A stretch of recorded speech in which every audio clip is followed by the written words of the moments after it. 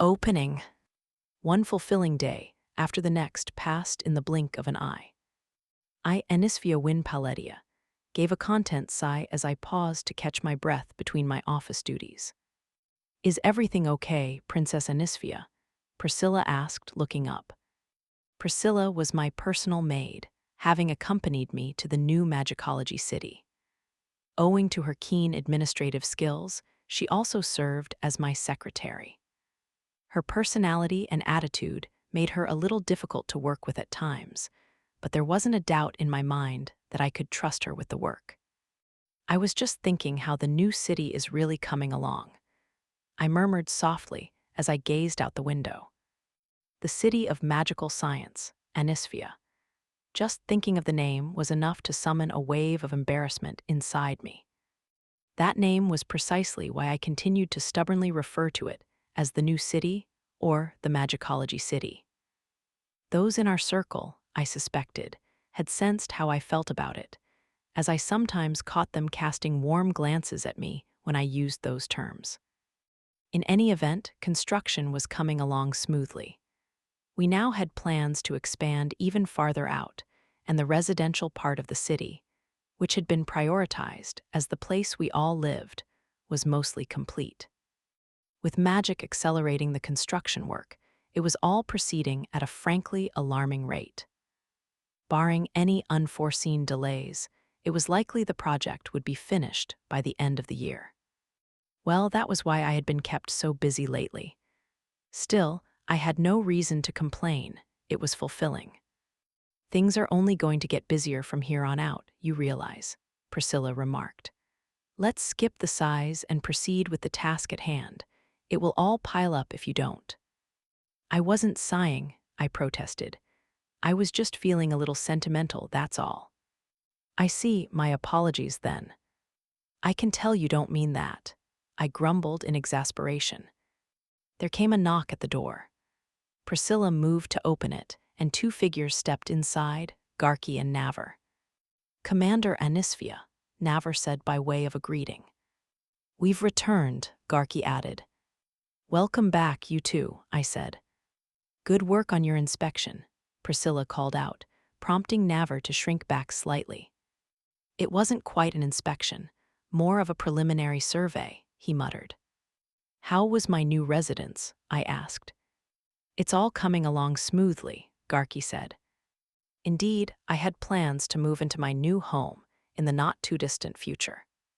I was currently living in the fort, which served as our base of operations, but there were certain issues with my staying here long-term. First of all, the fort was meant only as a temporary base, and it had been built on the assumption that it would be drastically renovated further down the road. For that reason, it wasn't regarded as suitable accommodations for a member of the royal family to use on a regular basis.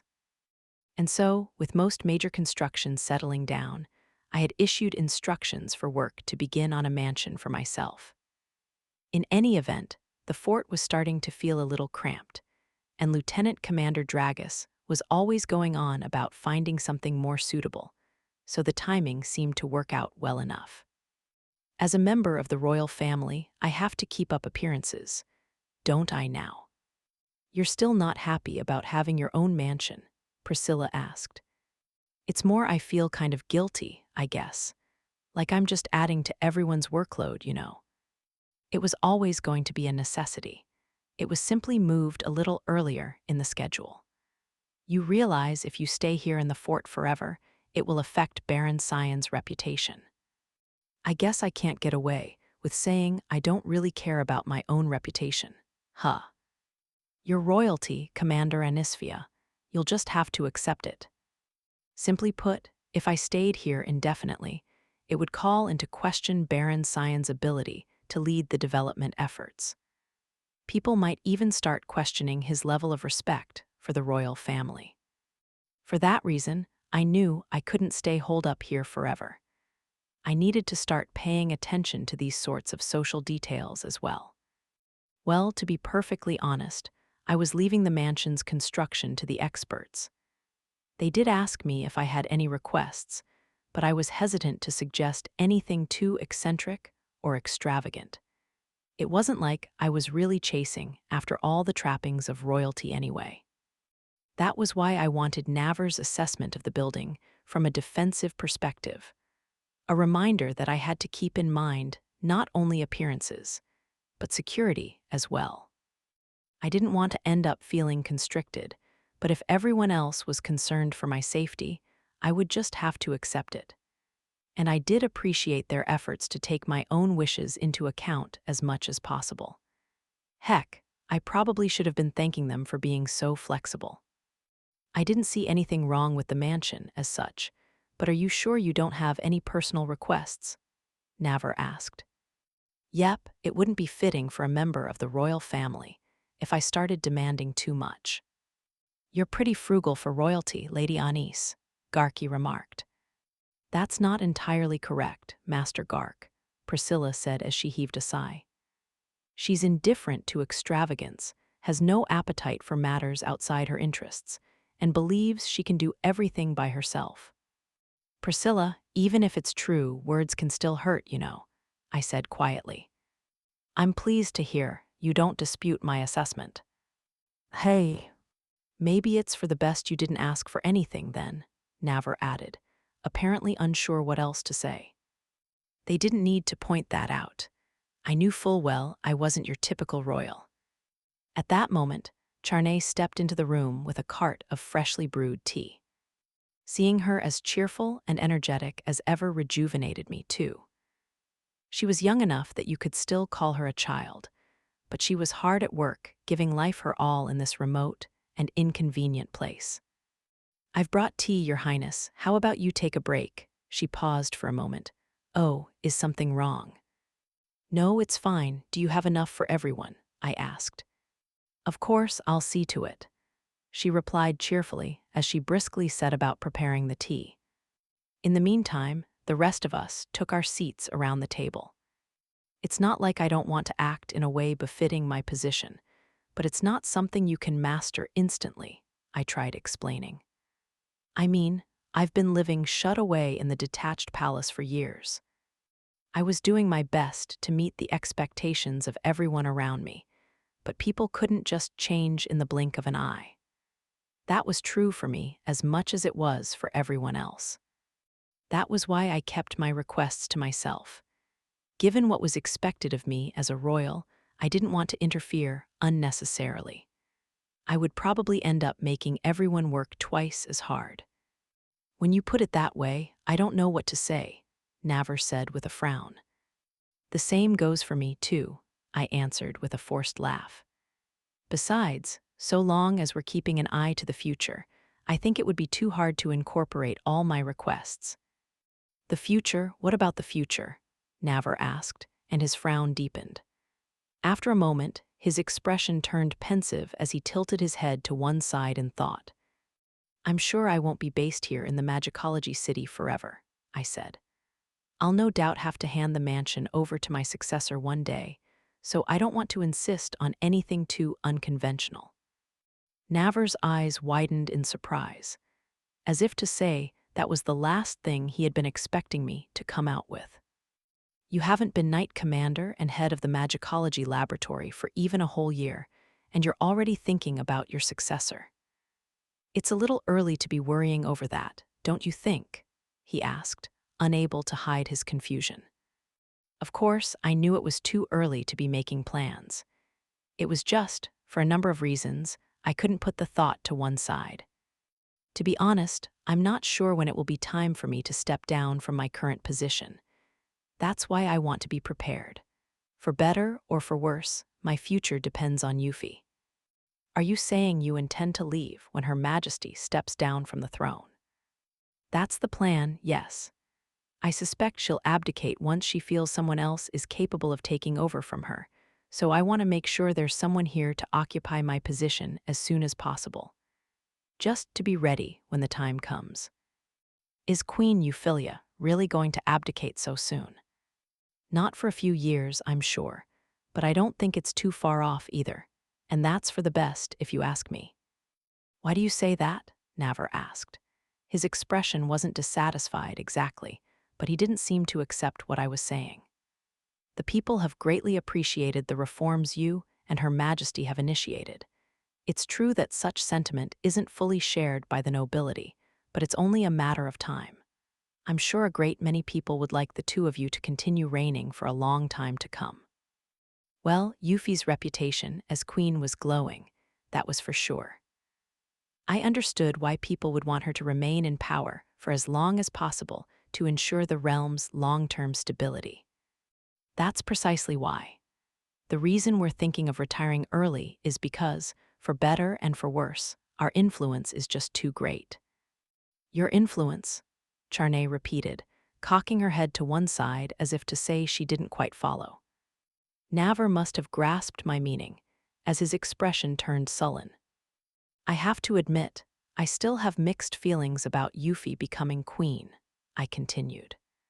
She was never originally in line to take to the throne, and I know it might have been necessary to unify the country, but I'm afraid it could end up creating issues as well. What kind of issues? The spirit covenant she entered into to become queen has its own dangers. She understands the risks, just like I do. A spirit covenant was a legendary achievement, the same feat carried out by the founder of the Kingdom of Paletia himself. Euphyllia journeyed down that path for the sake of the crown, but there was every risk it could encourage the nobles to lean even more heavily on their spiritualist beliefs. If that happened, their increased sense of privilege could ultimately widen the rift between the aristocracy and the common people. If that divide kept building, there was no telling when the anger of the common folk would finally erupt, plunging the kingdom into chaos. Even more problematic was the increasing number of nobles who openly spoke ill of the royal family, stretching back to my father's time. There were several factors behind that. First, my father himself was never originally meant to succeed to the throne.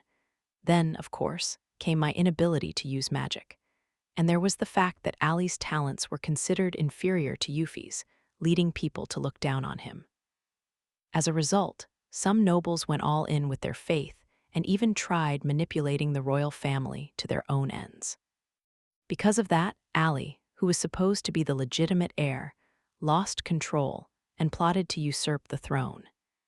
He had planned to correct the distortions plaguing society by force, using the powers of vampires. I managed to stop him, but he was banished to the frontier to account for his crimes. As far as the spiritualist faith was concerned, I wasn't qualified to serve as queen. If Euphyllia hadn't stepped in, the situation would no doubt be even worse by now. The belief in spirits was fundamental in uniting the country, but with the nobility growing ever more corrupt, the realm was heading into uncertain territory. My father had done his best to address the issue, but a resolution had yet to be found. I believed that was our task, mine and Euphyllia's. We need to find a way to change people's perceptions. If we don't, we'll never bridge the gap between the aristocracy and the common folk. That division risks bringing the country to ruin, so it simply can't be overlooked. You're saying you want to change the nobility's mindset? Priscilla asked. I nodded. Well, I guess you could put it that way. In the end, that seemed the only possible solution. Up till now, the nobility had taken great pride in their role defending the realm. But that sense of prestige was leading to their own decline. Yes, that was the fundamental cause of all these issues. In order to resolve it, drastic measures were needed to disrupt the status quo. And we had those in my magicology and Euphyllia's spirit covenant. With Euphyllia acceding to the throne, the Kingdom of Paletia had no choice but to make significant policy changes. If it didn't, everything would continue to fester.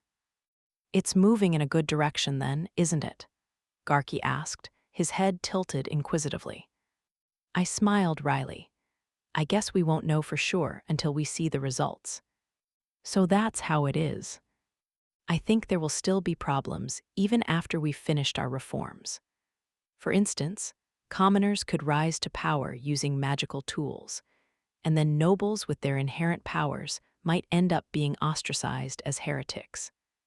Charney gawked at this response, and none of the others said anything to dispute my assessment. They must have all recognized that it was a distinct possibility.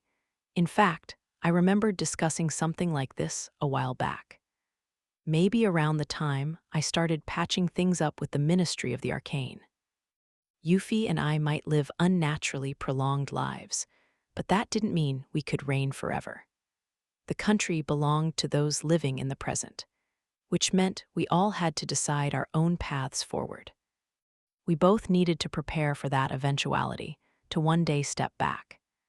If we didn't, we would repeat the same missteps as those strict adherents of the spiritualist faith. Basically, Garki began, his arms crossed and his head tilted to one side.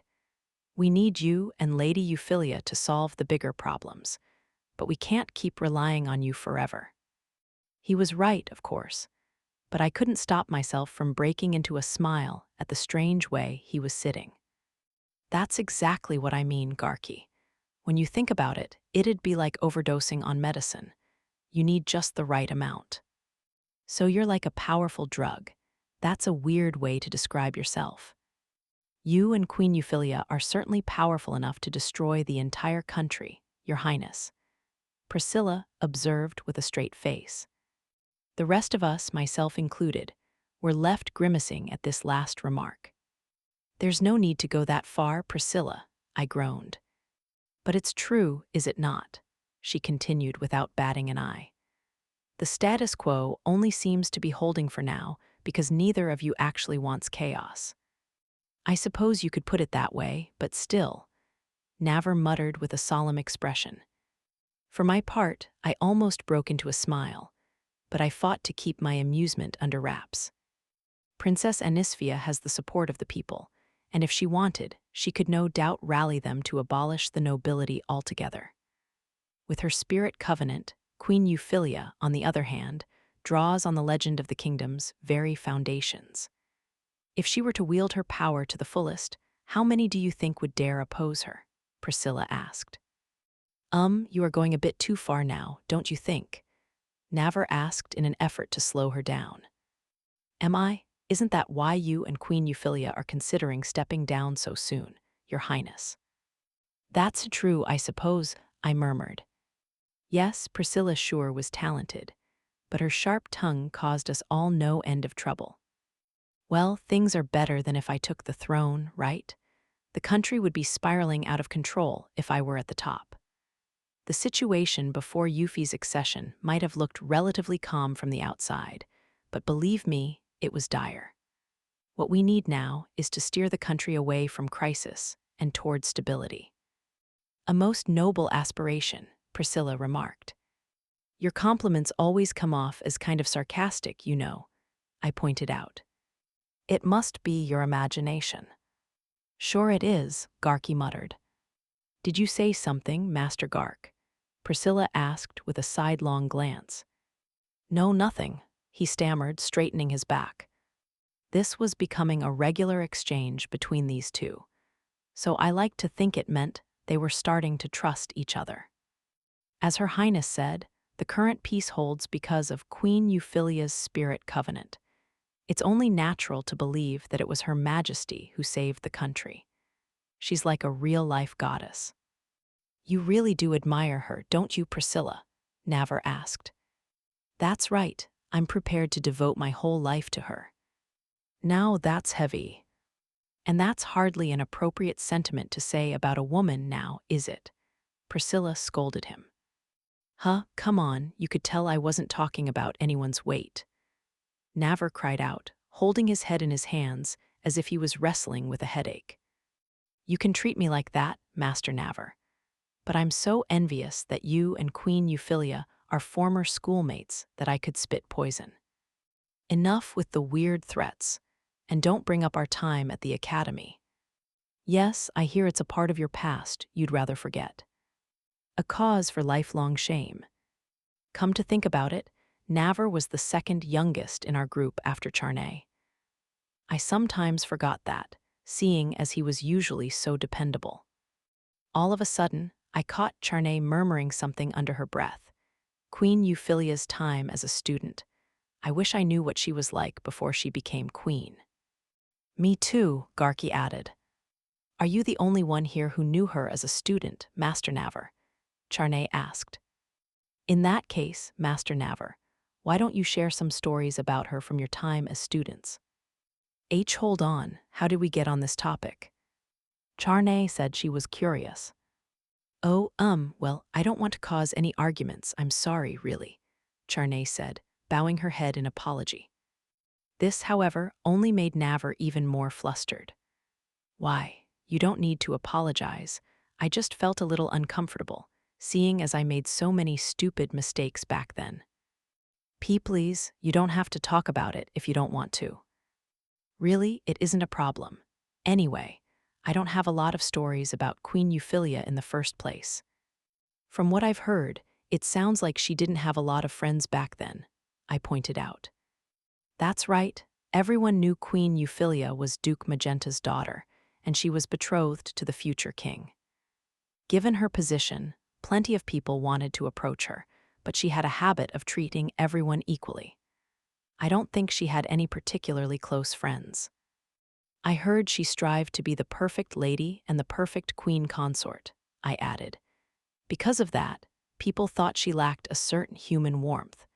I remember you saying something similar, Navar. Another memory I'd sooner not revisit. You know, I sometimes have nightmares of my door getting kicked in. He groaned, holding his head in his hands. If only I knew what he was talking about. Your door getting kicked in, who did that? Charney asked. Haha, that's not important, I interjected. Anyway, we were talking about Yuffie. Yes, who indeed? Someone who hoped to interrogate him locked away in his bedroom. They sounded despicable. Well, best not to ask too many questions. She lacked a human touch, Charney repeated. Queen Euphyllia always comes across as so kind. I just can't imagine her being standoffish. I always got the impression she was head over heels for Lady Anis, Garki observed. Hey, wait a minute. I don't mind what Charney said, but what Garki said is something else. I interjected. Seriously, how could he say that all of a sudden? Garki shrank back with a grimace. Sorry. I wouldn't be surprised to hear she was different at school compared to how she was in private, especially when it comes to Commander Anisphia. You too, Navar. In other words, what you're all saying is her love for Princess Anisphia changed her, Priscilla quipped. Shut up, don't say it like that. You're doing this out of spite, aren't you? But it's true, is it not? Why you're distorting the facts?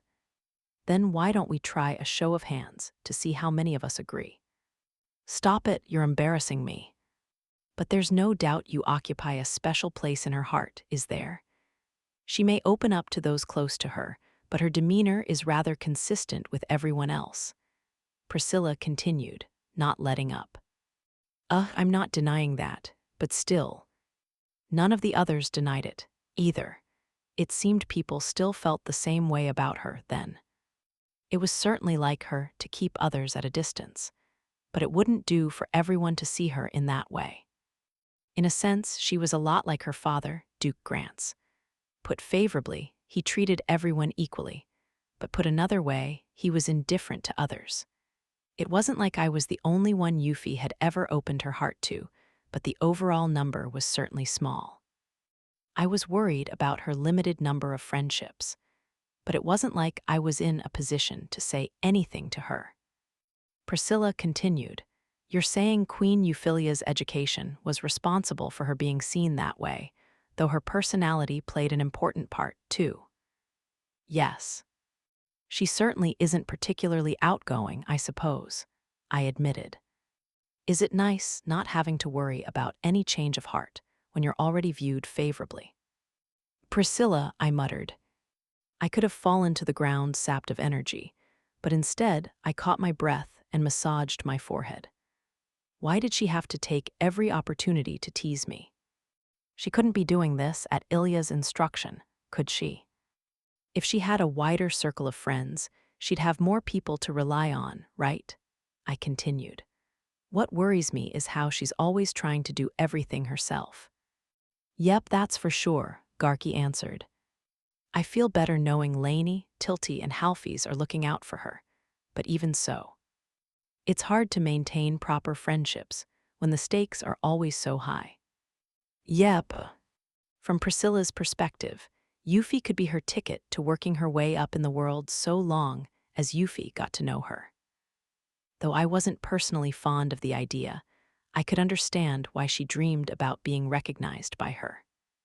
It all went to show just how important Yuffie was, and when I considered how that weight was depriving her of her freedom, I felt awful.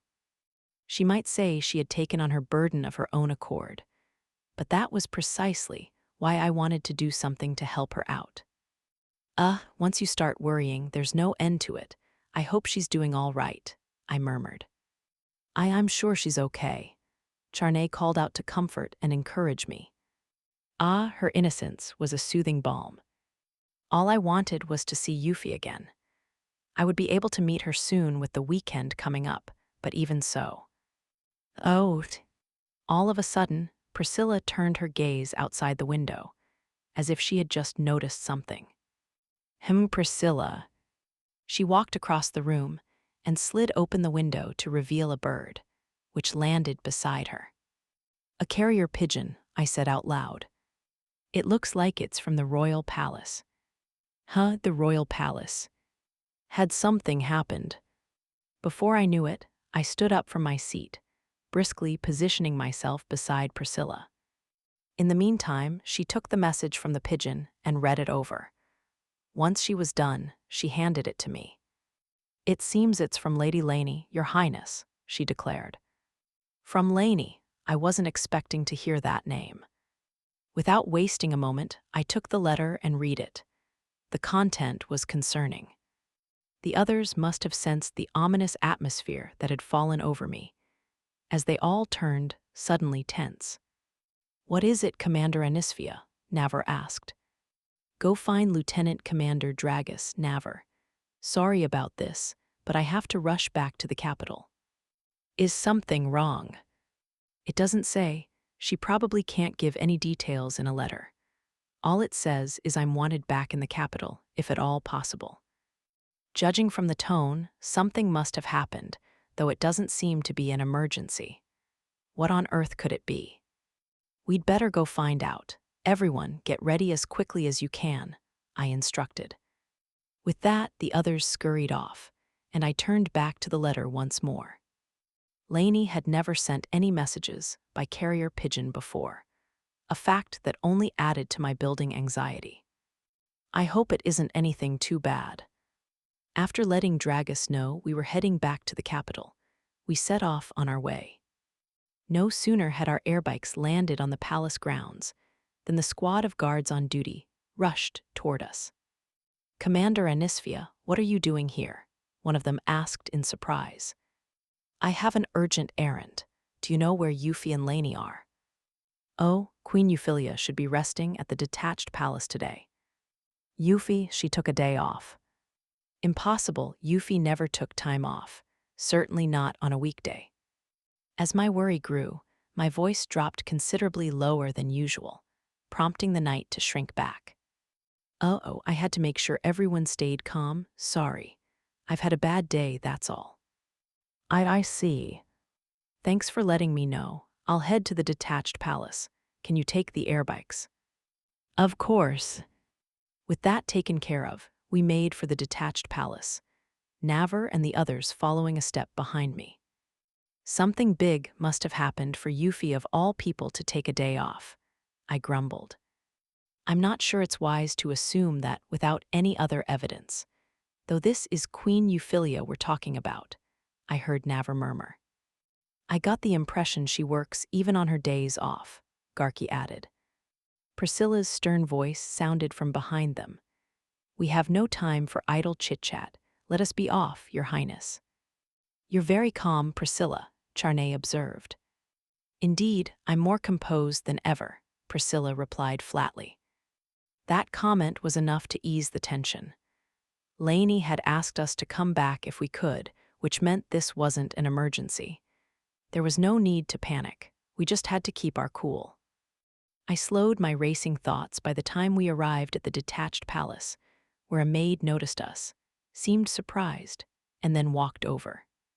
Princess Anisphia, we weren't expecting you. I'm back, sorry for dropping in so suddenly. I heard Euphie's here. Do you know where I can find her? Queen Euphyllia is in her private chambers. I see, thanks. I'll head over there right away. Your Highness. Without waiting for the maid, I set off at once for Euphie's room. After arriving outside and knocking on the door, I heard her voice from the other side. Come in. I'm here, Euphie. Anis, she gasped as I threw the doors open with all my strength. I found her reading a book in her room. I breathed a sigh of relief to see her so relaxed, though I was more than a little surprised. Thank goodness she wasn't sick. But if she was fine, why did Lainie want me to return? Taken aback by my sudden appearance, Euphie set her book down and came toward me. Anis, what's wrong? Today isn't supposed to be one of your days off. That's my line. You don't have any official duties today. Why are you so laid back? Euphie's eyes glazed over for a moment at this question. She was quick to hide it, but I couldn't miss the brief change. That response, it was her typical way of trying to hide something. Yep, something was definitely wrong. And it seemed Euphie had no intention of being forthright about it. I had a little free time today, that's all, so I thought I'd take a breather, she said, brushing my question aside. Euphie, I said. She said nothing. Euphie, I asked again. At last, she seemed to realize she couldn't expect to pull one over on me. She averted her gaze, refusing to make eye contact with me. Why won't you look at me, Euphie? No particular reason. Then you should be able to look me in the eyes, right? Oh, look, there's something outside the window. What do you think it might be, Anis? Euphie. Something's wrong, I can tell. No, well. Again, she tried to clumsily steer the conversation in a different direction. I continued to stare at her worriedly. All at once, the door slammed open. Lady Anis, you're back. Lainie. In she came, followed by Naver and the others. The moment Euphie laid eyes on her, bitter realization fell over her face. Lainie, you're behind this. Of course I had to report it. You didn't think you could keep it from her, did you? She wouldn't be happy either way, so best to get it over with, Lainie scolded her. Euphie fell silent, shrinking back slightly. Euphie was certainly acting strangely, but Lainie's behavior seemed off too. Like she was on edge, almost angry. At Euphie, but there seemed to be more to it, whatever it was. I turned to Lainie for answers. Lainie, what's going on? Did something happen with Euphie's official duties today? Their former majesties, King Orphans and Queen Sylphine, are handling Lady Euphyllia's official duties, so you needn't worry about that. As for the current situation, Lady Euphyllia is recuperating. Recuperating, I blurted out. As I've told you again and again, Lainie, there's nothing wrong with my physical condition. Euphie called out timidly in an effort to reassure everyone, though she did seem somewhat flustered. You certainly don't look unwell, Naver chimed in. As right as rain, as far as I can see, Garki added. I don't see anything amiss either, Charney whispered. Only Priscilla remained silent, staring intently at Euphie. The person in question, meanwhile, breathed a deep, exasperated sigh at Lainie's explanation, then flashed her a sharp glare. Lady Euphyllia's physical condition is indeed in good form, Lainie said, but there's more to it. What do you mean? Lady Euphyllia hasn't slept for several days. What? I gawked, my voice dropping low. Silence fell over the room, as if we were in a vacuum. My thoughts, on the other hand, gained a newfound clarity, and my surroundings felt much more vivid. I could practically hold the whole space in my hands. That was how I couldn't fail to notice everyone's attention focused my way, though that was understandable. Because right now I was truly, genuinely angry. Euphie. I'm fine, really. You aren't sleeping. Would you try explaining to me how that's supposed to be fine? I had tried to keep my voice as gentle as possible, but all the same, Yuffie shrank back.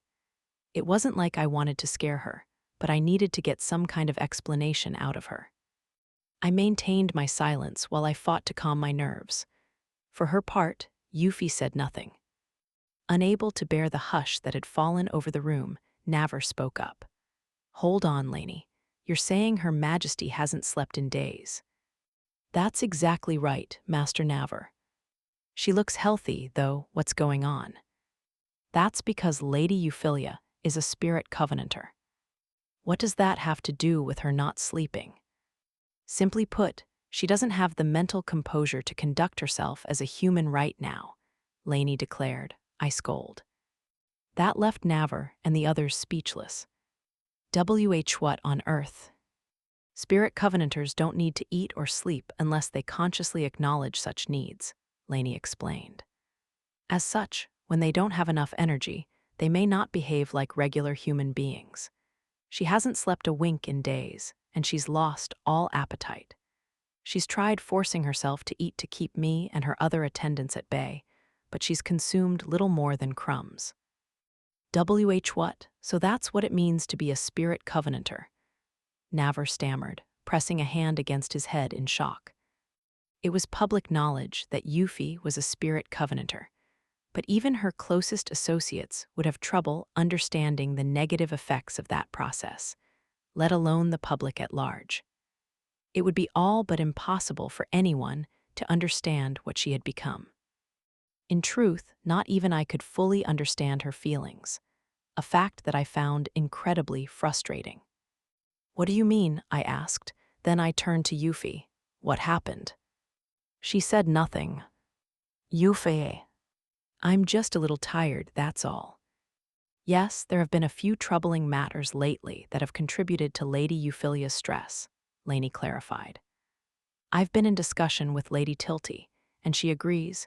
We thought it best you return as soon as possible, Lady Anis. I see, I'll have to thank her later. I let out a long sigh, picturing the face of my ever-dependable friend. Now then, how to get my stubborn Yuffie to spill the beans. I stared into her eyes, but ever so subtly she averted her gaze. So you're not going to say anything? I demanded. I'm sorry.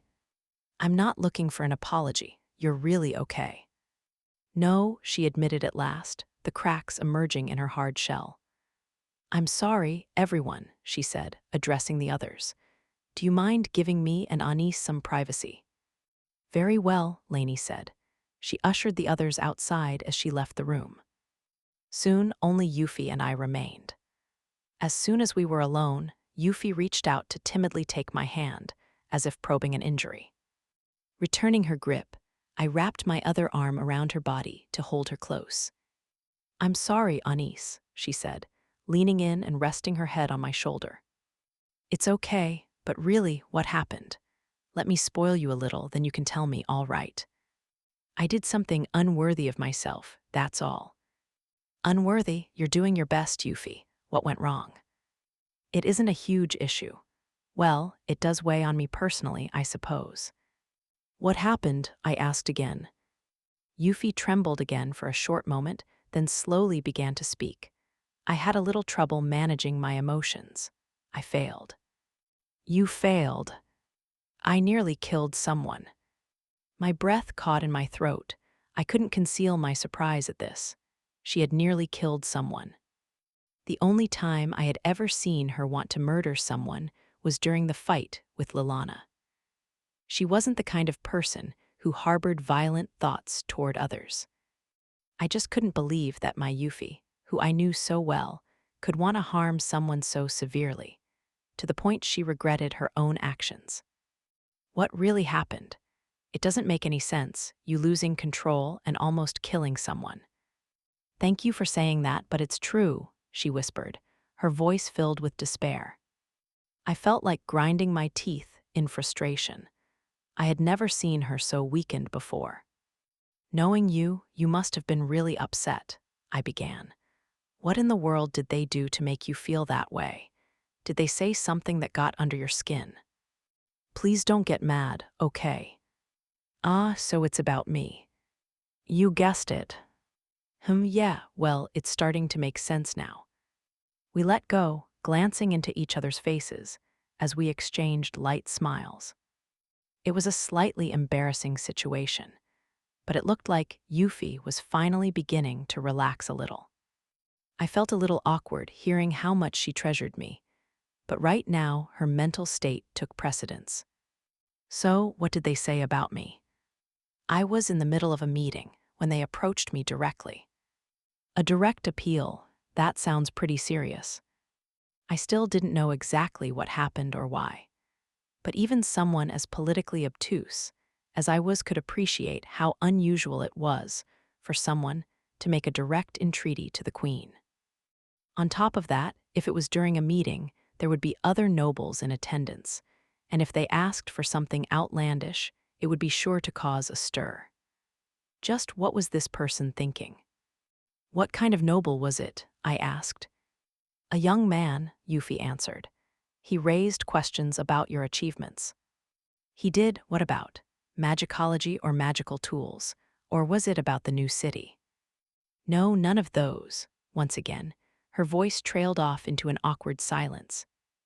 This discussion must have brought the memories flooding back, as she had to pause for a moment to catch her breath, fighting to suppress an upswell of emotion.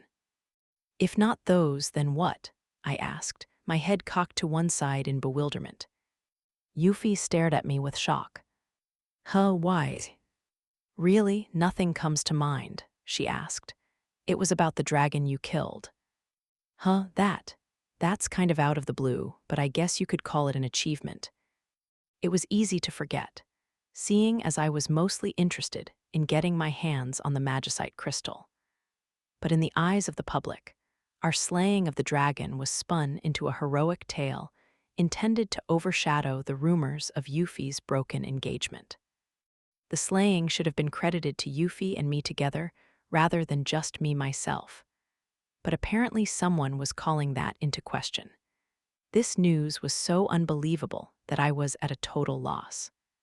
It had been years since we defeated the dragon. Why would anyone waste their time bringing it up now? How did that topic come up in the first place? I asked. The man said I was wholly responsible for it, or something like that. Seriously? Yes. I breathed a low groan.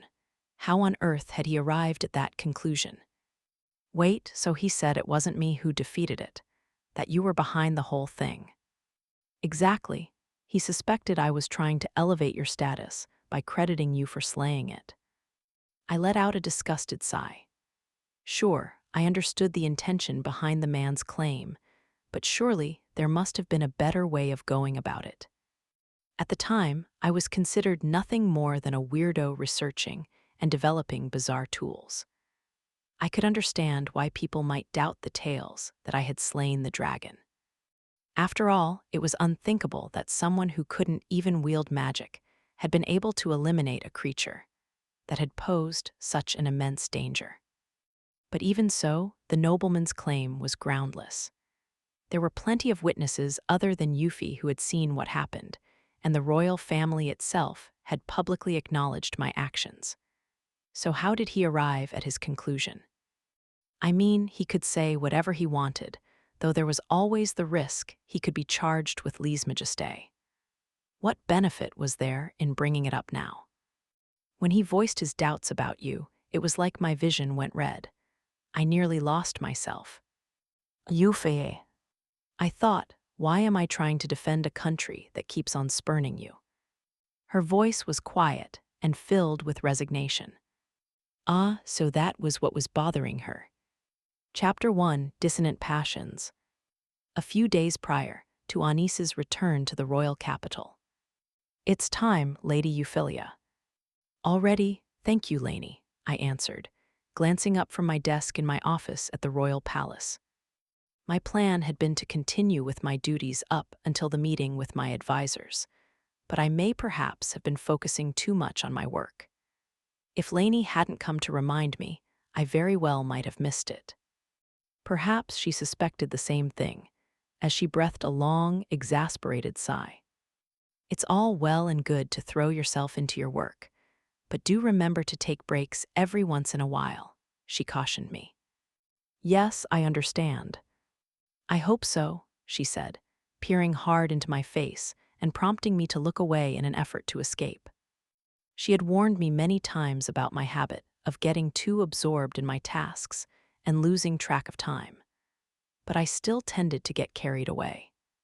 Lady Ilya warned me, "You are just like Lady Anise in that regard." I'll be more careful from now on. Lady Anise seems to think such responses are sufficient, too. Come on, Lainie. We're short on time, so we had better hurry. I could see this conversation wasn't going my way, so I set about cleaning up my desk. For a moment, Lainie continued to stare at me as if she had more to say, but it wasn't long before she breathed a resigned sigh. As if on cue, a knock sounded at the door once I was finished clearing my desk. Lainie went to open it, revealing Lang, Marian, and Miguel. "Pardon me, Your Majesty," Lang said. "Thank you for coming, everyone. Please take a seat," I answered, urging my 3 visitors to the sofas. Once they were all seated, I sat across from them and gave them my full attention. These 3 were some of my most reliable advisors, and I regularly sought their thoughts on matters of state. Let's get started right away. First, how are things at the Ministry of the Arcane, Lang? I asked. We're carrying out our affairs in an orderly manner. Efficiency has improved, thanks to the introduction of Princess Anisphia's thought boards, and we've finished reorganizing our materials and improving our management system. In fact, we now have surplus manpower. I'll submit a full report later, but we're considering expanding our operations. What specifically do you suggest? At Princess Anisphia's suggestion, the Ministry of the Arcane has been educating non-aristocratic magic users to send to the new magicology city. We would like to further develop this program to continue recruiting talent into the future. To that end, we would like to select and train suitable personnel. I see, that does sound like a good idea. Construction at the magicology city is proceeding faster than expected. We could use the lessons everyone has learned to further develop untapped territories. I look forward to reading your full report. Yes, I'm also of the opinion it would behoove us to make part of the ministry, an independent body. Oh, which part? There has been a growing interest in magicology and magical tools within the ministry. We expect the number of students wishing to conduct further research in these areas to continue to increase. With the establishment of the magicology laboratory, I believe it would be beneficial to set up a body to address future developments. Specifically, an independent organization centered on highly motivated individuals hailing from the ministry. I felt my lips curling in a smile at Lang's suggestion. Yes, I was glad to hear that the Ministry of the Arcane, with its complicated history with Anise, was beginning to change. Our efforts were finally taking shape. That's a great suggestion, I replied. I had been thinking about something similar myself, but I'm glad to hear the ministry is considering it without any intervention. Yes, one of our members has recently married the second most knowledgeable authority on magicology, after Princess Anisphia herself. He should be more than suitable, I would think. Marian broke into a deep scowl. Are you mocking me, Lang? He asked, his face turning red with anger. Whatever do you mean, Marian? Lang chuckled in response. As a friend of Halfie's, I found her husband's reaction strangely amusing. I did, however, feel somewhat guilty toward her. Given Halfie's proximity to me and Anise, she had been targeted by individuals hoping to meddle in the kingdom's political affairs. Her hasty marriage to Marian had been necessary to ensure the two weren't separated. I felt responsible for their rushed marriage, so I prayed they would find true happiness together. I'm glad to hear things are well at the ministry. Shall we move on to our next topic, then? I suggested. All right, Miguel began. Then I'll go ahead and report on Princess Anisphia's magicology city. He always acted so frivolous, which made him difficult to read, and it made Lang's forehead wrinkle deepen in consternation. With a soft grin at this familiar exchange, I adjusted my position to face him. What kind of rumors have you caught wind of, Miguel? I asked. First, there's a growing appreciation for magical tools among the common people, who are using them to improve their everyday lives. And some of the more astute merchant guilds are trying to leverage their aristocratic connections to gain a foothold in the magicology city. I've been approached by a number of nobles myself, I answered. I don't want them to try negotiating directly with Anis. Keep an eye on them if you would. Sure thing, that's my job after all. Miguel's family, the Graphites, oversaw much of the kingdom's shadowy business. Few knew their true nature. His information was highly valuable, not the sort of thing I could afford to ignore.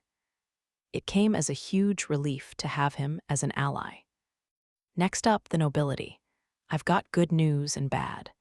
Those based in the East are usually pretty loyal to the crown, so they're happy. That is good news. The crown's support to secure spirit stone deposits has been well received, and Princess Anisphia still has a good reputation there from her adventurer days. And the fact that Queen Emeritus Sylphine is from the East might play a part in that as well. I see, when the sun rises over one corner of the world, it sets in another, the bad news then. The nobles from the West. Broadly speaking, aristocratic power in the kingdom of Paletia could be divided into three groups. First came the central area. The northern and southern regions were relatively small in terms of power and influence, so they were included within its borders. Second, the eastern regions. This faction had long been instrumental in settling and expanding the kingdom's territory, but it was also complicit in the coup attempt before Anis's father became king. The kingdom instituted reforms after putting an end to the coup, and this all led to a generational change. As a result, most members of the ruling class in the eastern regions were relatively young. That did mean, however, that they faced a lot of difficulties. All the same, given my policies to develop the area to extract spirit resources, they were wholehearted in their support for my rule. Besides, I already had a strong connection with them through my father, and they were worthwhile allies for me and Anis. Third came the western regions, comparable in size to the central ones and no less powerful. Not even the royal family could afford to ignore them. The western nobles had protected the kingdom's borders for generations and played a vital role in the nation's defense. They were a proud group, and yet, corruption was rampant among the nobility before you took the throne, Your Majesty, and it's safe to say much of it originated in the West. Fueled by illicit contraband from beyond our borders, I asked. Miguel gave me a firm nod. At this, Lang's and Marion's expressions turned grim. While it's debatable whether luxury goods should be deemed illegal, the real issue lies in the kingdom of Paletia's ban on the ownership of slaves and exotic creatures, Miguel answered. Disgusting, that sort of behavior is an outrage. It's unworthy of our nobility, Lang spat. A policy with deep roots in the realm's history. Slavery was forbidden in the kingdom of Paletia. The first king, the founder, had originally belonged to a nomadic people fleeing persecution in western lands. As such, the kingdom's raison-d'être was for his oppressed people to secure their own place in the world. For that reason, the kingdom refused to permit slavery of any kind, and those who trafficked in their fellow human beings were severely punished. In the case of exotic animals, there was a distinct possibility that if they managed to escape from their owners and return to the wild, they could end up becoming monsters. That could have a grave impact on the overall ecosystem, and even risked diplomatic trouble if instinct prompted them to return to their original homeland. As such, there were stringent restrictions on the importation of exotic creatures from abroad. According to Miguel, however, It seemed such animals had become a popular luxury among the kingdom's Western nobles. Being from the West myself, these findings leave me feeling rather conflicted. Marian muttered with a hint of bitterness. The Anti family may hail from the West, but you've essentially joined the Central Forces since entering the Ministry of the Arcane, no? Lang opined encouragingly. Our Western regions may be crucial for protecting our borders, but at the same time, they serve as a gateway to foreign lands. It's quite unavoidable. There are boundless opportunities to brush up against foreign cultures, and it isn't hard to see how one might be tempted and negatively swayed. The ability to exercise adequate self-restraint ought to be a prerequisite for any noble. Lang's right, Miguel responded. Plenty of nobles think they won't get caught for any borderline illegal activities. I mean, we'd be in over our heads if we tried to hold them accountable for every little thing they do wrong. Just how much leverage does your father, Marquis Graphite, have over them? I asked. That's a secret. It'll only come out if our house is utterly destroyed. Miguel flashed me a grin, a vaguely intimidating one. As the heir to the House of Graphite, responsible for the kingdom's most clandestine operations, he understood the weight of his role well. Since I was a person who bore a great deal of responsibility myself, perhaps that was why I liked him. Personality-wise, however, we were at complete odds.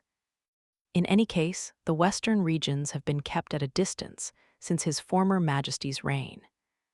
It makes sense we don't have a firm grasp on the situation there, Miguel noted. I'm told support from the West was kept to a minimum even during the Civil War on the grounds of national defense, I remarked. I'm just going to say it, they're opportunists. They'll prioritize their own interests before anything else. Not a dumb way to go about it, if you ask me. They make up a sizable force, and we can't simply ignore them. I've been working to gather support in the central and eastern regions over the past couple of years, but I feel like our Western nobles still doubt me.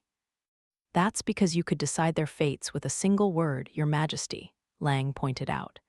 They're naturally cautious. The title of Spirit Covenanter is heavier than I thought.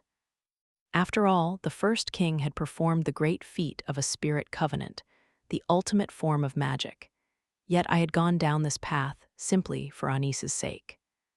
In my case, I didn't see it as some extraordinary accomplishment.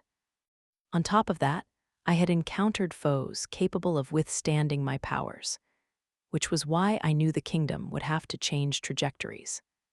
The best course of action was to develop Anis's magicology and keep producing new magical tools.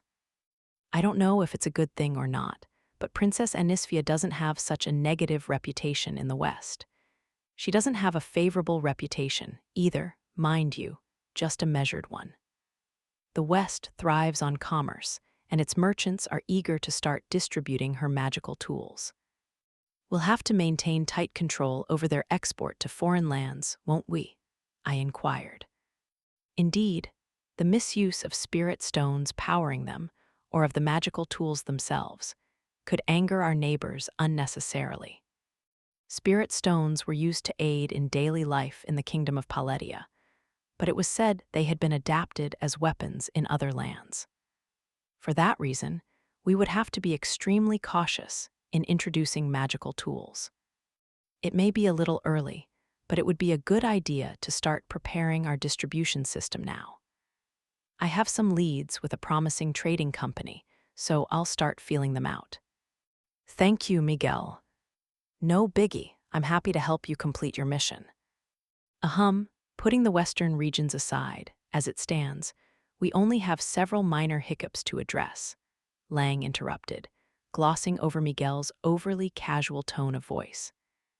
It's no exaggeration to say that the kingdom has been remarkably stable since your accession to the throne, Your Majesty. I nodded. I would be in quite a bind if it wasn't, I replied smoothly. That was the whole point of the Spirit Covenant. Right, it does mean you're drawing a whole lot of attention, though, Miguel murmured.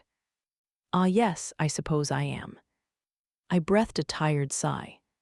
Yes, Spirit Covenanters weren't only feared, They were also the object of immense public interest and symbols of the spiritualist faith. Frankly, I found it all rather troublesome. "Is there still a high level of interest in my spirit covenant?" I asked. "Naturally," Miguel answered. "I'm not particularly devout, but even I feel a sense of reverence toward you." "You're a symbol of the nation," Marian added. "Unsurprisingly, people are in awe." Once again, I sighed.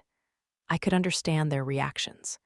They just went to show how deeply rooted my spirit covenant had become in the minds of the kingdom's nobility. They're interested, yes, but more worrisome is the possibility that some may be so dazzled by your achievements that they succumb to unwarranted ambition, Marian noted. "I suspect many have already forgotten the incident with Count Chartres." "That's insane, though I suppose it only seems that way to us because we're in personal contact with Queen Euphyllia here," Miguel murmured. "You can't have dishonest individuals in positions of trust. On that point, I'm not even sure how reliable Duke Magenta is," Lang noted. I smiled thinly at the mention of my father. Despite our being publicly estranged, my father continued to serve the kingdom as my devoted subject. We often expressed conflicting opinions, and I went to great lengths to make sure no one realized just how close we were. I still had great respect and admiration for him, and I knew he felt the same way about me, which was why I wanted our relationship to stay the way it was. At that moment, Miguel came out with a question. "So, Your Majesty, are you and Duke Magenta really on bad terms?" "Hey, Miguel," Lang blurted out. "It's all right," I said. "We haven't fallen out, if that's what you're asking. We've simply drawn a line between us. He doesn't go out of his way to publicly support me. He's simply doing his duty to protect the kingdom. And I trust him to do that." Well, I guess that's fine then. You're pretty similar, you know," Miguel commented. "Not at all," I answered. "You're a bit quick to deny it there." In what way was I just like my father? Miguel liked to come out with the most ridiculous comments sometimes. We weren't at all alike, not in the slightest. As I had said to Anis on many an occasion, I found that comparison incredibly vexing. Lang must have sensed my unease as he quickly tried to change the subject. It's a long-standing attitude on the part of most Western nobles, the reluctance to fully submit to the crown. That being said, they must realize it would be unwise to isolate themselves, given your wide-ranging support, Your Majesty. What on earth could they be up to? "I'm not really sure, to be honest," Miguel answered. "Even internally, the Western regions have a complicated political situation. The bloc is basically balanced by two opposing forces. You've got the hardliners responsible for national defense, and then you've got the underhanded, opportunistic ones with strong ties to commercial ventures. Neither group has taken the lead over the other, I take it," I asked. "They know each other's weaknesses, so they've basically counterbalanced each other. They're tightly bound together, but given their drastically different priorities, it takes them a good while to come to any sort of unified decision. They're not particularly spontaneous, that's for sure." I had deduced as much from my own research. The fact that Miguel had all but confirmed my findings suggested my sources were well informed. Miguel and I certainly weren't hostile, but at the same time, I hesitated to trust him completely. With that thought, Anis's face suddenly came to mind. There were very few people I could truly say who definitely had my back, who I could trust would never betray me. She was at the top of that list. I missed her dearly. The longer we were apart, the more I felt her absence. "Well, when it comes to the Western regions, you've just got to be patient," Miguel said. "Yes, I suppose those are the most pressing issues. We should be able to focus on the small details from here on," I answered. "I'm guessing it'd probably take a decade or thereabouts to complete all your reforms. New issues will probably pop up further down the track." Yes, there was still a long way to go. I let out an exhausted breath. Though given my expected lifetime, perhaps it wouldn't be so long after all. On the other hand, given my position, it weighed on my mind. Speaking of which, Your Majesty, Lang said, I'm hesitant to bring this matter up directly, but may I? Go ahead. Am I correct in assuming you don't intend to marry, or rather, to produce an heir? Marian's eyes widened in shock at this question, as he spun around in his chair. Miguel, for his part, continued to wear his usual smile, though I didn't miss the sharp glint in his eyes. I, on the other hand, accepted the question with peace and calm. I suspected Lang had been wanting to ask that for some time now, though he had never brought it up before today. In his own way, I sensed, he was conflicted over it. I intend to transform the way the country operates, Lang. I may have entered into a spirit covenant, but that doesn't mean I believe magic is the solution to all our problems. Not even with your skills and ability, Your Majesty. No. Magic was simply a form of power, a means to an end. I had always thought of it that way, but after Lainie had defeated me so soundly, I felt it all the more strongly. It was partly because Lainie had such an advantage over me that I considered her the natural enemy of any spirit covenanter. But there were also her own innate talents to consider, and the tenacity inherited through generations of vampires. I certainly didn't think I had skimped on my training, but I also had to accept the fact that I had lost to a vampire who had spent her entire life honing her abilities. She taught me that no matter how great a power one might wield, it had to be handled with knowledge and wisdom. One could never afford to stop learning. To be perfectly honest, Lainie still haunted my dreams from time to time. However, she also taught me a lesson I ought to always keep close. A truly bitter lesson. I know my way of thinking won't always hold true. If someone else wishes to continue with the old ways and truly believes it will contribute to the well-being of the people, I will step aside. Should that happen, there would be no place for me. I see. No, if someone were to succeed me on the throne, it shouldn't be my own child. My blood isn't meant to remain in the royal family. Lang fell silent at this response, his lips tightening as he sank deep into thought.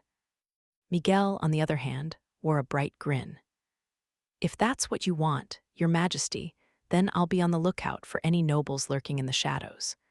I know there's more than a few already chasing after you, and others trying to win Princess Anisphya's favor as well.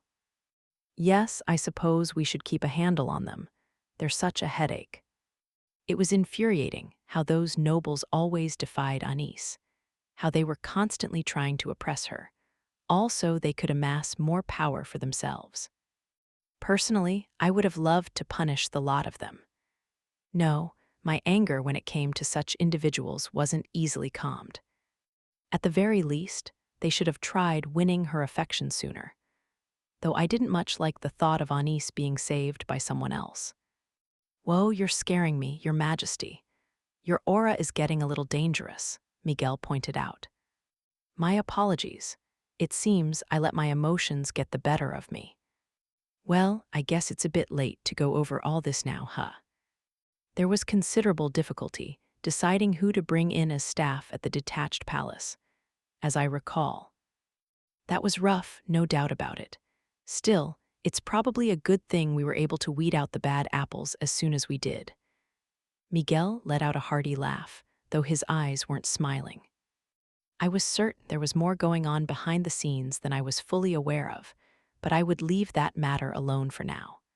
It's too late for anyone trying to get close to Anis. Really.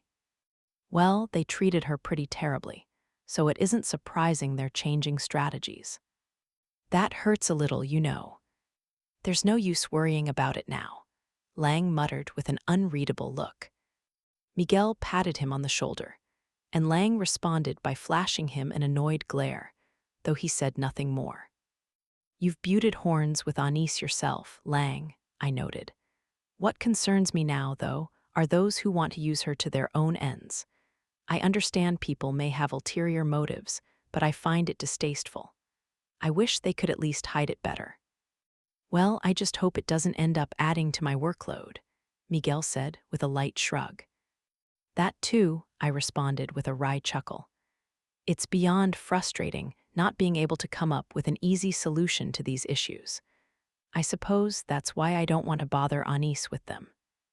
I wanted her to focus on chasing after the untapped possibilities of magic, so she could pave the way for the future, which was why I had to do my best not to distract her. Our next moves will be clearer after your upcoming meeting with the nobles from the western regions, Lang said. Hopefully, we can make some progress there. Yes, I hope so. Indeed, until that day, that was all I had wanted. Never in my wildest dreams did I suspect that meeting would end up creating more problems. My meeting with the nobles from the western regions was for discussing the development of new highways and trading routes in anticipation of further projects. The most powerful western nobles tended to keep close to home, so it was necessary to arrange these meetings every now and then. There were various reasons they holed themselves up in their own territories, but primarily it was the need to constantly monitor the border. It had taken a good amount of time to schedule this meeting in the royal capital, but it was finally about to get underway. I understand Your Majesty's request. We Western nobles have no objection. We would like to proceed with this discussion with the intention of accepting your proposal, said an elderly gentleman with a mane of pure white hair. His name was Marquis Sienna, and at over 60 years old, he was perhaps the most respected and preeminent aristocrat in the West. That being said, he exuded a calm aura like a large, majestic tree. He was old, but he did not seem weak. There was a clear gulf of experience between us, and I had difficulty gauging his thoughts. He was like my father in some ways, namely, that I was reluctant to deal with him. In fact, I found him even more inscrutable than what I was used to. The other Western nobles all but lined up behind him, so it was clear who was driving the conversation, a fact that made it only more difficult for me to properly express myself. Can I take it you agree with our highway development plan? I asked. Indeed, it will be wonderful to see the kingdom thriving. Even in the distant West, we've heard rumors of Princess Anisphia's magicology. Many of us are eagerly anticipating its fruits. Then I'd like to discuss the plan with you in more detail, if you don't mind. I understand you're anxious to move ahead, Your Majesty, but I'd like to bring your proposal back to my colleagues in the West for the time being, Marquis Sienna said in a matter-of-fact voice that expertly concealed his true feelings. I stared back at him, doing my best not to break into a frown. What do you mean? The demand for spirit stones, which are the driving force behind magicology and magical tools, will increase in the future. We understand Your Majesty wishes to establish a suitable trade network for distribution. However, a thorough survey will be required before we can proceed. We believe it would be wise for someone familiar with the West to compile the first draft. I was hoping to discuss a working proposal at this meeting, I pointed out. With all due respect, the West is a unique region, very different from the central and eastern provinces. Uninformed planning without an adequate understanding of its unique background would simply be a waste of effort. We wouldn't want to trouble you unnecessarily, Your Majesty. So you're saying you want to go back to your holdings, put together your own plan, then present it to me at a later date. It would be more efficient to make revisions after reviewing our own proposal. I say this out of consideration for your busy schedule, Your Majesty. In that case, Marquis Sienna, shouldn't you have prepared a draft proposal before coming to this meeting? I believe you had already been informed of Her Majesty's plans, Lang cut in sharply. As a representative of the Ministry of the Arcane, he was thoroughly displeased. Marquis Sienna, however, didn't so much as flinch. HMPH, you realize we can't just cater to every whim of the central provinces, complained a plump, middle-aged noble. His outfit was so gaudy I assumed he wore it primarily to flaunt his wealth. This was Count Ebony. Like Marquis Sienna, He was one of the most powerful nobles in the West. Perhaps it would be accurate to say that Marquis Sienna stood at the forefront of the Western nobles defending the kingdom's border, while Count Ebony oversaw those heavily involved in trade and commerce. Marquis Sienna was so quiet it was almost suspicious, but Count Ebony's flaccid cheeks broke into a grin. It was an uncanny look, and his hoarse voice, sounding like his throat had been scorched by fire, only added to that impression. Marquis Sienna is right. The West is a crucial bulwark in the nation's defense, and don't forget trade. These decisions can't be made lightly. I hope you understand our determination to support you, Your Majesty, even if we have to push back a little. I understand your point, but that doesn't change the fact that your position is still unclear. Are you questioning our loyalty? Who said anything about loyalty? Lang challenged. What we're concerned about is the lack of transparency regarding the Crown's financial support in the West. We're told the irregularities are indeed suspicious, yet it seems to take forever for you to properly scrutinize them. If you ask me, moving slowly seems to be a trademark of the Western regions. We call it prudence and caution. This is why we can't stand the tyranny of the central provinces. I'd say you don't have any intention of rewarding our efforts. Am I wrong? Count Ebony shouted in response. We're all simply trying to fulfill our duties, Lang said, his expression unchanging. HMPH, how far are we supposed to trust you? Count Chartrez's rebellion is still fresh in everyone's minds. I'm forced to wonder how much you lot are supposed to have redeemed yourselves. Maybe it's because you're still wet behind the ears that you haven't made much progress. Are you insulting the Ministry of the Arcane? You think that's an insult. It's a plain old fact, isn't it? Lang's expression clouded over. I could feel his frustration, could sense that he was about to respond, unable to let that indignity stand. Fortunately, other Western nobles spoke up before I was forced to intervene. Indeed, I was so taken aback that I lost my opportunity to speak up. Count Ebony, you've gone too far. Can't you see your overweening attitude is what's tarnishing our reputation? Didn't I say I was just stating the facts? It's the central nobles and their Ministry of the Arcane that are always looking down on us. But the problem is the lack of transparency with your revenues. I must ask you not to paint all the Western provinces with the same brush. Don't play dumb, you're no beacon of purity and innocence. You've been going on nonstop about national defense, but you've been gobbling up funds without any proper planning.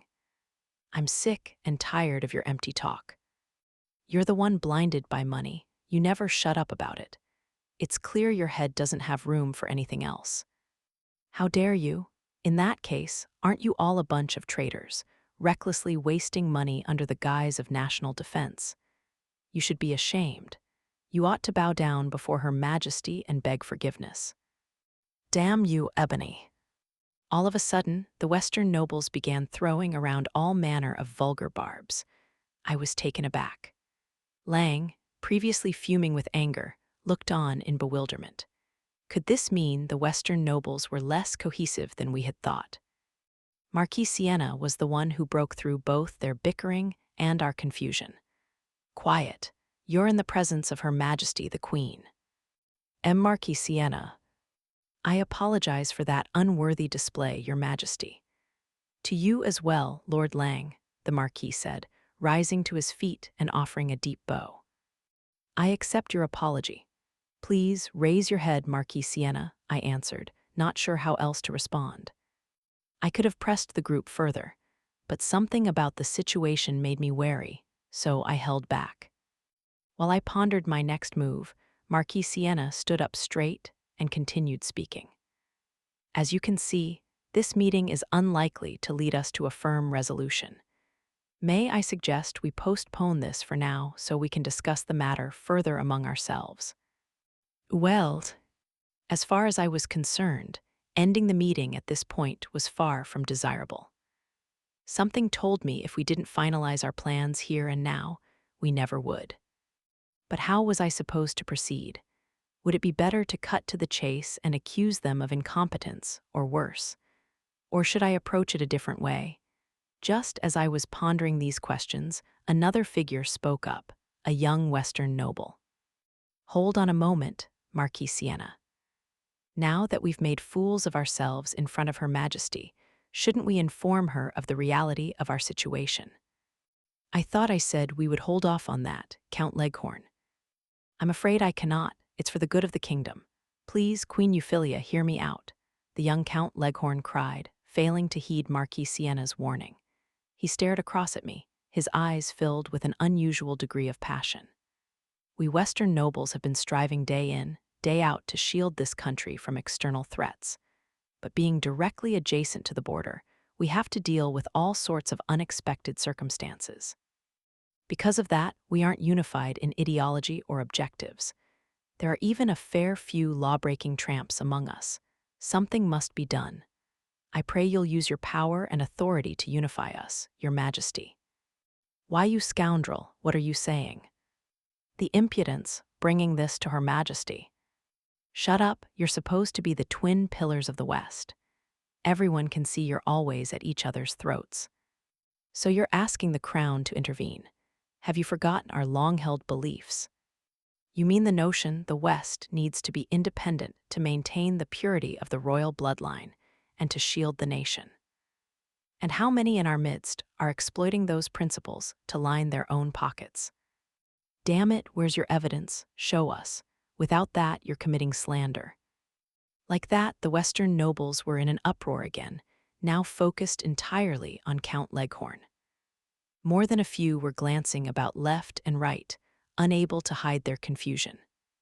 Really, the situation had become so chaotic, it was giving me a headache. How on earth had the meeting come to this? "Queen Euphyllia, please bring your great authority to the West." "Enough, don't listen to this man, Your Majesty. Someone get him out of here." "Quiet, everyone." I spoke in a much firmer tone than usual in an effort to bring the angry outbursts ringing in my ears under control. Almost instantly, the din quieted down to nothing, and I could finally catch my breath.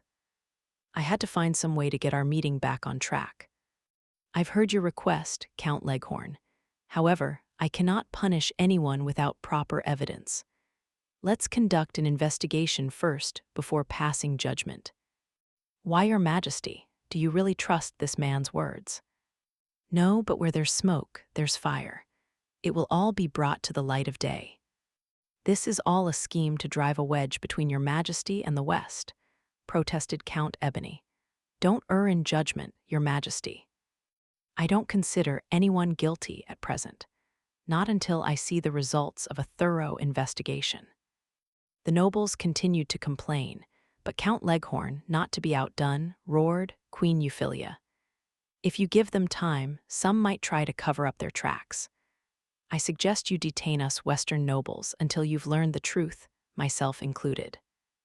"Why, you fool, shut that blighted mouth of yours. You're the one who should shut up. Why do you always have to go against Her Majesty's wishes? She's a spirit covenanter, the reincarnation of our founding king. Where's your faith if you refuse to obey her?" Count Leghorn shouted. At this, the nobles fell silent. Their expressions varied. Some pouted sullenly, others looked on as if trying to gauge my mood, while others had turned pale, their faces downcast. Examining them all, I felt disheartened. In some respects, those with strong religious beliefs, like Count Leghorn, would be the most difficult to bring around in the long run. It was because of their piety and faith that they were willing to go so far with their remarks. If I wasn't careful with my words when pointing out their mistakes, I could end up causing even more trouble. My headache was swiftly evolving into a migraine, but just before I could open my mouth to speak up, Count Leghorn beat me to the punch. "Queen Euphyllia, it's your mission to bring peace to the land. We've heard stories about your mercy. But your compassion should be reserved for your truly faithful subjects. Please, we await your decision." "Count Leghorn," I answered slowly. "It's true that I've completed a spirit covenant, and that, as such, I was able to take the throne. However, I am not the law itself. Criminal punishment must be decided according to our laws, not according to my whims. A lenient hand won't bring a stop to their wrongdoing. What in the world was he trying to accomplish with all this? I was missing something. I leaned back in my chair to consider my next words. Are you saying the Queen's will take precedence over the laws of the land? I asked at last, my tone flat. If we set that precedent, future kings or queens could use it to punish their subjects unjustly. Are you saying the West has fallen into such depravity that we should take that level of risk? My words were as cold as ice, but deep inside, I was positively fuming. What do you say, Count Leghorn? I pressed again. Yes, what the West needs is your Majesty's divine authority. We need you to save the righteous among us. We aren't all wicked, so I humbly beg you to show mercy on your righteous subjects. Yet you won't try to fix the issues yourselves. No one listens to me. They're corrupt, and they've poisoned the system to protect themselves. No matter how righteous we are, our institutions and rules are rotting from the inside, leading only to oppression. There's no happiness to be found for those of us who remain true and loyal. We need action, swift and decisive. Please, I beg you to intervene. I could feel the anger in the pit of my stomach, growing out of control. He had conveyed his passion, his fervent wish for me to do what he saw as the right thing. There wasn't a doubt in my mind that he was a good person, with a spirit of making sacrifices and of serving others. But that was just it. His plea left me unmoved. I breathed a deep sigh. I understand your request, Count Leghorn, but I must order you to leave the room. Queen Euphyllia, why? This meeting is to discuss the future of the royal family's involvement in the Western regions. It isn't a venue for individual petitions, especially not from Western nobles. Take a moment to step back, cool your head, and reflect on your actions. Why won't you understand? Our current laws are imperfect. They can't correct injustice.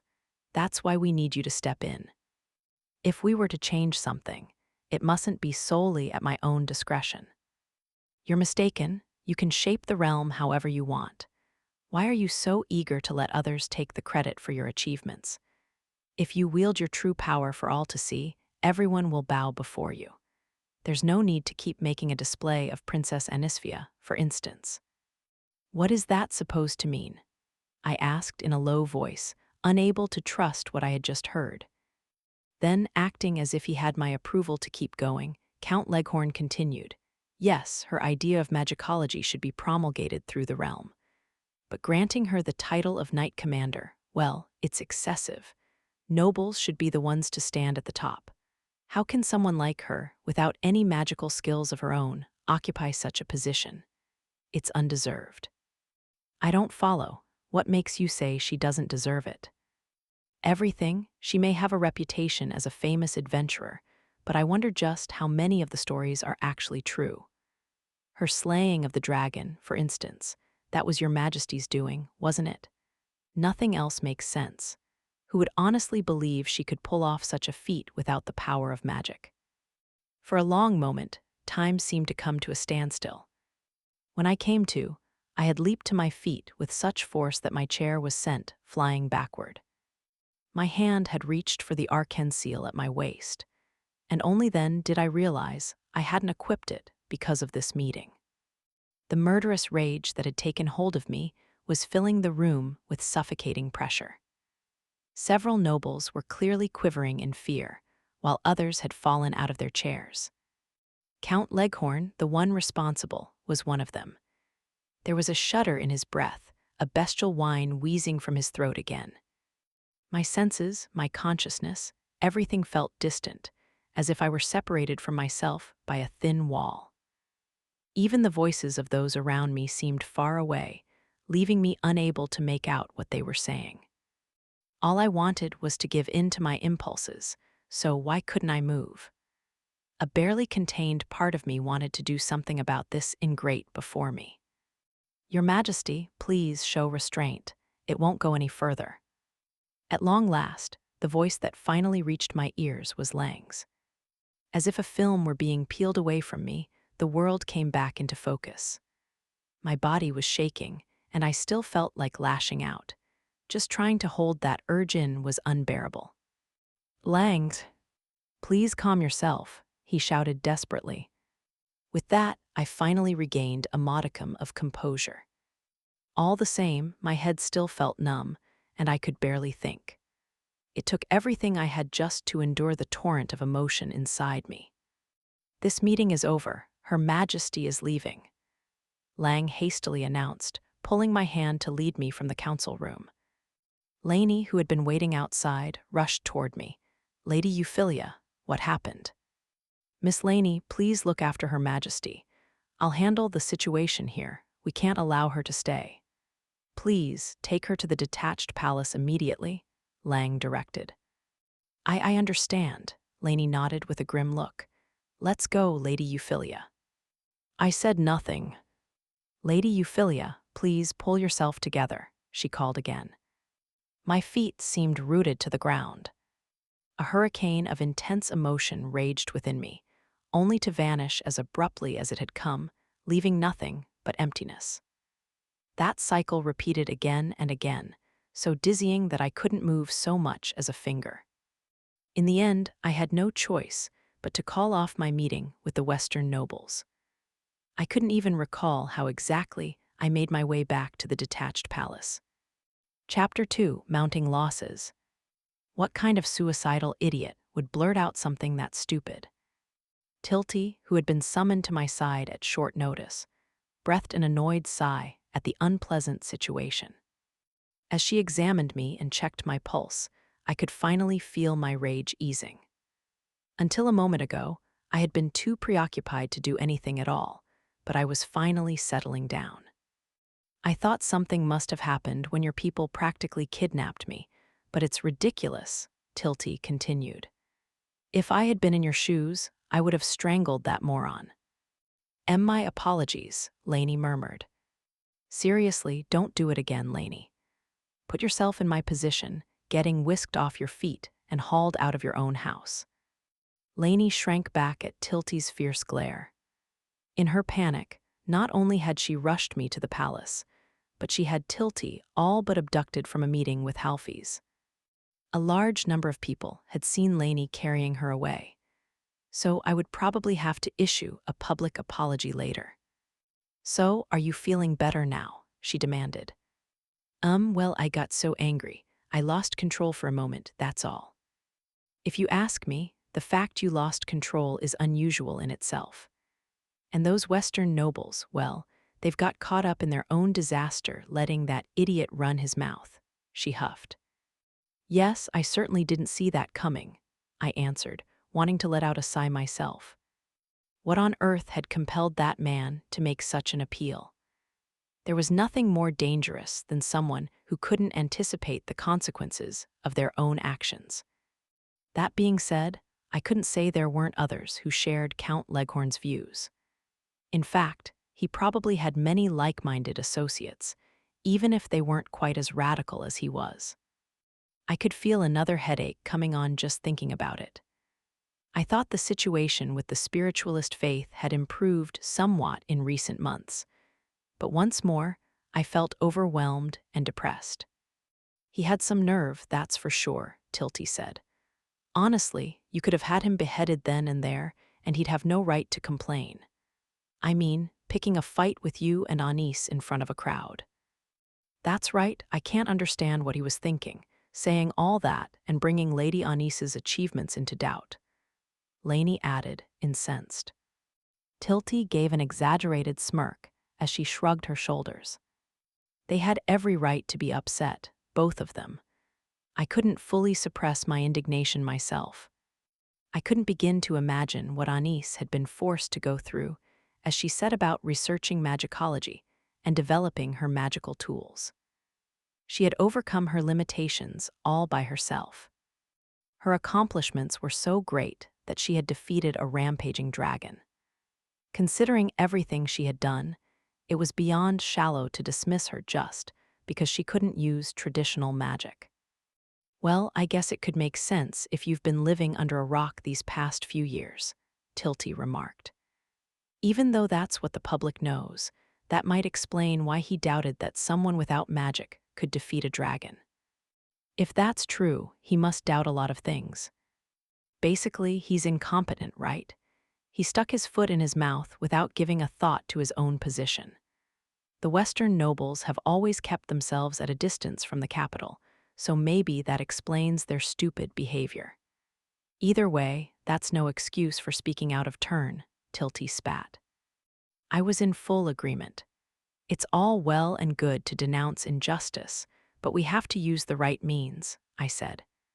I agree. I don't even want to know what sort of thinking led him to say all that. I'm just glad Anis wasn't there to hear it. If she had been in the room, I might not have been able to restrain myself. Indeed, at least there's that silver lining, Tilty snorted in assent. The fact that Anis hadn't been forced to endure that outrageous insult, really, was the only positive to all this. No, we certainly couldn't welcome this situation.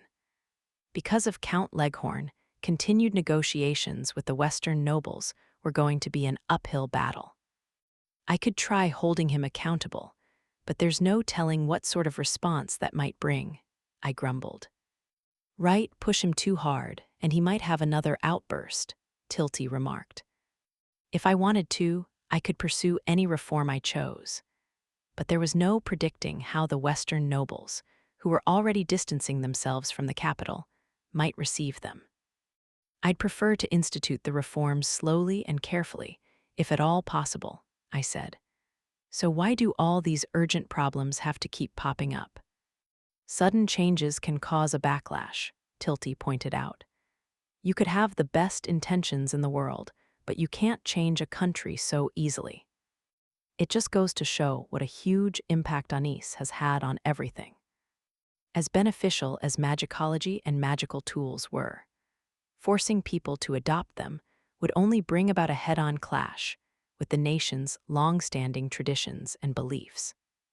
Magic was a special privilege of the nobility, so changing its value risked devaluing their perceived importance and worth.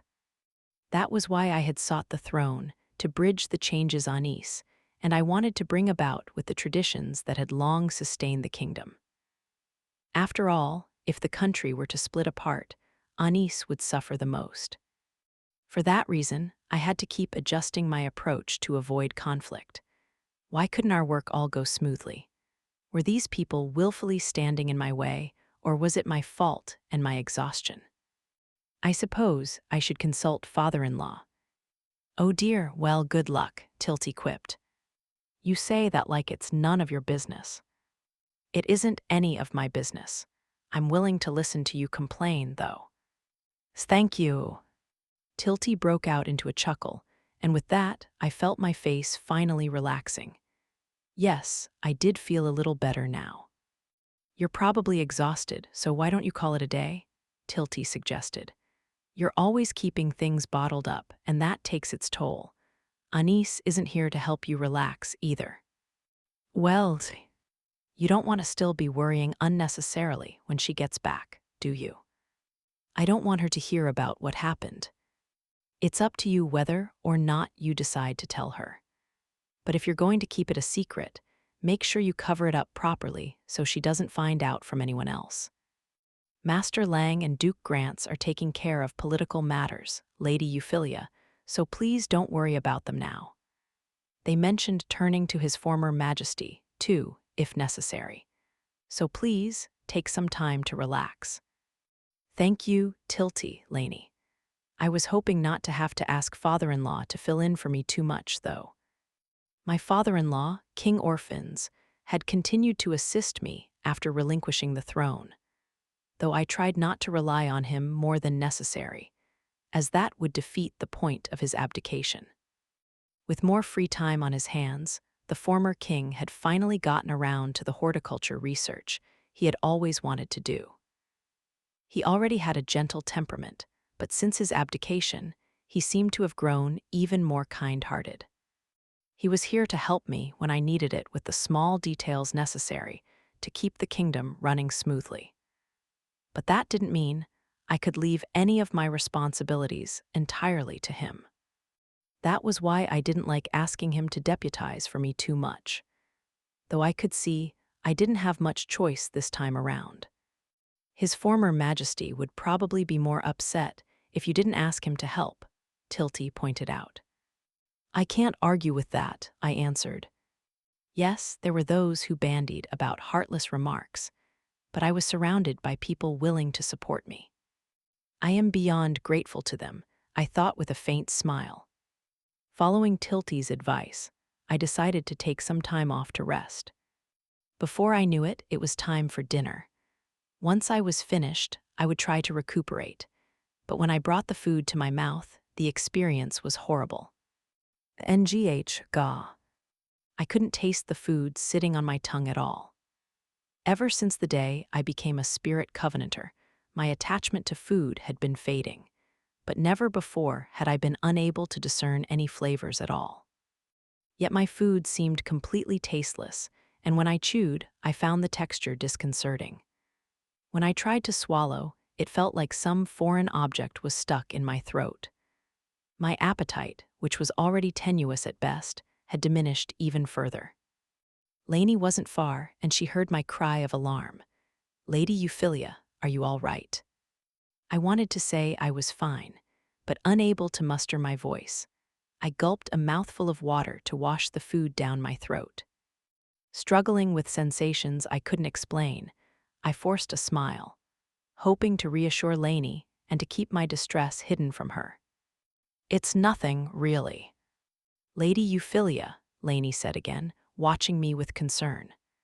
I couldn't bring myself to look away from her crimson eyes. I tried to compose myself, and yet. Did you think I wouldn't notice? Your emotions are all over the place. I can see it. I'm no match for you, Lainie. Out of habit, I had hoped to keep the issue to myself, but Lainie's vampire powers must have picked up on my agitation. Really, I couldn't hide anything from her. I forced an awkward smile. Lainie, however, furrowed her brow, heaved a long sigh, and briskly started dishing out instructions. You can't eat, can you? In that case, please go and lie down for the rest of the day. I'm sorry, Lainie. Shall I call Lady Tilty again? She's already looked me over once today, so I'd prefer to just see how things go. You aren't pushing yourself too hard. No, I'm going to get some rest, so if you could take care of everything else for me. Very well. Lainie's concerned gaze followed me as I left the dining room. I was more than a little worried about the anxious looks the maids gave me after seeing I hadn't eaten dinner, but hoping not to cause any unnecessary fuss, I returned to my room as if nothing were amiss. What on earth was that? I whispered, reaching out and lifting a hand to my throat. The discomfort I had felt just moments ago had completely disappeared. Since I hadn't eaten much dinner, maybe there was less strain on my stomach than I had thought. That was what I tried to tell myself at least, but that explanation didn't quite make sense. Maybe I'm finding it more difficult than I expected. It was natural to lose your appetite when you felt depressed. Perhaps that was what had happened to me. I couldn't let this go on. What I needed was to take an early rest and get back to work tomorrow. The issue of the Western nobles couldn't be allowed to drag on. With that thought, I called a maid and asked her to prepare a change of clothes. I considered taking a bath, but I decided it would be better just to get some sleep. After all, I could always freshen up tomorrow. Maybe I'll read a book to take my mind off things. Fortunately, there were plenty of books I hadn't gotten around to reading yet. Hoping it would lift my spirits a little, I reached for the pile of books in the corner of the room. But today's irregularities weren't yet over. It had been a long time since I had been able to leisurely enjoy a good read. And while I was able to immerse myself in the text, when I looked up after finishing, I realized something disconcerting. It's already that late. It was pitch black outside. Somehow, I hadn't noticed night falling, and I must have unconsciously switched on the lights. At first, I put it all down to being so absorbed in the book. But it was only after climbing into bed to try to get some sleep that I realized how serious this was. I can't sleep. No matter how long I lay there, eyes closed, I couldn't doze off. Something was wrong. True, I had never felt particularly drowsy since becoming a spirit covenanter, but I could still sink into sleep if I wanted to. In other words, I didn't need sleep because I no longer felt sleepy, but I still could sleep when I wanted to. Now, however, I couldn't even do that. What in the world? Indescribable anxiety welled up from deep in my chest, a feeling like I was overlooking something, that something was slipping away without my realizing it. I would wish you a good evening, Euphyllia, but maybe those aren't quite the right words. Though, had I let my guard down, I startled, noticing her presence too late. Nonetheless, I quickly brought myself under control and turned to the voice. Moonlight shone through the window, and before I knew it, Lumi was standing before me. When I recognized my visitor, a sigh welled up in my throat. Lumi, don't startle me like that. Oh, my apologies. Was that rude of me? That isn't a sincere apology, is it? I'll leave it up to you to decide. She was as mystifying as ever, always popping up when I least expected it. I held my head in my hands. These surprise visits were bad for my heart. I wished she could at least talk normally. So what whim brings you here today? I asked. It isn't a whim. I just thought I ought to keep an eye on you right now. Huh. Lumi's smile gave way to a stern frown. You can't sleep, can you? And you aren't eating either. You realize that isn't normal, I hope. Did this mean there really was something wrong with me? My heart started racing with anxiety. Do you know what's happening to me, Lumi? I asked. You could say that. Something must have happened today, yes. I don't have all the details, but I can see you're in a bad way. Then you know what these symptoms are. Just so you're aware, what you're experiencing certainly isn't normal, but it isn't precisely abnormal either. What do you mean? In a sense, this is your regular state, now as a spirit covenanter. My breath caught in my throat. Thinking about what Lumi said had me breaking out into a cold sweat. With a growing unease in my heart, I asked her, as a spirit covenanter, then this. The ties between your soul and your body are weakening. You're finding human interests more tiring than usual, I assume. Unable to deny it, I let out a low groan. To a spirit covenanter, one's body was merely a vessel. It wasn't necessary to maintain it to continue to survive.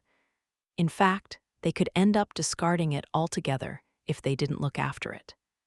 Knowing the risks, I had endeavored to consciously preserve my human form.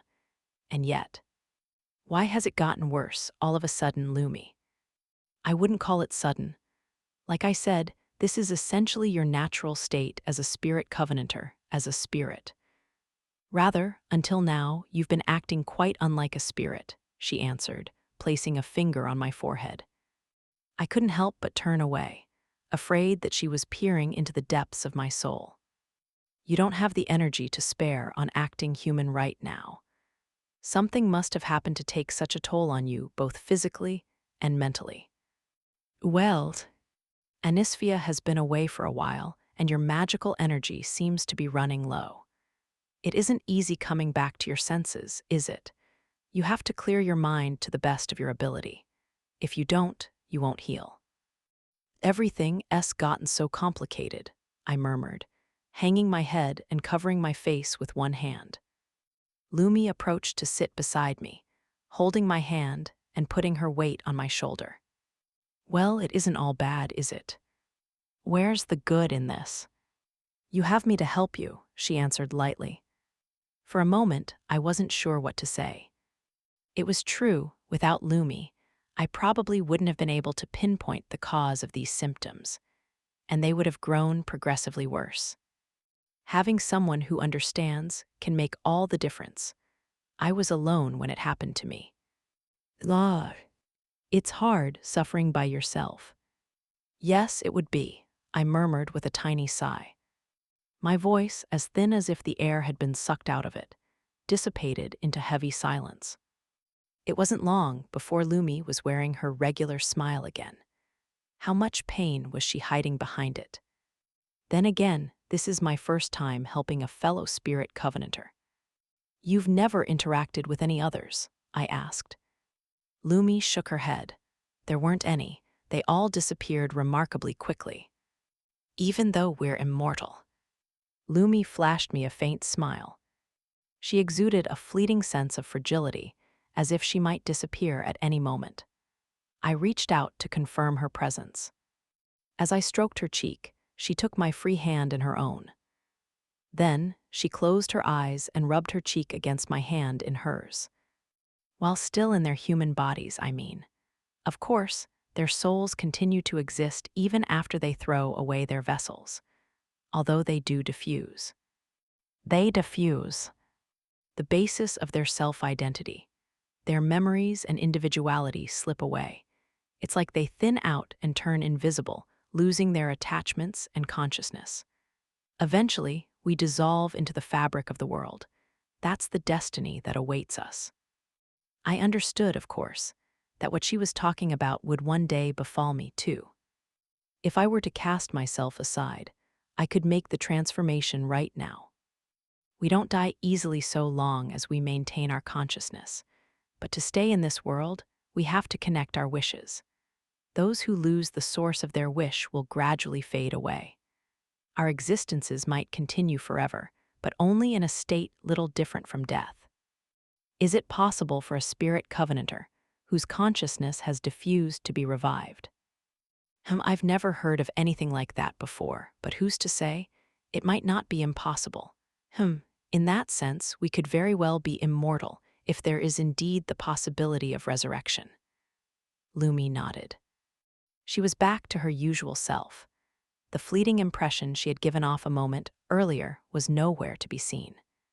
You're losing your human senses, so it's important to be patient and work on getting them back. A certain amount of discomfort may help put your mind at ease. You want me to put my mind at ease while I'm uncomfortable. How am I supposed to do that? It's better than feeling nothing at all. Pain and suffering have a way of keeping us grounded. I was left taken aback by the lightness of her response. Would I be able to endure the pain necessary to bring myself back from the brink? I couldn't begin to imagine. And yet Lumi. Wasn't it hard for you? I asked. Lumi had lived an enormously long time, but was her life really a happy one? She let out a soft chuckle at my question before flashing me a meaningful smile. It was unbearable, really, but I can't give it up. Give what up? My wish when I entered into my spirit covenant. I was the heir to a king who intended to live forever, so I can't abandon the kingdom of Paledia. No matter how challenging things are, I feel I have to watch over this country until its end. You say that like it's an obligation. Indeed, it's my duty. It can be hard at times, painful, even, but I can't give up. I suppose I'll just have to live with the pain forever, she said with a cheerful laugh. That friend of yours, Tilty, I suppose she might consider our situation a curse. A curse? Yes, Tilty often went on about such things, though it was eerily fitting in this context. Magic, which the nobility in this country considered a miraculous power, could often become a curse. Spirit covenants were the ultimate example of that principle. I couldn't deny it. In fact, the cost of my spirit covenant continued to gnaw at me even now. If you could throw it away, would you? I asked. Of course not, Lumi answered without a moment's hesitation. Still plagued by my own doubts, I stared into her face. When it gets bad, I do sometimes wish it would end, she answered with a soft smile. But when that happens, I remind myself of something. What? All those times I was happy. And that helps. I've etched those memories of joy into my mind so I don't forget them. I've even gone so far as to write them again and again in a diary to hold on to them. Repetition is the key.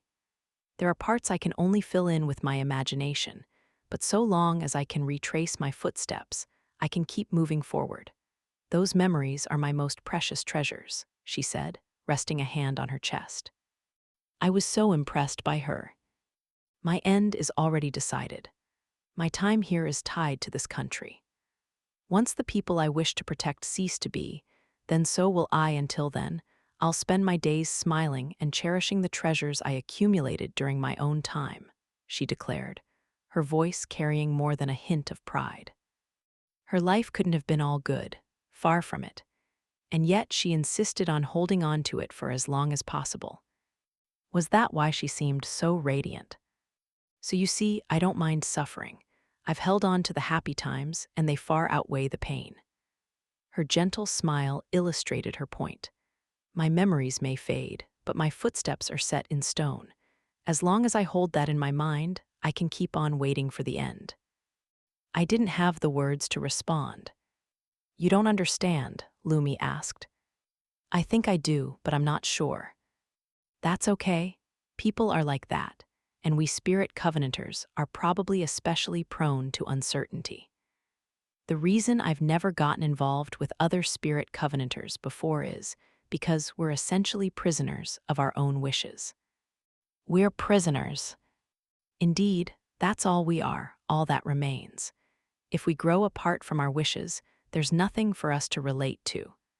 We can only hold ourselves together because our wishes continue to exist. I felt like I almost understood what she was trying to say. Yet I just couldn't explain it logically. Whatever it was, it started from a point of uncertainty, a wish. The purer the wish, the farther it drifted from human comprehension, and the more detached it was from everything else, the farther it slipped away. It really was a fateful connection. If you want to keep on living as a human, you have to cling to your humanity, Lumi continued. Pleasure and discomfort are both necessary parts of that. Without them, everything will grow increasingly dull, she said, staring into my eyes, her face awash with concern. Did that happen to you? Yes, I've been through my own trials, she answered with nod.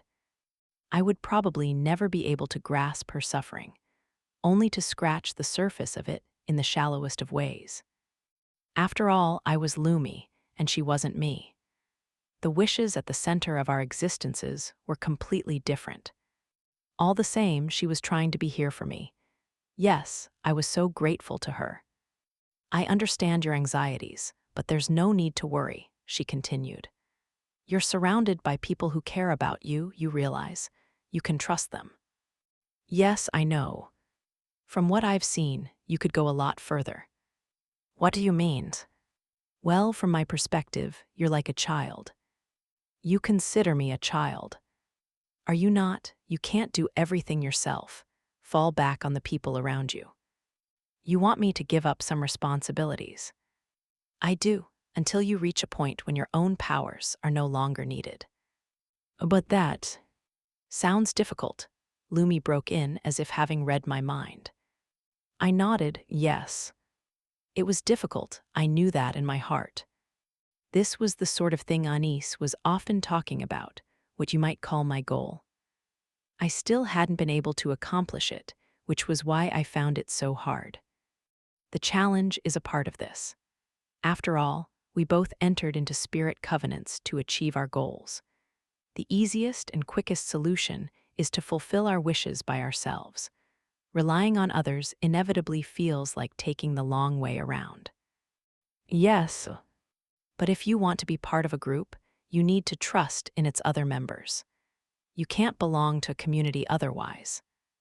I know that logically, but what if I can't really bring myself to truly believe it? Then give them a little help, but you had best think carefully about how you choose to help them. How I choose to help them. If it were me, I would encourage them to gain the strength they need so I can trust them next time. The results don't need to be immediate. So long as I know I'll be able to leave matters to them someday, that's enough. Fortunately, I have plenty of time to wait. Lumi's words carried considerable heft. I must have let my thoughts show, as she let out a soft chuckle. It's okay to worry, but don't go overboard. What's right for me might not be right for you. I shouldn't worry too much. That's not an easy ask either. You have to trust in your own judgment. There's always some basis for your decisions, an underlying logic for any belief. You and I are kin, but we're still separate people. I have to live by my decisions and you by yours. You're a lot like Anis, you know. Yes, it finally hit me. Lumi's suggestion to let people think for themselves reminded me dearly of Anis. Within moments, her face flushed. Oh, I suppose so. Perhaps that's why I decided to stay here. Like I said, it's because of her that I think we can coexist. Because of her. She considers magic a wondrous thing. To her, it's a symbol of hope, a power to help usher in the future. Her beliefs aren't too dissimilar to my own wish. That's why I enjoy watching her press forward, Lumi said. Her smile was full of genuine joy and pride. My heart warmed with affection for Anis. Yet strangely, I couldn't find a hint of jealousy in my reaction. My chest tightened whenever anyone showed an interest in her, but I didn't feel that way with Lumi. Maybe that was because she watched over us all like children. I wish I could see you all more, she said. Perhaps you too will be the embodiment of my dreams. I plan to stay here to find out. Lumi, you can draw on me a little if you like. I can take Anis's place at your side for a short while. No one can ever take Anis's place. Oh, I'm not enough for you, she joked. I shook my head. You're you, Lumi, and I'm grateful to have you. You don't need to replace Anis. I see, that's good to know. Well, since you can't sleep anyway, let's talk. Whatever you have to say, I'll listen. Thank you, Lumi. Yes, I was glad she was with me on this sleepless night. You should take a break from your official duties. For a while, Lady Euphyllia. Lainie, but that would be. You need to rest. Lainie was shocked at first when I informed her of my condition the next morning, but she quickly composed herself and dug in her heels. Though I tried to suggest that maybe this wasn't a good time for me to step back, she was adamant. She even went so far as to send out messages informing those I was scheduled to meet that I was indisposed. Word of my illness spread quickly, and everyone agreed that I should take some time for myself. You're all being a little overprotective, don't you think? I suggested. Not at all, Lainie fired back. This is a matter of grave importance. Lainie is right, Tilty added. It would be insane to leave you in charge of political affairs in your state. In my room in the detached palace, the two of them nodded in sincere agreement. I couldn't bring myself to meet their incredulous gazes. On top of that, seeing Lumi observe the scene with her usual soft smile was equally unsettling. You can depend on us when you need to. We don't want to see you suffering alone, Lady Euphyllia, Lumi reminded me with a chuckle. Yes, I suppose I'll take a good long rest, I said. Please do. I'll see what I can find out about managing a spirit covenanter's physical condition. Although I wish I didn't have to, Tilty said with an unreadable expression. You don't seem to like me much, do you? Lumi asked her. Why is that? Because I'm too knowledgeable, or because, like Euphyllia said, I'm a lot like Anisphia. Maybe she and I are so similar, you don't know how to respond to me. You march straight into things without the slightest hesitation. Indeed, you're just like her. I can see you don't hold me in any particular reverence. You don't have to act so formal around me, you know, Lumi said with an amused smile. Tilty twitched. She was clearly out of sorts, violently tugging at her hair. Lumi, however, remained unfazed by Tilty's discomposure, moving closer to her. Your name was Tilty, yes. Perhaps I'll drop by again and tease you a little more. Excuse me, why? You're here to take care of Euphyllia, aren't you? I didn't say anything earlier because it wasn't necessary, but if you're going to investigate the nature of spirit covenanters, you'll want to draw on my knowledge and experience, no? Or were you expecting to test your theories yourself? At this, Tilty clicked her tongue in open annoyance. I thought Anis was a soft touch, but you're even worse. Call it my years of experience. Anis is still just a child. as are you. Then again, if you're willing to risk your own life for Euphyllia's sake, I'm willing to leave you to it. Azure. You called me a soft touch, but couldn't you say the same for yourself? NGH, why do I have to put up with this? Tilty groaned, planting a hand flat on her face. As I watched from the sidelines, I felt genuinely sorry for her. I don't want to cause you any trouble, Tilty. You don't have to do this if you don't want to. I can't turn this down just because of her. That would hardly be reasonable, would it? Oh ho, I'm sure we'll get along splendidly, Lumi chuckled. Tilty's face warped as she glared back at her. Her eyes were like daggers. The spirit covenanter, however, flashed her an easy smile, unafraid in the slightest. Oh, how scary. I'm fond of you as well, you know. HMPH, you're a weird one. You definitely act based on your heart, not your head. Indeed, perhaps that's why I've taken a liking to you, Lumi grinned. Tilty gnashed her teeth, a vein throbbing on her forehead. Is it really okay to leave them alone together? Lainie asked softly. I can't say, they're both good people, so I'm sure it will be fine. You really think so? Lainie continued to stare across at me, but I couldn't meet her gaze. Besides, Lumi wasn't the kind of person to give up simply because I asked her to. Meanwhile, Tilty continued to ruffle her hair in agitation, her voice growing increasingly hoarse. NGH, arg, this is such a pain. Those out-of-control Western morons. Mark my words, I'll get back at them one day. There's no need to go that far. If we got into a fight with the Western nobles, we would have even more trouble on our hands. That being said, I never would have expected Tilty to end up suffering because of them. NGH, let's crush the lot of them. Nor would I have guessed that Anis, after hearing the full story, would say such a thing. Chapter 3, A Dragon Slayer's Fury. After I was forced to retreat to my room to recuperate, Anis returned from the Magicology City, having received an urgent dispatch from Lainie. Clearly concerned for my well-being, Anis flashed me a soft smile after I told her everything that had happened. I see, so that's it. Yes, sorry for making you worry. This isn't your fault, Yuffie. Don't beat yourself up about it. I suppose not. I had been trying not to stress over my situation, given that Lainie would quickly sense my anxiety. Yet when I let my mind wander back to that incident, I couldn't help but fret. Lainie tried to help whenever my mental state got too bad, but I felt guilty about troubling her all the time, so I made a conscious effort to endure in silence. Bringing this up always dampened my spirits. But that avoidance prevented me from realizing something vital, and only after Anis heard me out did I appreciate how naive I was. What a hassle. She murmured quietly. I'm sure she didn't even know she'd spoken aloud, but I knew it was how she truly felt. A bad premonition, a terrible warning, ran through my mind. Something was wrong.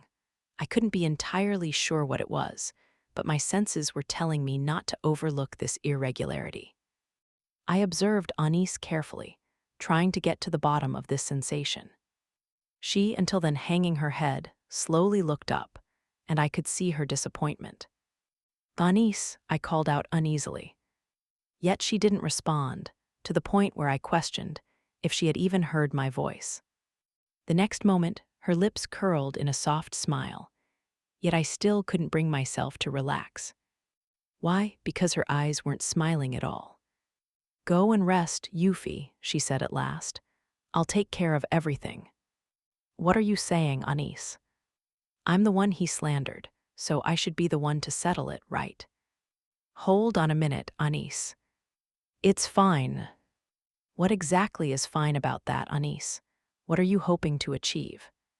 Without realizing it, I reached out and grasped her wrist. Gently, she tried to pry my hand off, but I only tightened my grip, refusing to let go. Once she realized I wasn't about to drop the matter so easily, she stopped trying to pull away. I was wrong, she said at last. About what? Everything. I was naive.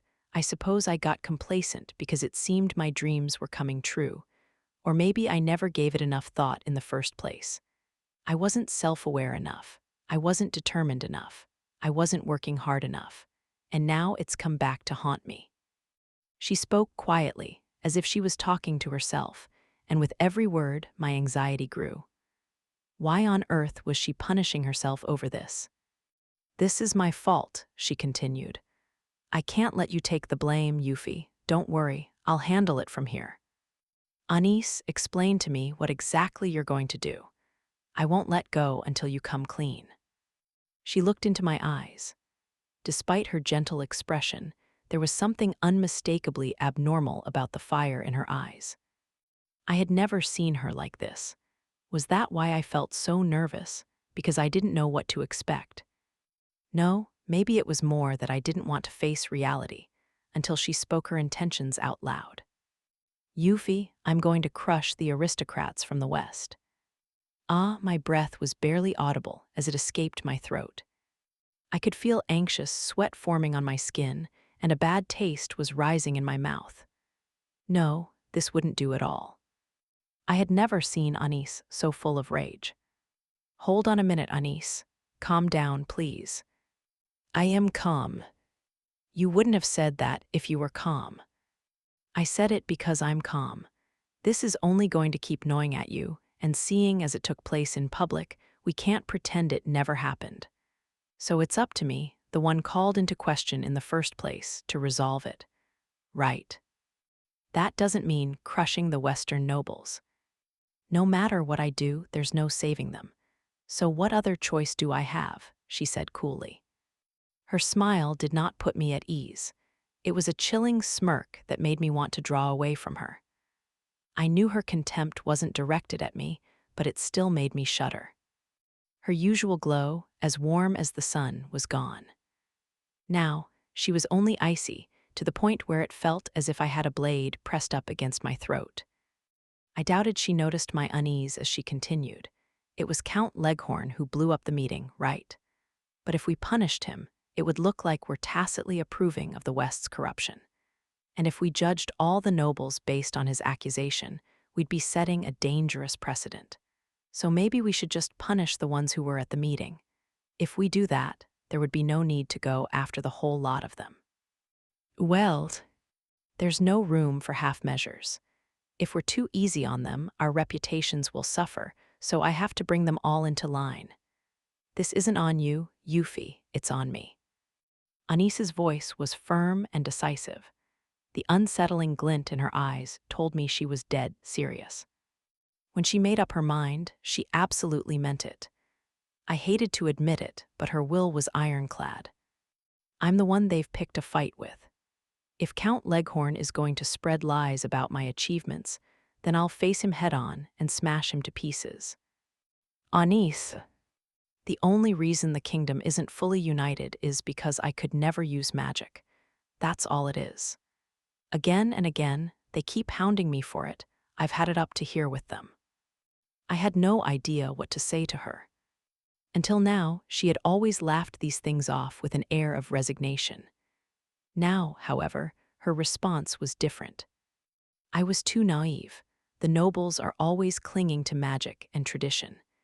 If I let them run their mouths unchecked, the same thing could happen all over again. It's better to crush every last one of them. Do you expect me to stand by and let you do that? I exclaimed, unable to bear it anymore. Anis's outburst was simply too cruel. There wasn't a shred of mercy in her. She was ruthlessly, bone-chillingly composed. Looking at her now, she reminded me of the time she went to confront Algard. She was suppressing her emotions, trying as best she could to push the conversation forward dispassionately. Witnessing her in this state was the last thing I wanted. My heart felt like it was being torn to pieces. But I don't want you to do anything of the sort. Who would be hurt most if you went ahead with that plan? You would, Anis, I cried, grabbing her by the shoulders. Anis, however, simply stared back at me in silence. Fighting the urge to flinch, I forced myself to meet her gaze. Her eyes were almost quivering with rage. Are you saying I should sacrifice you to protect myself? She fired back. Don't you know why I took the throne? I do, and I promised I would forgive a certain amount of unreasonableness. But this, I can't tolerate. I won't forgive those Western nobles for what they've done. Anis, if I knew I'd be this disappointed, maybe I shouldn't have had any expectations in the first place. I felt so heavy. A weight was pushing down on my heart with every word she said, and I couldn't bear it. How much easier life would be if I surrendered to these feelings, if I let Anis run amok until she was fully satisfied. If it means the kingdom's destruction, then so be it, right? Because that was what was at stake here. She, Dee, stepped aside willingly for the sake of the country, even as people were spreading terrible rumors about her. She'd responded with a simple smile when they accused her of being unqualified to lead. I respected her achievements more than anything else. I had cheered her on for as long as I could. I couldn't begin to imagine the pain she had gone through to get as far as she had, only for her successes to go unrecognized. Now that I stopped to think about it, it was a miracle she had endured so much. After everything she had suffered, maybe it was okay for her to let loose. If she brought about the kingdom's downfall, well, that was only natural. And yet, I clenched my jaw, letting out an unpleasant grinding noise. I had to resist the urge to get swept away by my emotions, although my teeth might be chipped in the process. No, this wouldn't do at all. I couldn't let Anis down. After all, I had sworn to protect her. I won't allow it, Anis. Let go of me, Euphy. No, if I don't stop you now, you'll regret it for the rest of your life. I already regret it, she said, her eyes darkening. Her grin was devoid of strength. It was as if her muscles were weighted with lead, and she was fighting gravity. Had Anis given up on everything? Was this what it had all come to? I strengthened my grip as I held firm to her wrist. If we're talking about regrets, I've been carrying them with me for ages. How long do I have to keep swallowing them down? How much do I have to endure before my wishes become reality? How much longer do I have to struggle before I can feel truly at ease? Tell me, Euphy, when will I finally, honestly be able to forgive everything that's happened? I don't know. If all I do is sit around waiting, the answer is never. I have to change things myself. I don't want to shed blood, at least not more than I must. I want to defend what Father and the others always protected. But in the end, it's all futile. No, it is. We've only just begun.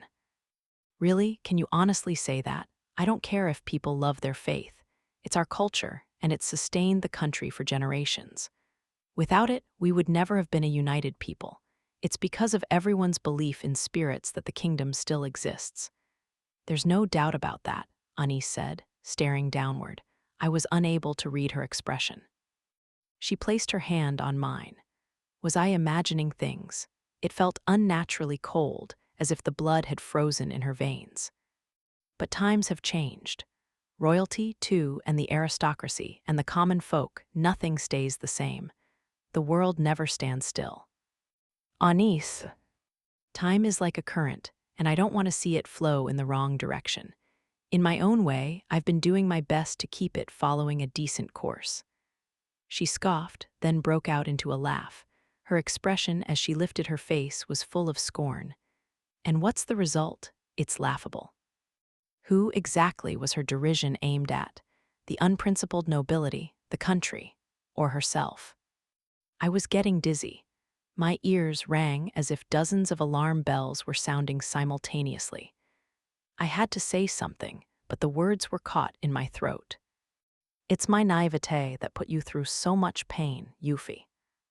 Anis, I'm glad you were willing to shoulder this burden for me. That's why I want to be here for you, why I want to support you as queen. Her voice as she addressed me was as gentle as could be. Yet that gentleness was completely hollow. She continued, It seems to me the Western nobles never respected you in the first place. They probably only ever saw you as a convenient instrument of their faith. They don't even see you as a liege they're obliged to serve. You know what will happen if we let that attitude spread, right? I Try as I might, I couldn't deny her argument. There had always been people trying to present me as an abstract ideal to suit their own agenda. I gave them a stern warning whenever it happened, but this was the first time the conversation hadn't gone as I'd hoped. I would be lying if I said I wasn't disappointed. I felt even angrier at the thought that they were making Anis suffer. But knowing her, she should have been able to find some way to manage. If she could keep going, then I could endure too. I had to know, why did she suddenly feel like giving up? And if I allowed her to, what was I supposed to do next? In a way, it's convenient they decided to insult me. Now I can take care of everything. I'll make sure you aren't remembered as the villain, Yuffie. They picked a fight with me, and they'll get themselves wiped out. That's all.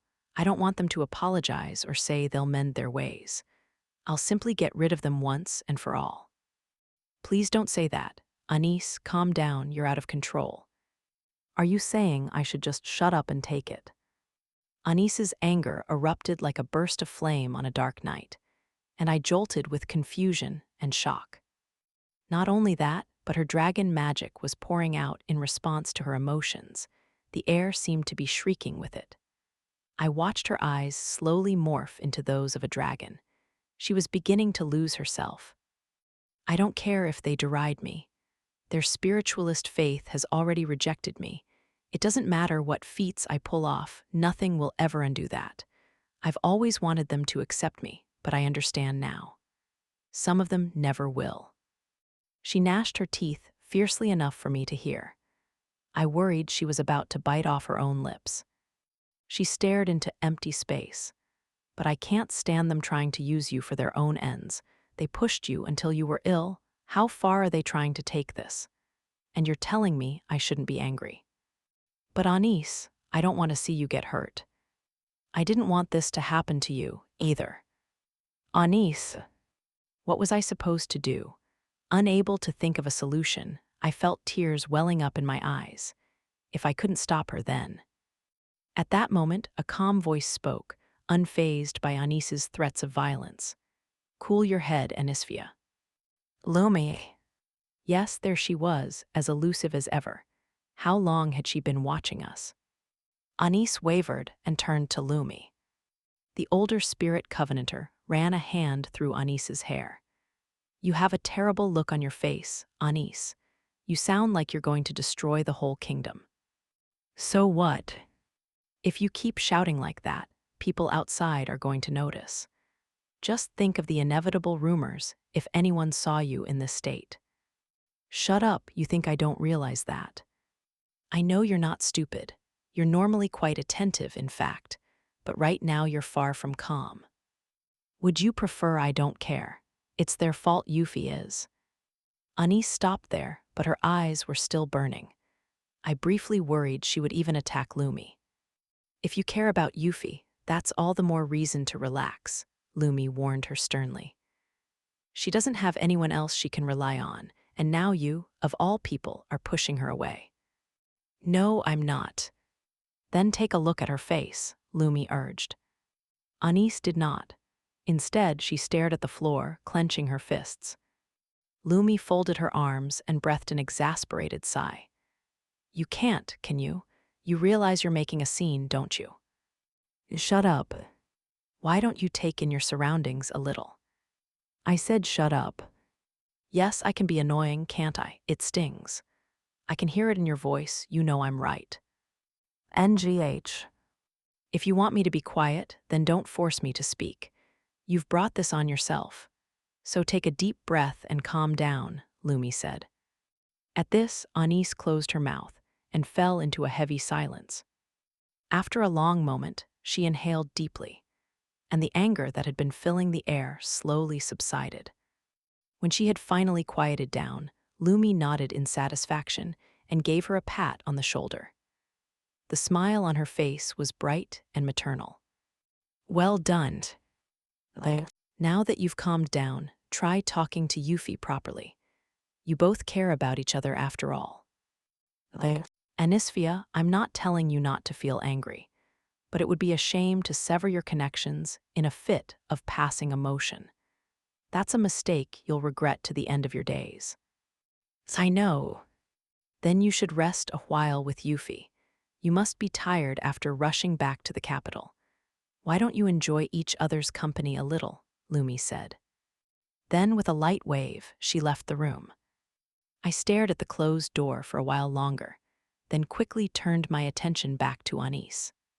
She continued to sit hunched over, looking downcast. Given what had just happened, I wasn't sure how to begin.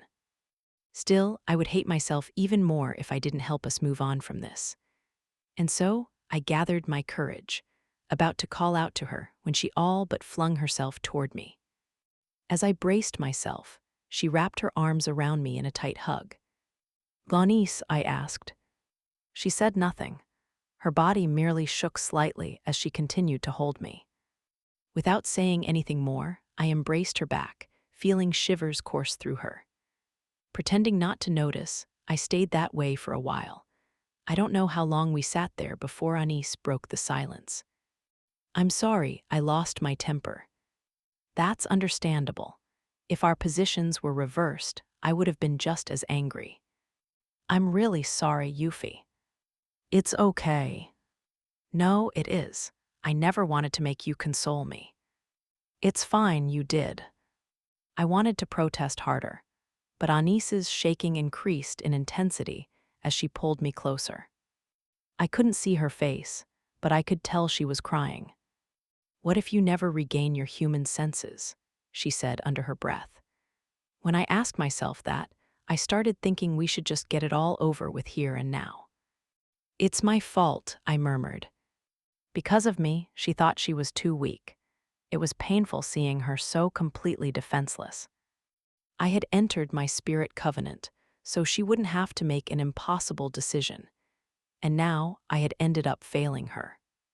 But if I gave voice to that thought, it would only end up hurting her even more. Without lifting her face, she shook her head slightly from side to side. "I don't want you to blame yourself, Yuffie." "But it's true. You're the victim here. It isn't your fault. So why are you blaming yourself?" she asked, looking up at me. Tears were coursing down her cheeks. "It was all a selfish, false accusation. It's completely unacceptable. So don't take responsibility for something you didn't do," she insisted. "Aren't you one to talk? You've always held yourself responsible when something goes wrong," I pointed out. Besides, she had endured a lot worse in life than I had. If she could put up with all the trials, then I could endure them too. I'd set off down this path so she wouldn't have to suffer anymore, but I had ended up hurting her anyway. "I only realized it when our situations were reversed," she said. "I thought I understood, but I didn't. I can't bear it." "Anis." "If it was only me, I could tolerate it. But when they hurt you, and when you try to force yourself to swallow it down, I feel like I have to do something. And when there isn't anything I can do, when no one's asking anything of me, I feel disgusted at myself." Once again, Anis buried her face in my chest. "That goes for both of us," I said, gently stroking her back. "Which is why we have to support each other. I know you worry about me, just as I worry about you. But when we get angry, we can't convey our feelings properly, and then we get bitter and distracted, and we lose sight of what we really ought to do." "I know. I can't hold it against you, Anis. I can't be angry with you. You make me so happy. I'm sorry I've made you worry, but my heart warms to see how much you care." "I'm sorry." "Thank you, Anis." "I'm so sorry." "I told you it's okay." I'm really, really, really sorry," she apologized again and again. Her voice was so innocent, it sounded almost like a young child's. "I get so anxious, you know? It's scary. When you stop being yourself and it feels like you're drifting further and further away. That goes for you too, don't you think? Just because I can put up with it doesn't mean I want to see you suffer." I could say the same thing. "It all comes back to me. I've hurt you, Yuffie. I'm so sorry I can't bear it." I hadn't seen her cry this much since Algard was banished to the frontier, and she was made next in line for the throne. A wave of guilt fell over me, but at the same time, I felt a smile forming on my face. I'm the one who should be apologizing, Anis. I'm so happy I could cry. I know how deeply you care about me. You've given me so much, too, Yuffie. I'm truly happy. But it's because of this happiness that it's so painful. I wish I'd never had these dreams at all. They're what's destroying you. I know it, but I still can't stop feeling this way. You don't have to worry so much, Anis. Then what am I supposed to do with all this anger? She cried out, a tremble in her voice. I didn't have an answer for her. After all, I was asking myself the very same question. Why did I have to protect people who tried to hurt my beloved Anis? Why was I defending the country that continued to do her harm? Yet I couldn't give voice to such doubts. I would only hurt her even more if I did. I know I can't do anything, she murmured. I know, but I still don't like it. I know the feeling. Do you remember when you said you wished you were the only one who had to get hurt? Yes, I did say something like that, did I? I wanted the same thing, to shield you from everyone who wanted to hurt you. Do you remember what you said? That I didn't want you to lose your own sense of self. That I didn't want you to be held back by people who don't care about you. That I wanted you to keep moving forward, even if it hurt. I was trying to tell you that you don't have to give anything up if you don't want to, I answered. Anis's eyes glistened, and large tears spilled down her cheeks as her face twisted in sorrow. All I wanted was to protect her smile. So seeing her crying her eyes out for my sake filled me with an emotion I was struggling to describe. I'm a poor loser. Because of that, you've lost more than you had to. It doesn't bother you. You don't have regrets, Anis asked.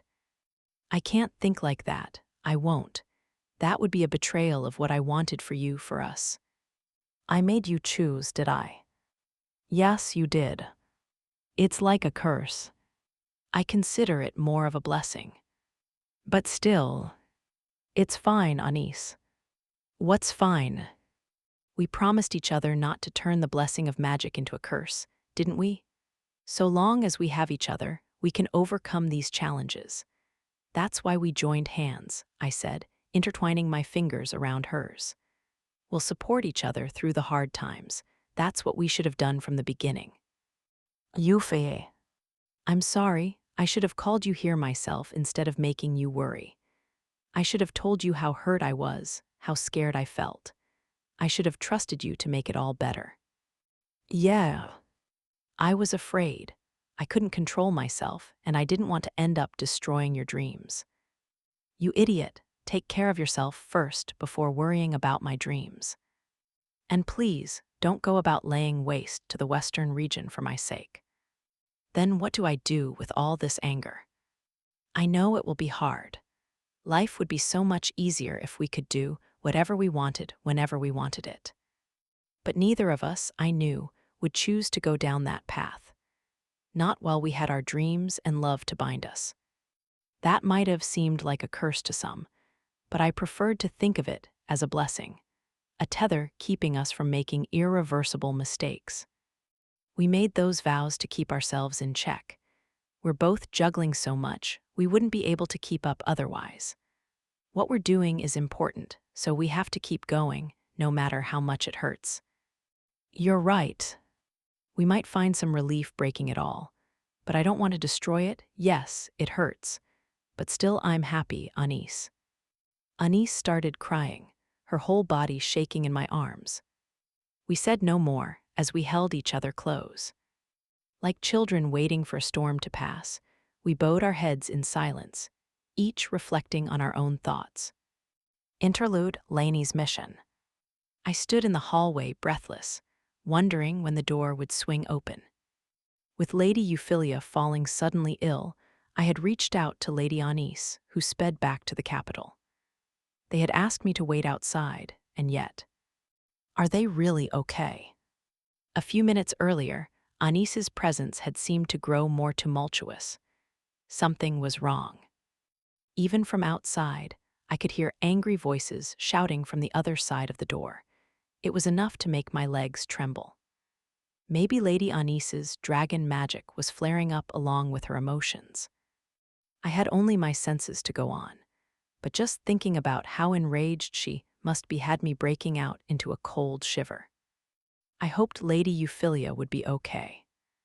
I continued fretting for the longest moment, but at last, it seemed like Lady Anis's outburst was settling down. All the same, my unease lingered.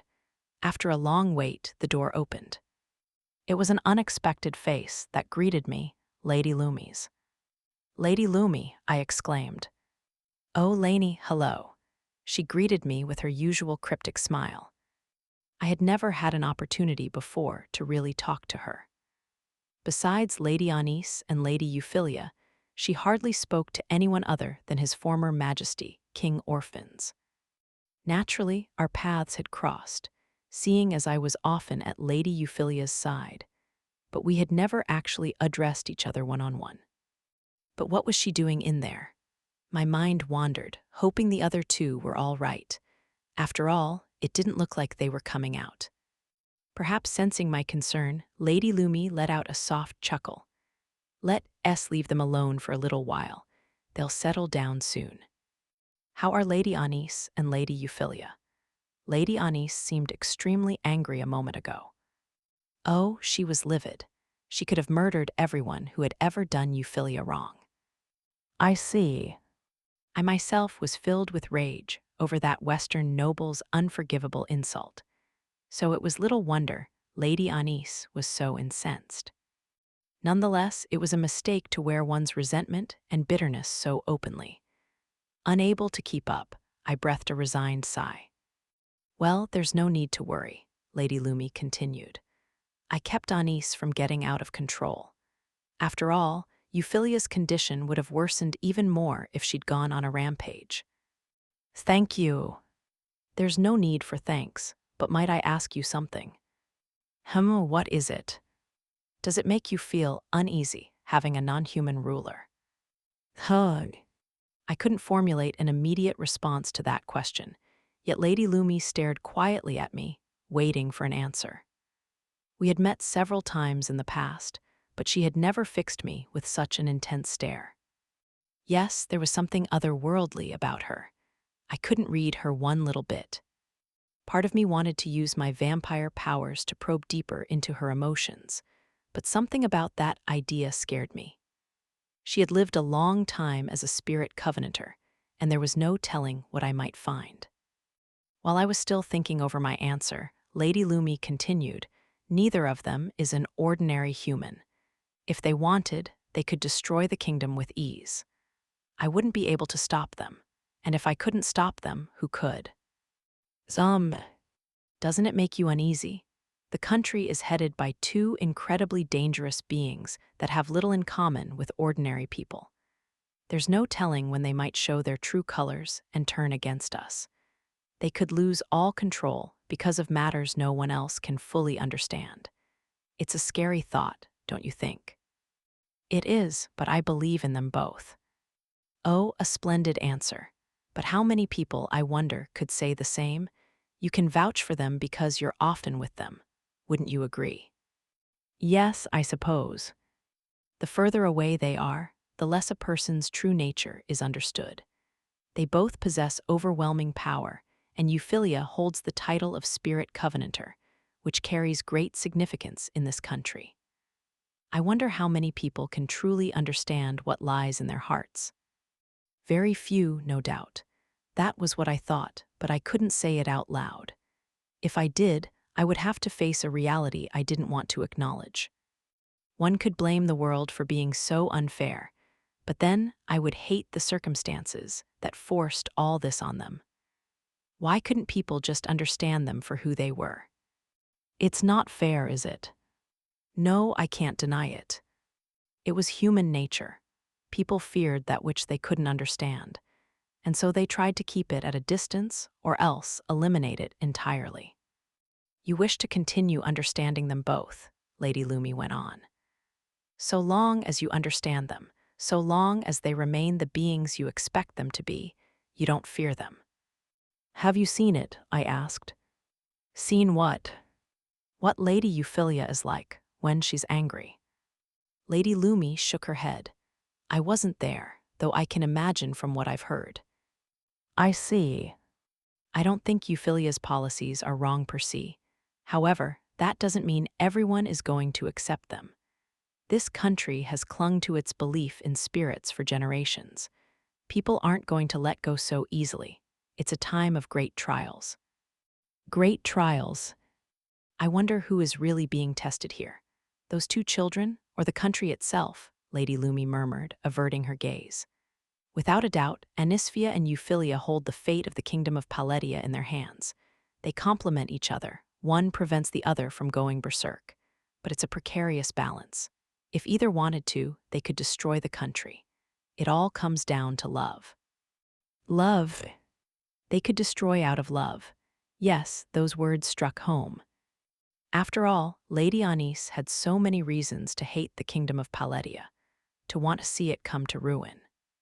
She had been oppressed for so long as a royal princess unable to use magic. On top of that, her younger brother, Algard, had been driven to near madness by the attitudes of other nobles. And of course, her parents had been constantly subjected to hardship too. Lady Anis had every reason to resent the world, yet she pursued not revenge but the fulfillment of her dreams.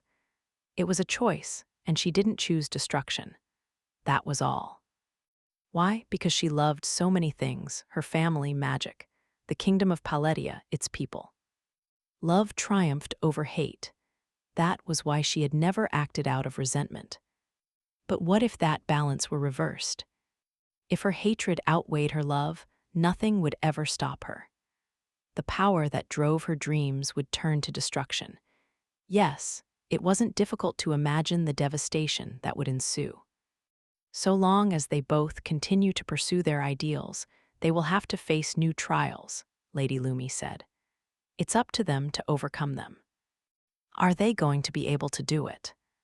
Who knows? What I will say is that nothing ever goes entirely as you expect after entering into a spirit covenant. It's a transaction that gives great power, but in exchange, you have to accept whatever consequences the future brings. Future consequences. Humans are mortal creatures. We all die one way or another. But the death of a spirit covenanter is no easy thing. We are existence itself. If you consider life eternal, then it's tantamount to immortality. You become a spirit, dissolving into the world and becoming a part of it while forgetting everything you ever were. Would you call that living? I grimaced at Lady Lumi's question. Eternity, it was a word that haunted me like a curse. As a vampire, I could never turn my back on the concept. It was a burden I, too, would always have to bear. As much as I could, I tried not to think about it, but at times like this, when someone else brought it up, my spirits fell. I had to breathe a deep sigh in an effort to pull myself together. My apologies. I hope I didn't upset you, Lady Lumi said. No, don't worry. I understand I have to face that aspect of myself. You're admirable, you all are. It's a huge part of your charm, she said with a chuckle. Lady Lumi was a hard one to pin down, but it was clear she cared about us all in her own way. That said, I did find her inscrutable behavior more than a little challenging. At that moment, she fell silent, her expression turning solemn. It's important to face life's trials, but there's no need to feel pessimistic. You have each other for support. I'm glad Euphyllia has Anisphia. So long as they look out for one another, my fears, I hope, won't come to pass. But that's assuming they continue to support each other. I don't see them drifting apart, I pointed out. That's true, they're unlikely to abandon each other, not willingly. But the power they each possess is immense. Remove just a few of the restraints, and they could destroy the world. It's because of their self-control that they're still functioning as part of society. But they could turn their backs on everyone at any moment. My shoulders jerked slightly at those words. They need to constantly hold themselves in check, to firmly push back against their urges. And the stronger one is, the stronger that discipline has to be. Even then, they might break. I bit my lip so hard, I could have chewed right through it. A spirit covenant is the result of a wish you want to see come true, even at the cost of your own life. Once you've entered into it, you have no choice but to live bound forever to that wish. You understand what that means, don't you? Happiness becomes a most difficult thing. Yes. Anisphia's powers likewise teeter on the brink of destruction. Yet humans continue to cling to such immense power. At that moment, from behind the closed door, I heard someone crying. It was Lady Anis, and she sounded like a small child bawling their eyes out. What was behind her tears? She was probably asking herself why Lady Euphyllia had to suffer. It was all because people kept on selfishly imposing their own ideals. Yes, things hadn't changed at all since Algard's time. People were still hurting each other the same as they always had. It was unforgivable, enough to make me grind my teeth in frustration. Have you ever asked yourself if it might not be better if this country never existed? Lady Lumi asked in a soft voice. I would never. The world is immensely vast. There are plenty of places you can live without any need for magic. Don't you think all this unhappiness could be avoided if we abandoned magic altogether? As someone who was oppressed for a long time, I have no love for this country. I have mixed feelings about the current status quo. In that case, haven't you ever asked yourself if we would be better off without the kingdom of Paledia specifically? Never, I answered without hesitation. At that, Lady Lumi turned to face me, fixing me with a hard, perceptive stare. I could see my own reflection in her eyes. You say that so easily. You didn't need time to think. I was born in this country, and it's because of it that I've met the people I care about. I can't give up on it just because of the hardships I've faced, especially not when I want to support Lady Anis's wish for magic to be a blessing, not a curse. I can live with the problems. I see. Well, that's also why I'm so mad about this latest problem, though, I said, finally able to let out a small laugh. Drawn in by my light-hearted response, Lady Lumi broke into a relaxed and gentle smile. I've always known happiness doesn't last forever, she said at last. Lady Lumi, everything must come to an end, or perhaps I just feel the need to end it somewhere. But I still want to see where this country is headed. It might feel empty and hollow at times, but this is still the land that my loved ones fought to defend, she murmured. I was left utterly speechless. Part of me warned I shouldn't interrupt, that I had to hear her out. That's why I always wanted it to have a beautiful ending, but I know that's a selfish thing to ask for. Yet I still want it. Yes, when it comes down to it, we're selfish creatures at heart. Maybe. I couldn't bring myself to leave Anisphia and Euphyllia to their own devices. Those girls, when I looked at them, I saw hope. Hope that this country we all wished for doesn't need the happiness we thought it did. That its people could surpass the happiness we had in mind for them. That when such a time comes to pass, I won't be needed anymore. Lady Lumi, do you want to die? Well, if possible, I'd like to fall asleep and dream, knowing I'll never have to open my eyes again. That, to me, would be the best way to end things. Not to give up because I'm not required, but to choose a future that will be okay without me. Lady Lumi spoke in a soft voice, earnestly praying for that day to come. I hope their wishes will be the conclusion of my own. It's for that reason I can't bring myself to leave them alone. In the past, I might have given up halfway and gone back to the forest. Thank you for staying. I, for one, greatly appreciate your being here. After all, without Lady Lumi, this situation would have been much more chaotic. I couldn't have been more relieved to have her near at hand. But at the same time, I wondered if this really was for the best. According to Lady Lumi, the world would be a better place without spirit covenanters, who continued to exist eternally bound by their desires. Yet those dreams weren't necessarily always fulfilled the way they hoped. It was a sobering thought.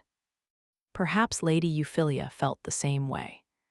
Was that why they both believed spirit covenants should be things of the past? But in that case, what was I supposed to do?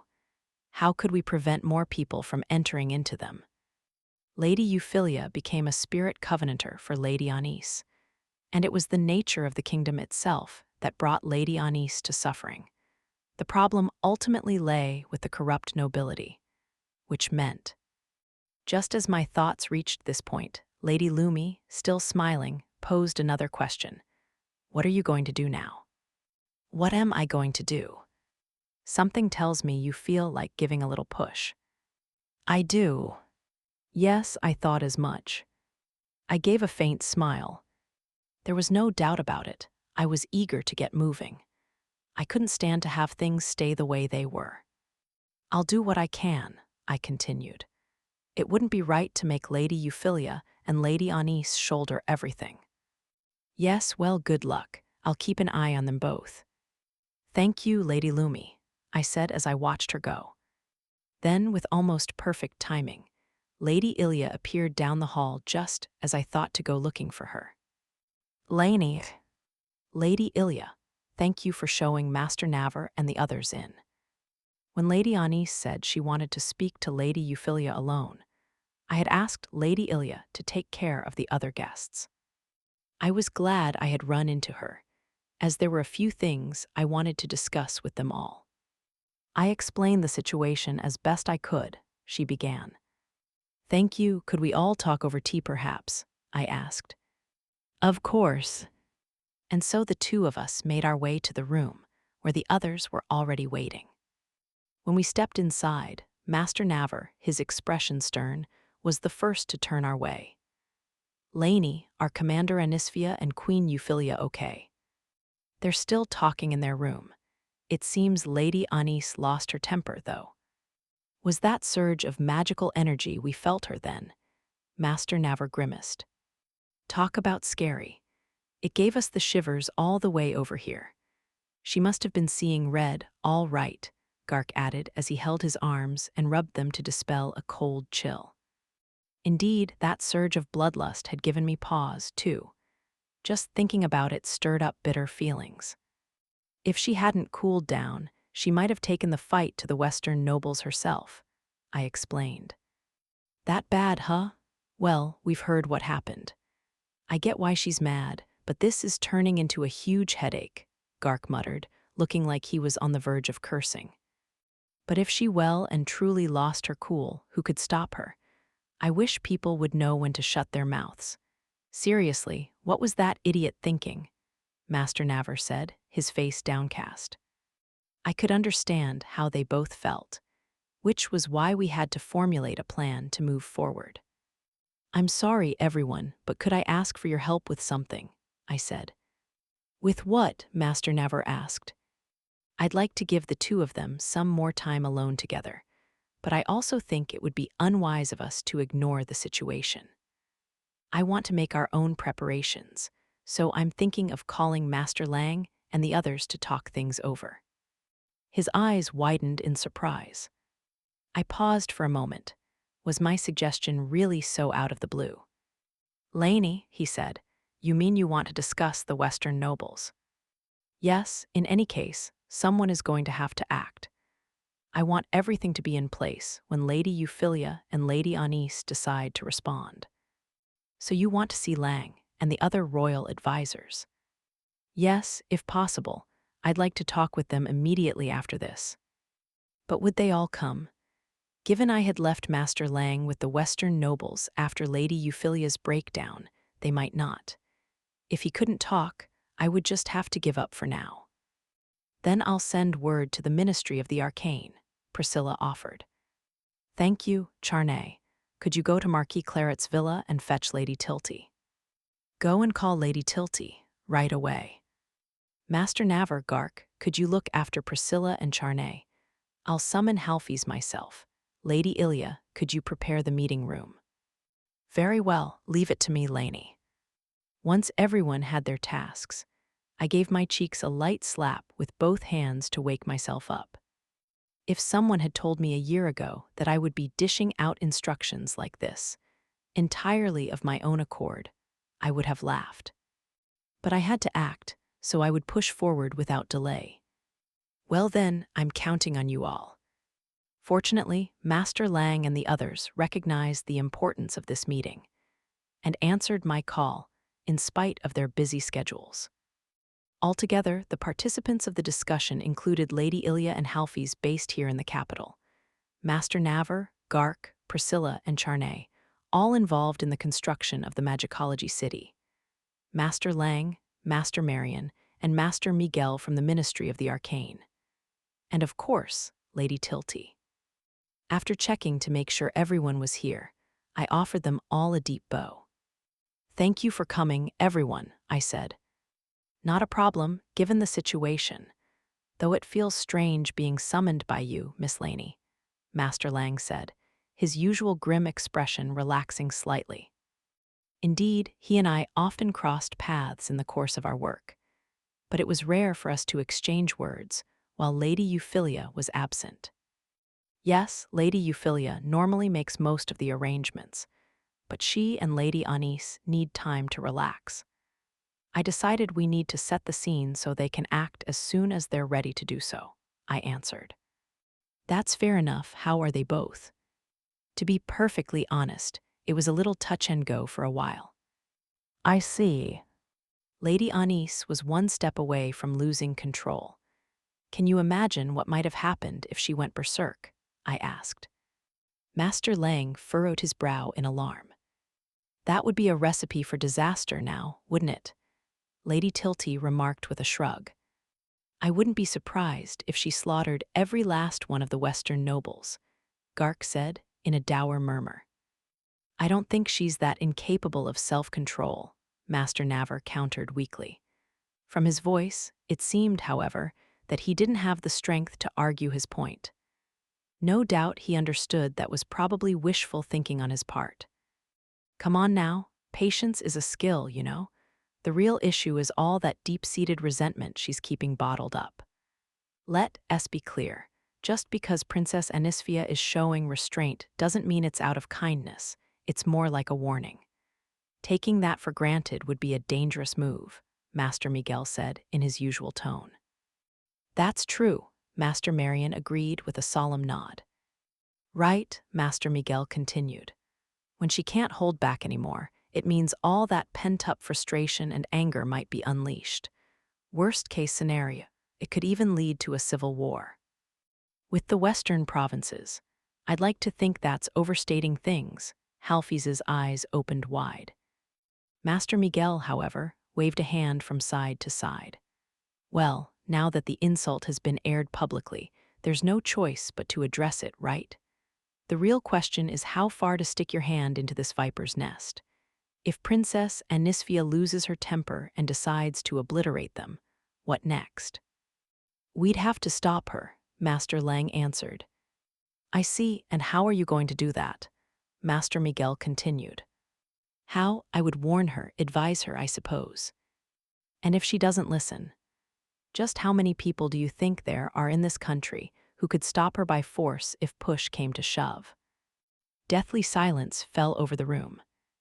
The only names that came to mind were Lady Euphyllia, Duke Grants, Queen Emeritus Sylphine, and Lady Lumi. But according to Lady Lumi, if Lady Anis really went out of control, there might not be anyone capable of stopping her. The worst part is that Princess Anisphia actually has a good amount of popularity with the people. What if they start sympathizing with her? Especially the common folk, who are still simmering with discontent toward the nobles. Trying to stop them if they go on a rampage after joining sides with her will be quite a challenge, mark my words. There's no denying that. I can feel a migraine coming on, Master Lang murmured as he massaged his furrowed brow. Master Miguel, however, wasn't finished. And what if there's another scenario, an even worse potential outcome? What could be worse than all that? Princess Anisphia and Queen Euphyllia could just give up on the kingdom altogether and soar off into the horizon. Once again, the room was enveloped in silence. This time, an ominous foreboding filled the air. I'm actually impressed she hasn't turned her back on the country already, Lady Tilty said. The others turned increasingly morose at this statement. Sure, Anis loves the kingdom of Paletia, but has it ever really loved her back? Lady Tilty continued. But she kept on trying, didn't she? And then Euphyllia went as far as to become a spirit covenanter. Now look what's happened. You're saying she's compassionate. Maybe they're both hopelessly naive, letting misguided fools take advantage of them. And when they realize what's happened, they're understandably angry. There's nothing any of us can do about it. Frankly, it's not even funny anymore. Lady Euphyllia must be more exhausted than I thought, I said aloud. After all, with Lady Anis absent for so long working on the Magicology City, I should have realized she would become unstable. Miss Lainie, do you really think there's a chance Princess Anisphia could take Queen Euphyllia and flee the realm? Master Lang asked with a somber look. There's every possibility, I said with a nod. I see. It wouldn't surprise me if Lady Anis feels like she's driven Lady Euphyllia into a corner. If she thought this was all to help realize her own dreams, she might indeed take off with Lady Euphyllia, never to return. It was a hypothetical situation, but if that were to happen, Lady Ilya and I intended to follow them all the way. In that respect, I had no particular sense of attachment to the kingdom of Paletia. Without Lady Anis and the others, there was nothing tying me to it.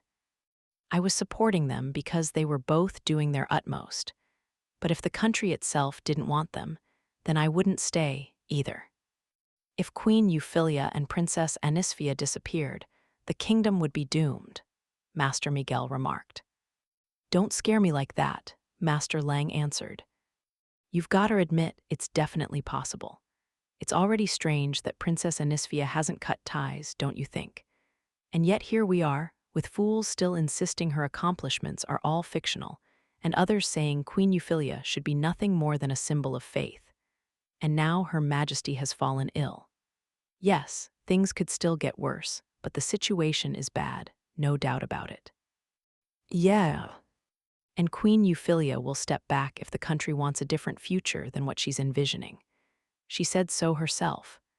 That idiot who ran his mouth this time was a bit too reckless, of course, but you can bet there are others thinking the same way. Give him a slap on the wrist, and you'll just have another fool in time. Trust me on that. But if we impose too severe a punishment, it might unsettle other members of the nobility. Gark spoke up. Can I ask something? Go ahead. What would happen to the nobles who are against Lady Anis if she and Queen Euphyllia gave up their reforms and simply left the country? What would happen to them? I mean, if you said we'd be going back to the days when commoners and even noble families without much skill for magic were always being held back, I'd feel like abandoning the place, too. How many people would actually accept that, though? Wouldn't it just spark another rebellion? There's no denying that possibility, either, Master Lang said with a sullen nod. For better or for worse, Princess Anisphia's changes have already had a significant impact on society. The common folk are particularly grateful for them. And don't underestimate how many noble families have her back. I know, I agreed. So why would anyone be so senseless as to pick a fight with her out in the open, and to anger Lady Euphyllia at the same time? I can't begin to understand what they were thinking. You mean what the Western nobles' game is? This is just a shot in the dark, but I'm guessing they think we're at an impasse, Master Miguel said. An impasse, I repeated. He nodded. Even if the Western nobles wanted to upset the balance, they've got their own internal problems keeping them in check. All these different factions and rivalries, everyone trying to maintain the status quo, well, that puts a damper on any plans for change. The second you try to take action, you'll find yourself silenced by all the power struggles and infighting. Trust me, they aren't afraid to get their hands dirty. They may look like they're at odds with each other, but when it comes to protecting their own interests, they don't hold back. Frankly, it's a real pain in the ass. Then you've got the serious ones, like you, Lang, always harping on about matters of faith. You think you can make a fool out of me? Master Lang challenged. Ooh, scary, scary, Master Miguel teased. Well, I guess it makes sense that those who don't fit in there would end up aiming for a lofty position in the Ministry of the Arcane or some other escape. Don't you think so, Marion? Yes, I suppose you could say my own family is like that. While Master Marion's family, the House of Auntie, had land in the West, it identified most strongly with the Ministry of the Arcane. Master Miguel continued, seems like they're tying themselves in knots trying to cover up their corruption, and it's left them unable to commit to anything. Then again, they're so hell-bent on protecting their own hides, they probably won't object too loudly to the new technologies Princess Anisphia is bringing in. They'll pretend to go along with the Crown's policies, and when they finally realize the value magical tools bring, they'll be clamoring to make full use of them. But didn't that idiot say Lady Anis's achievements were all fake? Master Lang asked. Well, there's no defending idiocy. The problem is more where and when he said it. The next moment, Master Miguel's carefree attitude sharpened noticeably. The corruption in the western provinces may run deeper than we thought. This could be the result of legitimate grievances getting squashed underfoot before they could properly take root. After all, despite their inner conflicts, the nobility will close ranks and fight as one to resist any outside intervention. They're not the kind of people you want to mess with. Wouldn't it be easier just to blow the whole thing up and get rid of them all? Gark muttered in annoyance. It isn't that simple, Charney answered with a forced smile. At this, Gark's lips came together in a dissatisfied pout. But what's so complicated? Can't we keep the good and get rid of the bad? The guy who picked this fight in the first place is the one at fault. That's true enough. But here's the problem. If the punishment goes too far, we risk spreading unrest among the other Western nobles. Ultimately, it could feed into their distrust of the royal family. If that happened, it'd be hard to steer the kingdom's policies in the West. There's always the option of trying to rule by force instead. Neither Lady Anis nor Lady Euphyllia wants to go that far, I pointed out. If they were going to rule by diktat, there would already have been uprisings, Lady Tilty added. The others nodded along in tacit agreement. I mean, those Western nobles do realize they're hurting themselves, right? Gark said. So why are they trying to provoke a response? Are they really that stupid? Maybe because they can't let go of past glory, Priscilla suggested. Perhaps they don't have anything else to be proud of. That would explain their obsession with faith, no. Hey, Priscilla. Why the glum look, Master Naver? Could you try being a bit more diplomatic for once? I don't believe I'm mistaken. Magicology and magical tools are going to drastically change the way magic is practiced from here on out. When that happens, it's inevitable that traditional mages will decline in value. I'd say that's a foregone conclusion. The room responded to Priscilla's remarks with forced smiles and awkward looks. Master Lang was wearing a noticeable grimace. Priscilla was right, and we all knew it, although she could have found a more tactful phrasing. Wouldn't they be better off befriending Princess Anisphia and using her to their own advantage? Why make an enemy out of her unnecessarily? They had to have considered that, right? She added. I see your point, Master Naver murmured. I had pondered that question myself, but it wasn't the sort of conundrum that could be solved alone. I caught myself breathing a tired sigh. Now that I'm so much closer to political affairs, I've come to understand just how difficult His former Majesty's life must have been, I observed. You mean King Emeritus Orphans? His former Majesty ascended to the throne in the midst of a coup attempt. I've heard that he prioritized rebuilding the kingdom in order to maintain its military strength, and that he struggled to balance the interests of the different noble factions. There were so many challenges just in the western provinces alone. It must have been difficult for him. Even now, there were those who disparaged the former king as an unremarkable ruler, devoid of elegance or charm. I, however, was convinced. If he hadn't laid the groundwork for its current relative stability, the realm would have fallen into chaos long ago. Lady Euphyllia and Lady Anis are striving to follow in his former majesty's footsteps. However they choose to go about it, they're capable of uniting the kingdom, I said. Neither of them, however, was interested in pushing their reforms through by force. I considered that an admirable sentiment, but at the same time, they were holding themselves back a little too much, if you asked me. They could afford to be a little more selfish. I don't want them to have to carry the kingdom on their shoulders like human pillars. One day, they will leave it. They've already agreed they have to. Miss Lainie, you're saying they'll leave the kingdom of Paletia, even if their reforms are a success? Master Lang asked. Yes, that's right. Once they decide they don't need to take charge themselves, I suspect. This country is a place for humans to live, they said. It isn't meant for beings who have strayed from their humanity. So it will be the end of the royal line, he murmured, his voice betraying a tangled mix of emotions. Human pillars, that is a troubling way of putting it. The aristocracy has a responsibility to protect and lead. The same goes for our royal family. That's why they're expected to fulfill their duties as a matter of course. I still don't think it's wrong for those with the right skills and abilities to take on greater responsibilities. But if they aren't blessed with the aptitudes required to fulfill the duties they already have well, maybe it wouldn't be surprising if they decided to abandon it all. Lady Anis isn't planning on abandoning anyone, though she does want to step back when the time comes, I said. I guess that's what makes me so nervous. It's a lot to carry, the burden of changing an entire nation. I can see what Princess Anisphia is trying to nurture. By bestowing magic on everyone, she wants to make sure no one's life is decided for them merely by their social standing. It's a lofty ideal, but there's no guarantee she'll be successful, so it's natural to be concerned.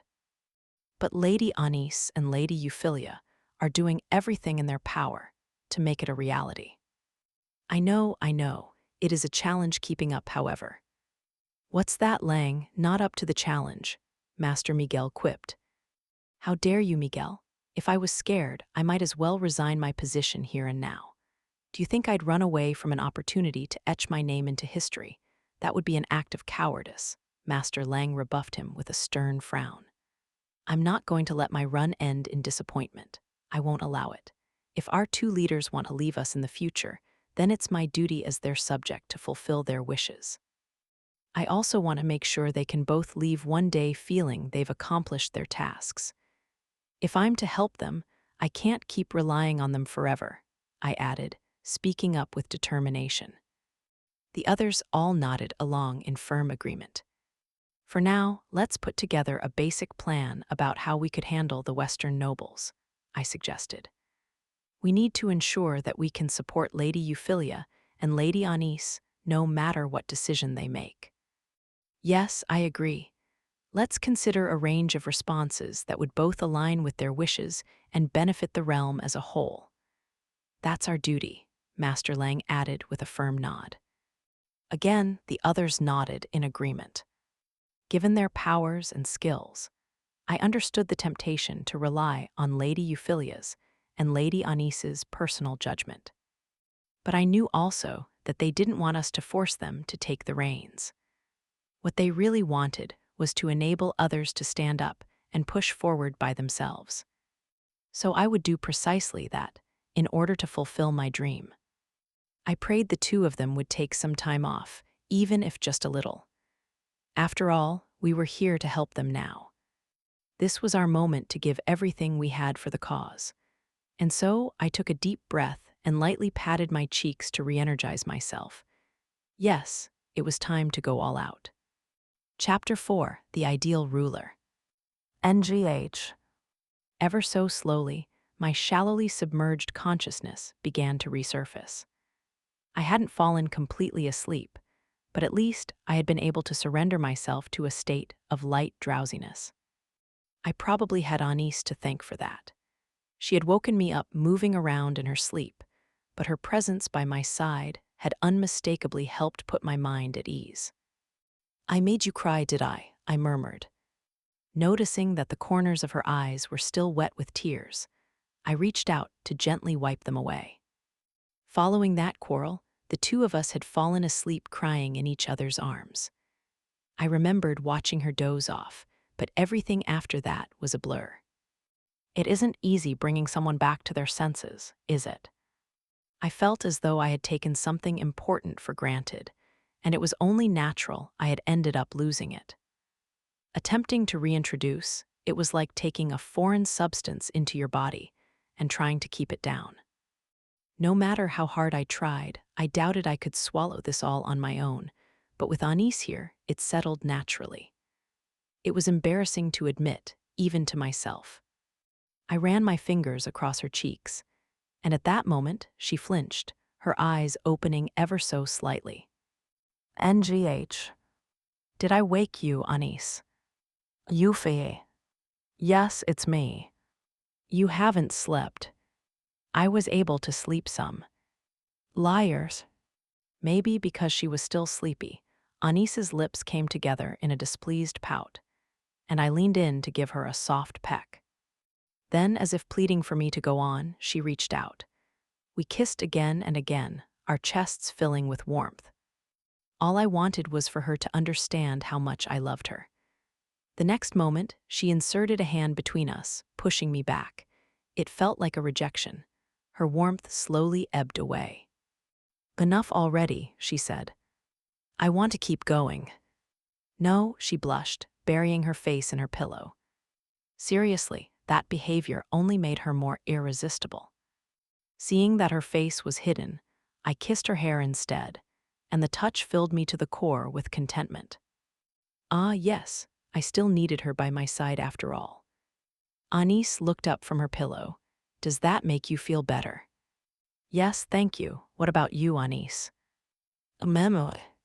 On hearing my answer, she sat up straight and reached out with both hands, like a child begging to be picked up. It was a strike straight into my heart. I had to grit my teeth to keep myself from growling out loud as I settled into her arms. She embraced me in an all-encompassing hug, the two of us so close that we could hear each other's hearts beating. Like that, we passed the time peacefully to the comforting sound of our breaths intermingling. I wished I could just let go and melt away. It was as if someone had pulled the plug on me, as if my energies were slowly draining away. Ah, yes, this was the person I had been longing for. My thirst was quenched, and I was deeply satisfied. I didn't need anything else today. "You must be tired, Yuffie." "A memo." "Are you going to sleep?" "Not quite." "Right." We leaned into each other, the two of us weak. Even our words seemed to be sapped of energy. If only we could melt together completely. At that moment, however, a sound rang out. Grrrgl. It was Anis's stomach, growling with hunger. A second later, she jumped to her feet and pried me away.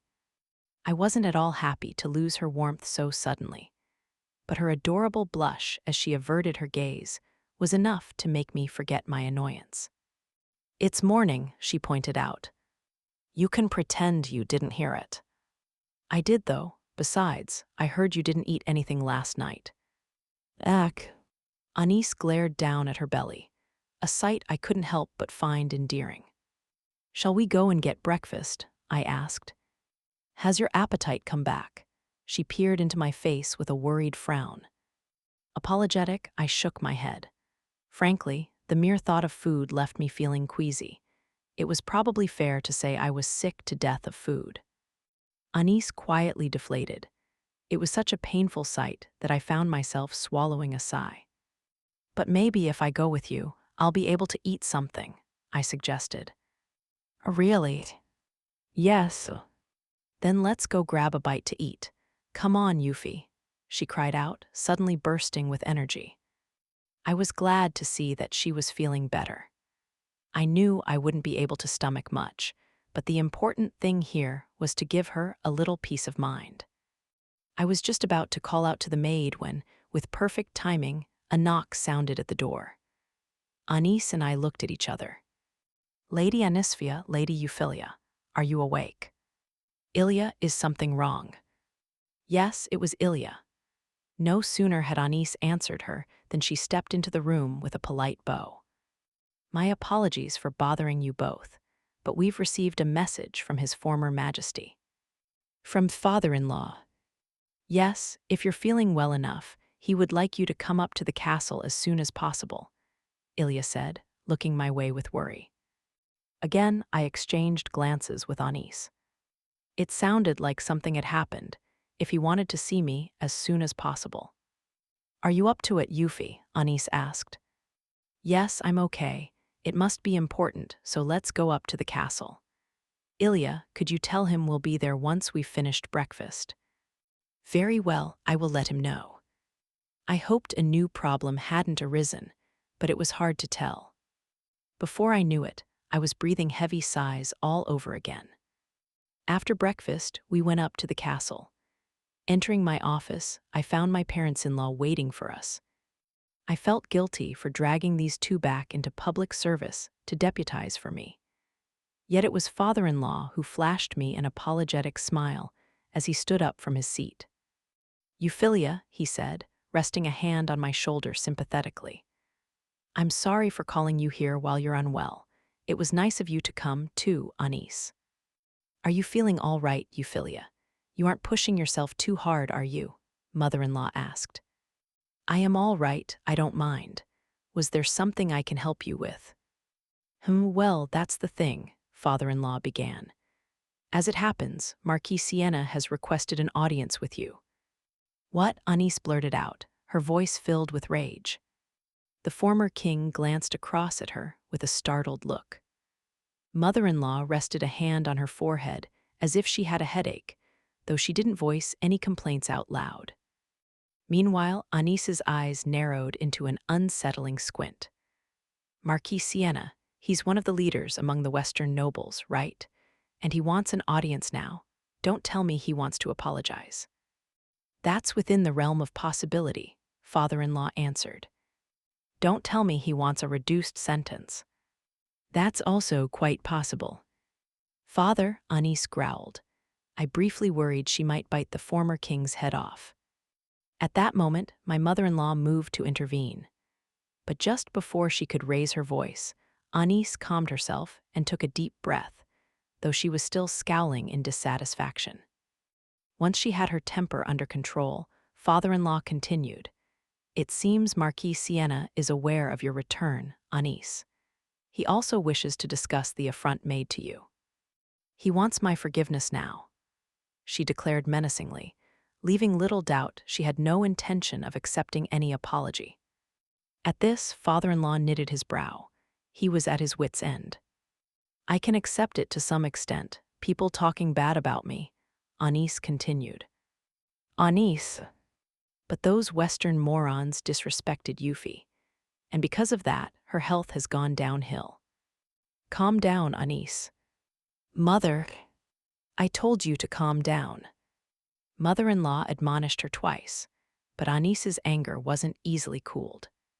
Mother and daughter glared across at each other, but Anis was the first to relent, lowering her head as guilt washed over her.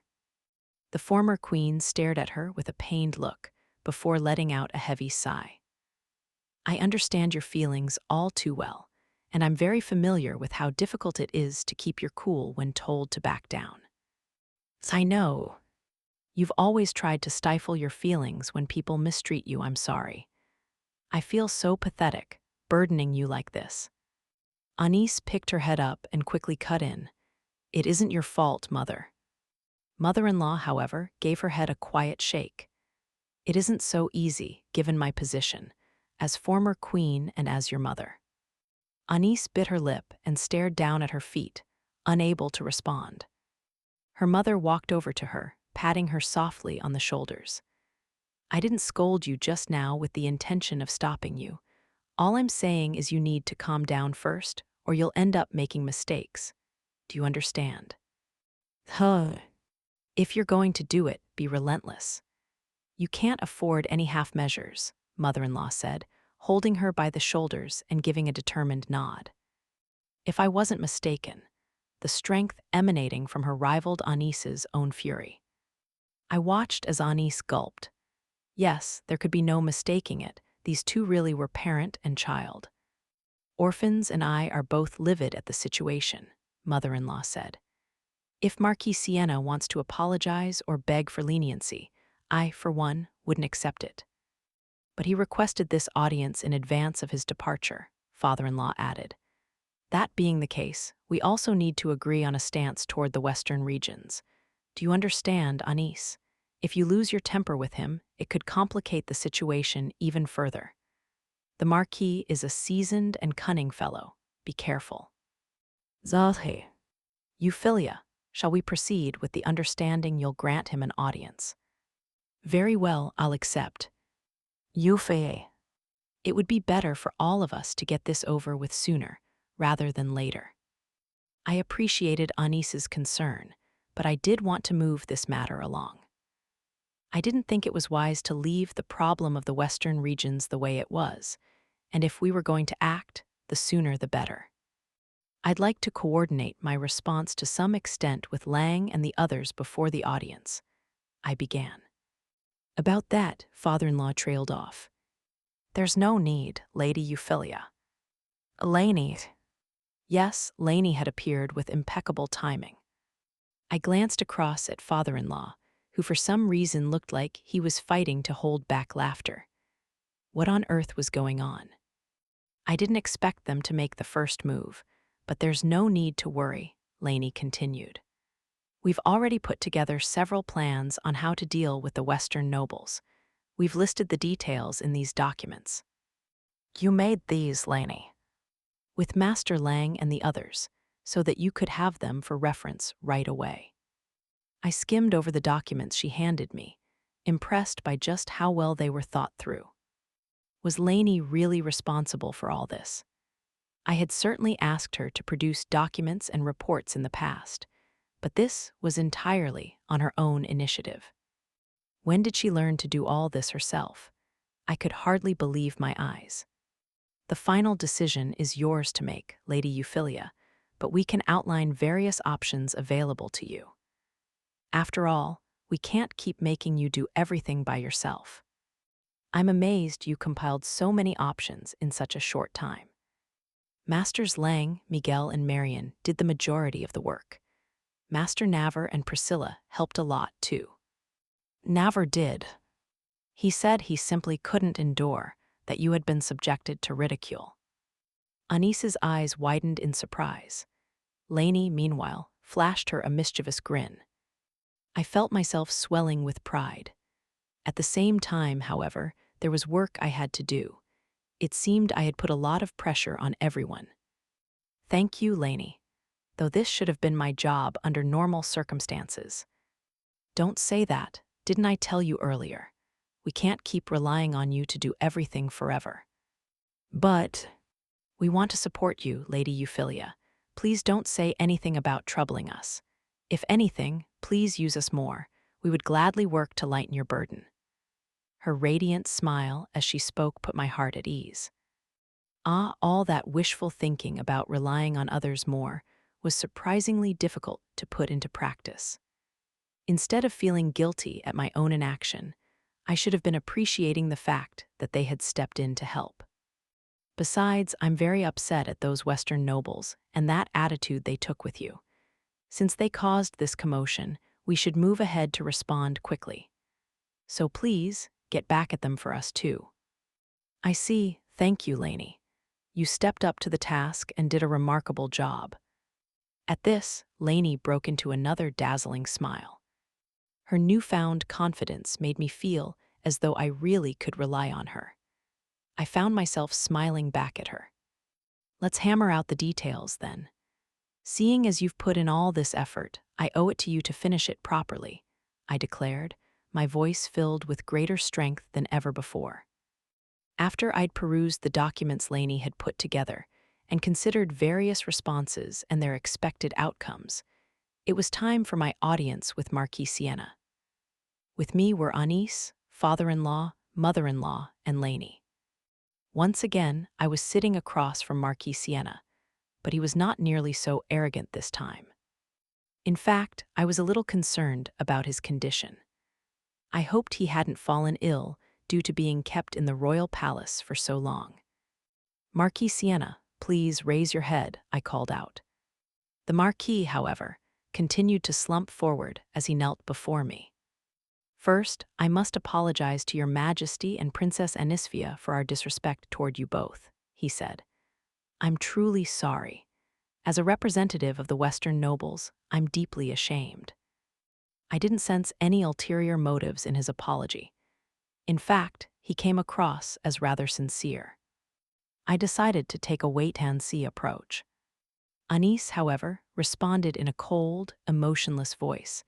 "I'll decide whether or not to accept your apology after this meeting. Raise your head, Marquis Sienna." When he neither spoke nor moved, Anis pressed harder. "Didn't you hear me? I said look up, Marquis Sienna. We can't talk if you won't even look at us." "As you wish." The Marquis relented, slowly doing as she instructed. His expression was remarkably calm. He didn't seem in the least bit flustered. No, on the contrary, he was so quiet, he came across as somewhat eerie. But I told myself, this conversation wouldn't go anywhere if I didn't take the lead. "Then may I ask why you requested this audience, Marquis Sienna?" I began. "Indeed, what manner of action are your Majesty and Princess Anisphia planning to take regarding this matter, if I might be so bold as to inquire?" "I wish to speak with you both in the hopes of alleviating my concerns. My personal view is that we could replace every last one of you Western nobles. But I don't speak for Euphy," Anis declared in a chilling, indifferent voice. Marquis Sienna didn't flinch, but I didn't fail to notice both Lainie and father-in-law looking visibly nervous. "You've gone too far," Anis continued. "Accusations of illegal trade, insults directed at the royal family, and a general disregard for our laws, not to mention your failure to respect the crown. And not only do your people air their accusations with no regard to the time or place, they demand an extraordinary response with no appreciation for the consequences. If that isn't negligence on your part, what is it? Can you offer any other explanation, Marquis Sienna?" "No, I'm afraid not." "You can't," Anis asked, evidently not having expected this response. I wasn't about to let it show, but I was equally confused. I had assumed the Marquis asked for this meeting in order to beg forgiveness on behalf of his peers. But if that wasn't it, what on earth was his objective here? "Once investigated, I'm sure the many sins and wrongdoings of my fellow nobles will be brought to light," he said at last. "I would be more than willing to cooperate and ask only that I be justly judged. I am ready to face whatever punishment you see fit." "You aren't going to plead your case or submit a defense?" Anis asked. "I have no wish to oppose the royal family at this point." "You ask to see us just to say that. Why?" "Our crimes are beyond dispute. That being the case, I ask only that they be judged fairly. Some of us may be deserving of death, but others were unaware of their sins or were coerced to take part against their will. I humbly ask that mercy be shown where it is warranted," Marquis Sienna declared with another deep bow. With her momentum thrown, Anis's anger gave way to annoyance and consternation. She wasn't the only one left confused. The rest of us, I sensed, shared that sentiment. "I'm afraid I don't understand why you're acting this way all of a sudden, Marquis Sienna," I said. "I already intend to judge anyone facing accusations impartially. However, if you're willing to accept punishment, why didn't you turn yourself in sooner? Your behavior doesn't match your words." At this, the Marquis slowly raised his head. He seemed utterly exhausted. After a short moment, he forced a weak smile. "If that is how you feel, then I take it as a sign I did my best despite my limited abilities." "What do you mean?" "Your Majesty, if I had tried to turn myself in, I would have been assassinated before I could ever reveal what I know." "Assassinated?" "The Western provinces have stubbornly rejected any interference from the crown, and have united as one against outside threats. This, however, was all an effort to cover up our own sins and our recent betrayal. Many of us have been willing to go to any lengths necessary to achieve their goals. But that would be treason, Anis pointed out accusingly. Marquis Sienna shook his head. Indeed, but it was never our goal to oppose the crown. Nonetheless, it's also true that some of our members never intended to abide by your laws, so I know this may sound like a weak excuse. It sounds ridiculous, Anis answered. You don't want your crimes unmasked, you want to avoid royal interference, and you also don't want to be branded traitors. Who's supposed to buy that story? It isn't very plausible, I admit, but we in the West had little choice. It's all the result of my own incompetence. I'm the most culpable in this matter.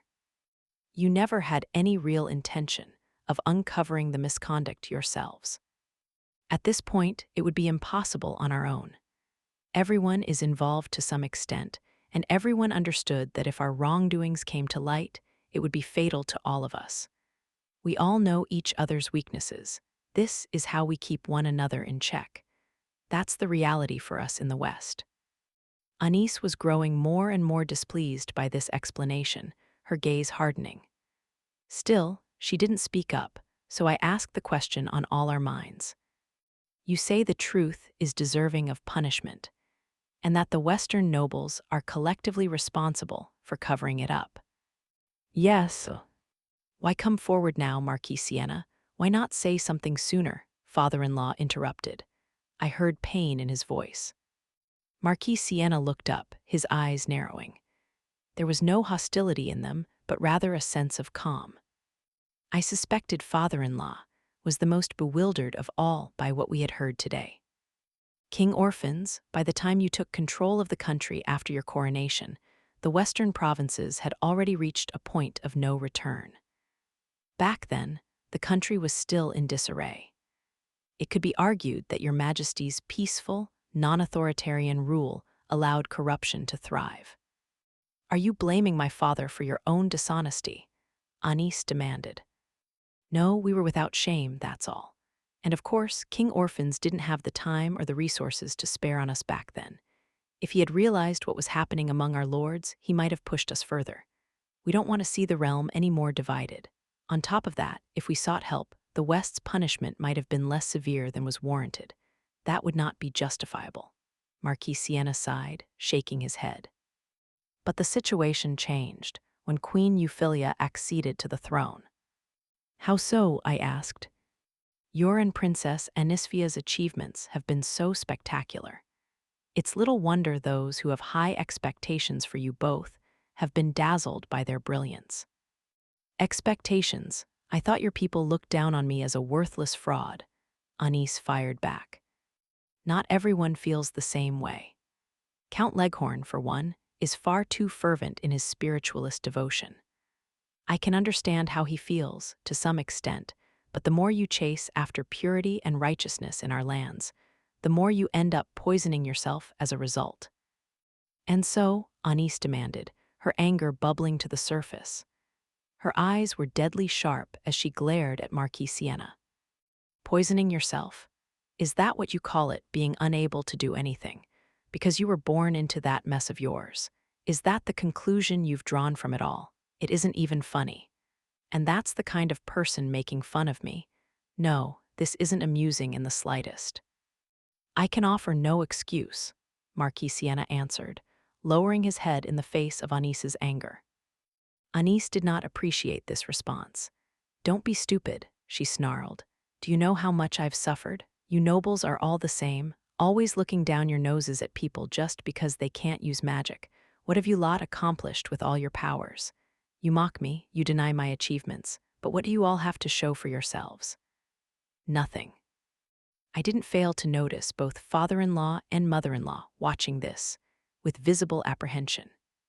After that outburst, Anis paused to catch her breath in an effort to calm her emotions. Silence filled the air, except for her heavy breathing. Why are you all such a disappointment? Why did I let Euphy take on the responsibility of managing this country? Maybe I should have wiped out every noble and magic user instead. Anis, do you know how much my parents suffered to protect this country? Or Ali, all because you're so obsessed with faith, you can't even see the people themselves. Why can't you just strip away the miracle of magic and see people for who they are? How much do you have to mock me to feel good about yourselves? Anis, that's enough, I called out, grabbing her by the shoulders. I pulled her close, patting her on the back to calm her down. Anis bit her lip, and all but fell into my arms with a shudder.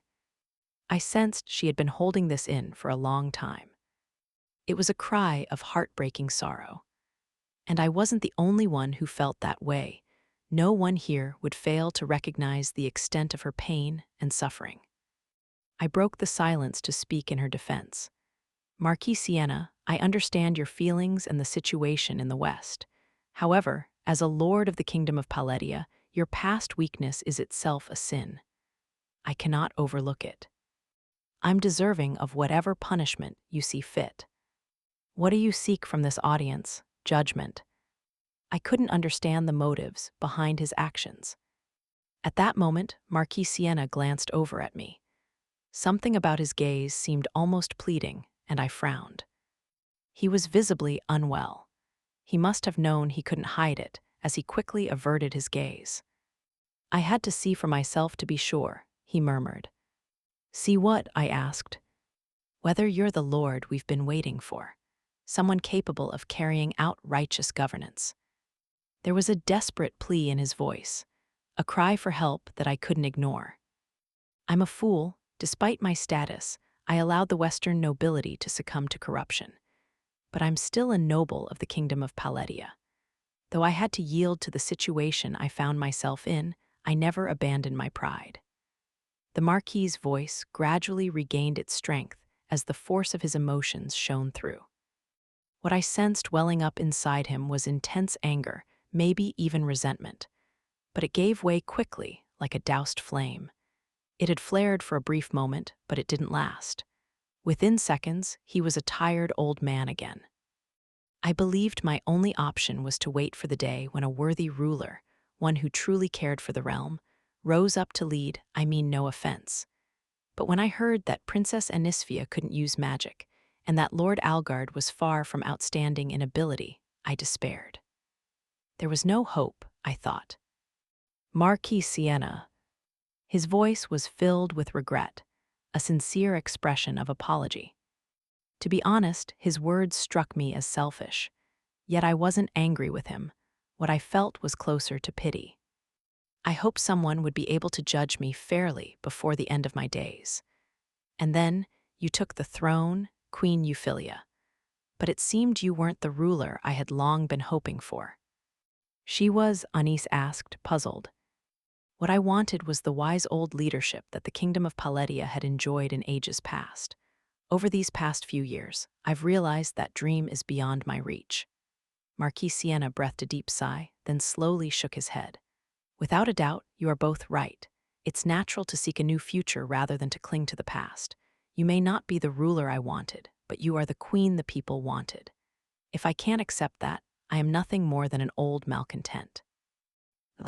I've often wondered, why didn't King Orphans have the same talents Queen Sylphine and Duke Magenta did? Why wasn't Prince Algard born with greater abilities? Why couldn't Queen Euphyllia and Princess Anisphia be one and the same? The Marquis said, lamenting circumstances he had no control over. I couldn't bring myself to feel angry at him, only sorry for him. Unable to change his own unfortunate circumstances, he had waited for someone else to appear to save him. Now, he mourned the fact those who rose to power lacked the ability to do so. If you had found a king just like you wanted, do you think he would have created an ideal kingdom? I asked. Is there a difference between that and the one you envision, Your Majesty? Yes, I answered firmly. What Marquis Sienna wanted, or so it seemed to me, was the sort of country ruled over by the Kingdom of Paletia's first king. Lumi had rejected his vision and had entered into her spirit covenant to put an end to it. Magic was a precious gift bestowed on us by the spirits. But if the country itself became dependent on that power, it would soon lead to a warped society. Could one use magic or not? Were they high or low-born? Such a system created difference, and that led to division. My beloved Anis would end up suffering in that kind of world. That realization was where my own wish came from, and why I couldn't give it up. What I hope for isn't a world where people wait to be saved, but one where we can reach out to save those who need it. Magic is a precious gift given to us by the spirits, but it can only help us so much. What you're describing is the old kingdom of Paledia. Yes, I see that now. I want to empower people, be they aristocrats or commoners, to reach for their dreams. This may render some things obsolete, and there will be times when change is inevitable. I paused there, glancing toward Anis. She continued to watch the Marquis with an expression that could have been either angry or sad. Marquis Siena's wish was selfish, as I was sure even he recognized.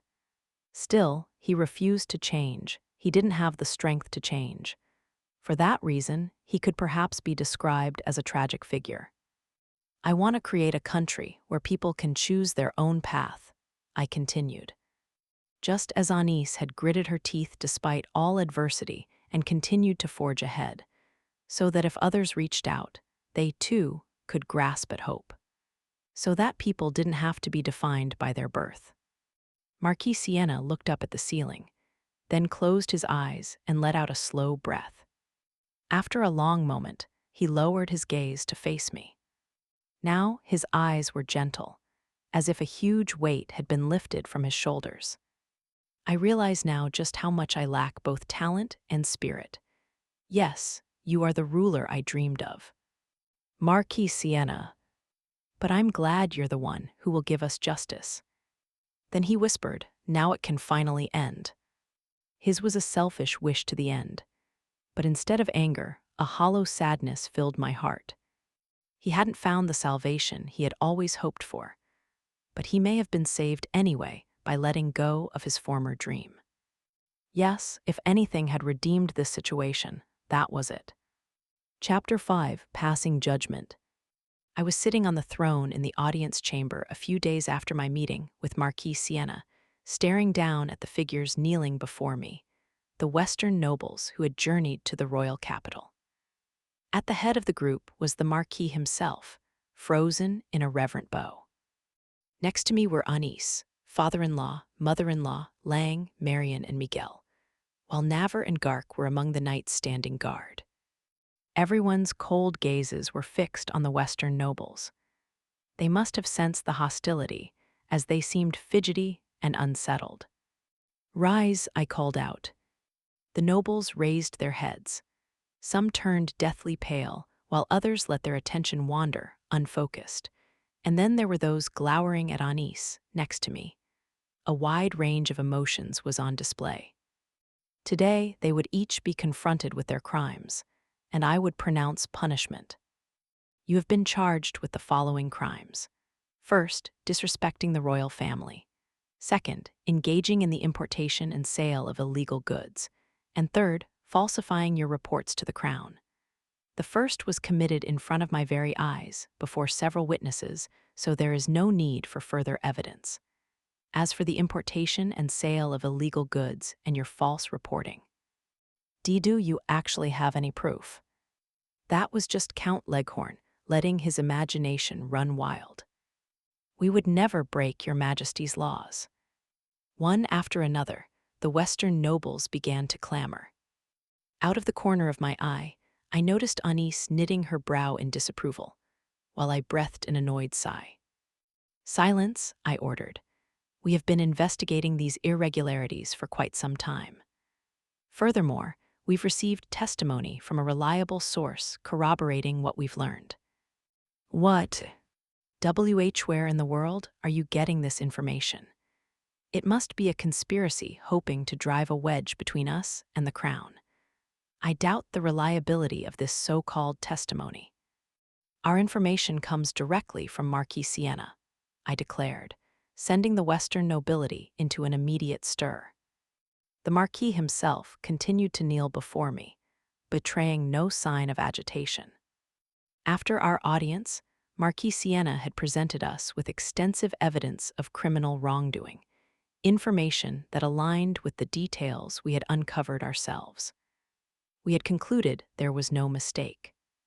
The Marquis wished for the crimes of the Western nobles, himself included, to be fairly judged. I could sense his sincerity when he said he didn't want me to overlook his region's corruption. Sadly, he didn't have the strength or the influence to correct the situation in the West himself. It was for that reason he supplied us with all this evidence in the hope we would remove the poison and restore order. I didn't particularly like it, but he hadn't come forward with this information earlier because he had been trying to gauge my character. In any event, the important thing today was to decide what to do with the Western regions in the future. I am possible. Marquis Sienna would never. It's true, the Marquis himself interrupted, and his fellow nobles turned on him like a pack of wolves. What's the meaning of this, Marquis Sienna? It couldn't be helped. The crown accused me of wrongdoing, and when asked if I had any evidence, I confessed everything I knew. Why, you traitor? Some of the Western nobles hung their heads in resignation. Others glanced about, as if searching for an opportunity, while yet others glared over at Marquis Sienna. They looked as though they might pounce on him at any moment. It was an ugly spectacle. Marquis Sienna, still quietly awaiting his fate, was taking this better than the rest of them.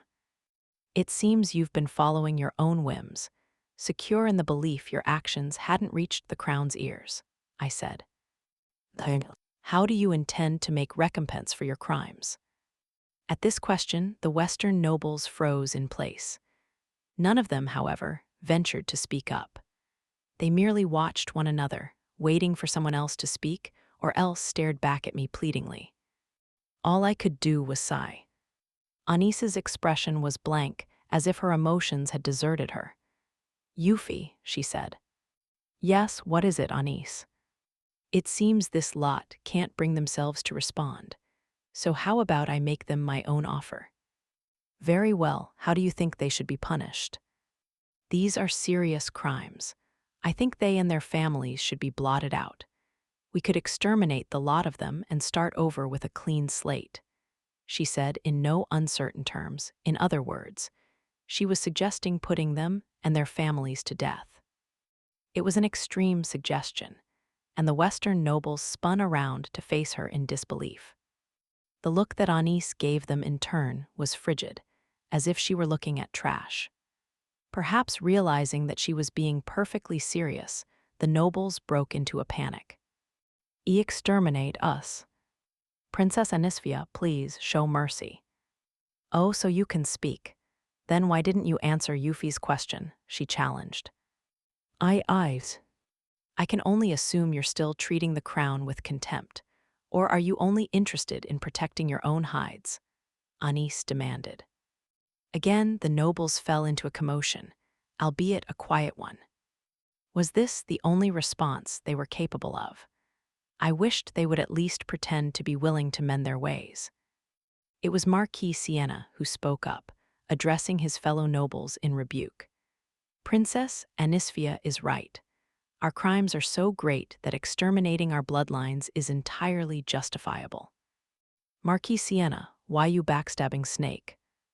No way, you're selling us out to save your own skin. You fools, I'm fully aware of my shame. I don't seek forgiveness. If Her Majesty decides my death is warranted, then I will accept my fate with grace. The Marquis admonished his fellow nobles, his commanding voice filled with unyielding vigor. The nobles trembled in fear, but a few still raised their voices in defiance. See, coward, you drag us all down with you. You've gone along with us for years. I won't deny it. There's nothing to be gained by saying it was never my intention. I've always opposed the crown's interference in our lands, deceiving the crown ostensibly to protect our own. Others took advantage of that lack of oversight to engage in illegal activities, and they always escaped justice. Right, and that's your crime, Sienna. You lot can't talk after embezzling so much from the kingdom's defense budget. Anis interjected with deadly pressure. The nobles were so terrified by this sudden attack that the Marquis himself broke out into a cold sweat, even though he was not directly involved in the misappropriation of funds. No doubt they had never seen Anis in a rage before, and had no idea how to respond. Marquis Sienna is far from innocent, but you're the ones who pushed him into a corner and practically forced him to join your crimes. No, Anis demanded. It isn't like that. This is all just a misunderstanding. As Lainie pulled out a stack of papers, Anis went on. You've diverted funds meant to maintain various knightly orders, involved yourselves in illegal trade, and compelled others to join in as your accomplices. You're a cunning, ruthless lot. So long as no one exposed you, you could control the western regions like they were your own little kingdoms. If you need proof of these accusations, it's all outlined in these documents. That was enough to silence the nobles, leaving them hanging their heads.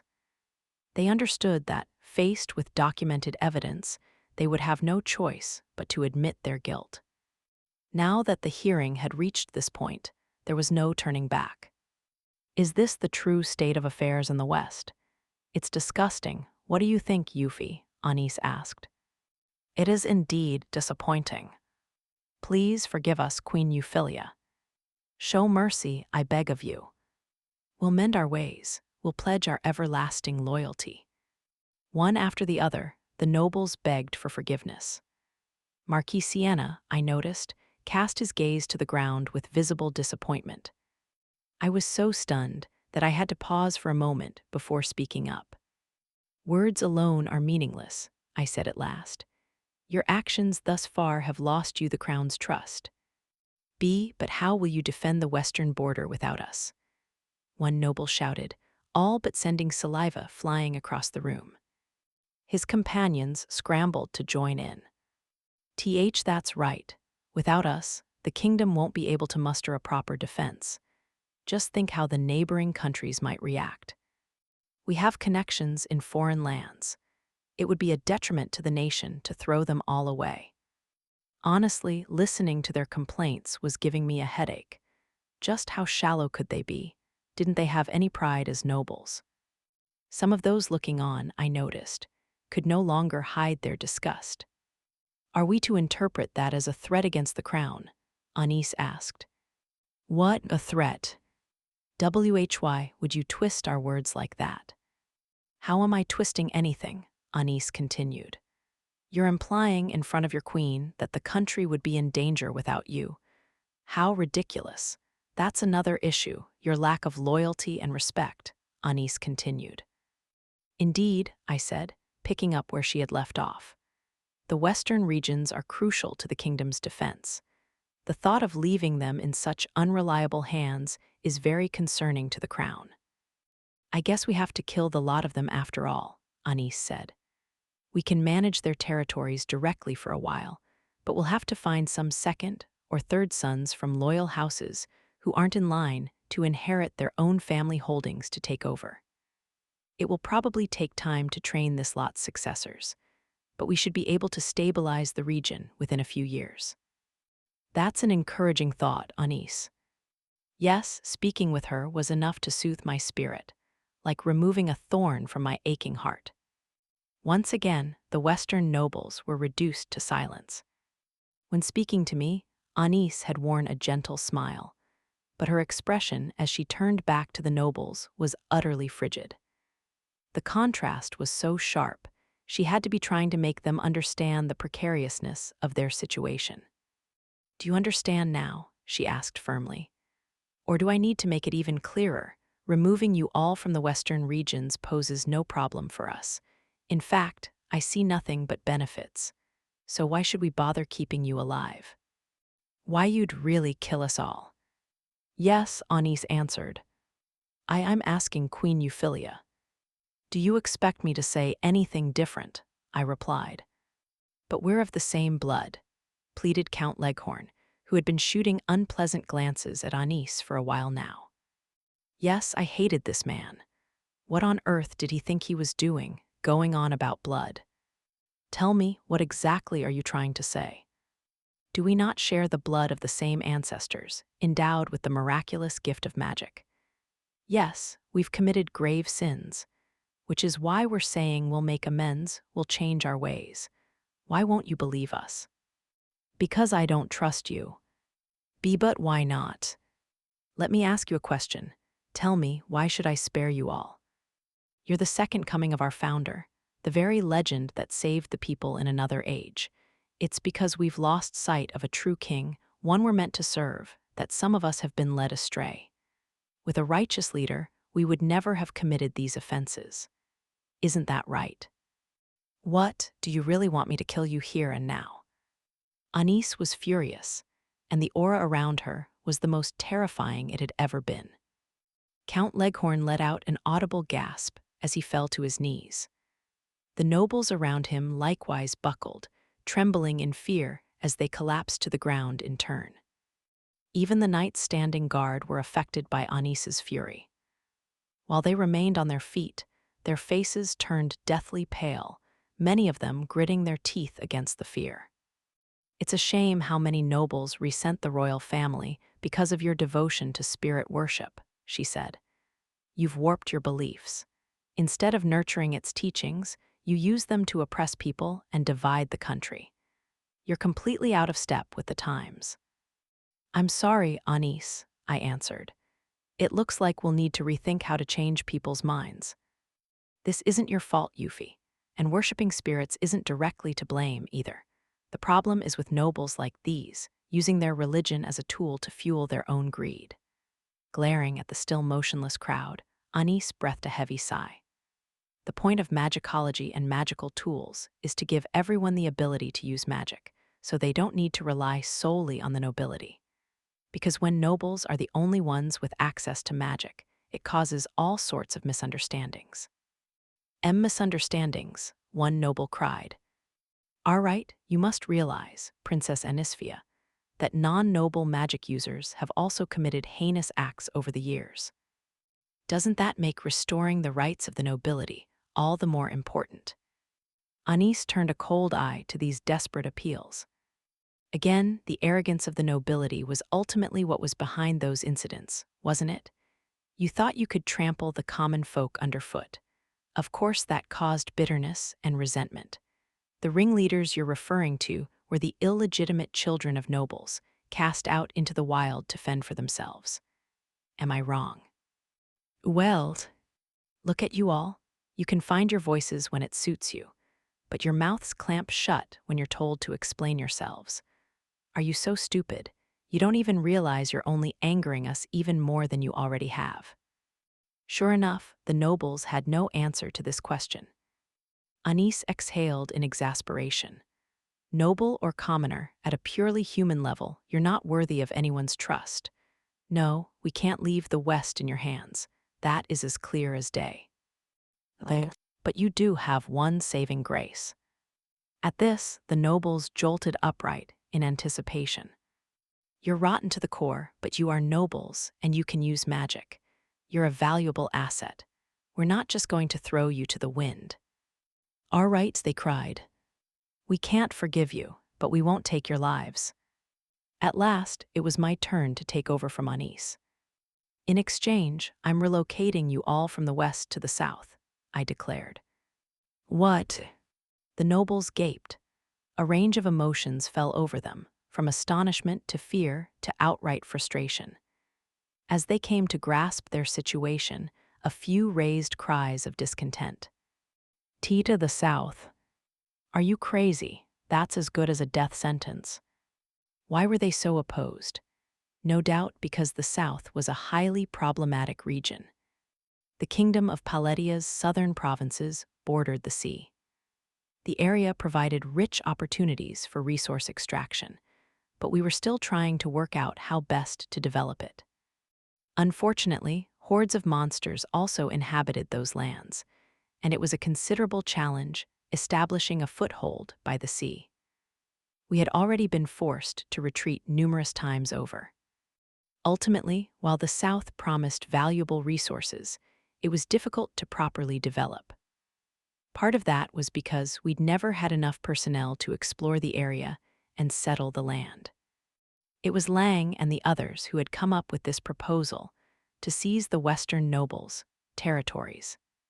By doing so, the nobles could keep their lives while serving the nation.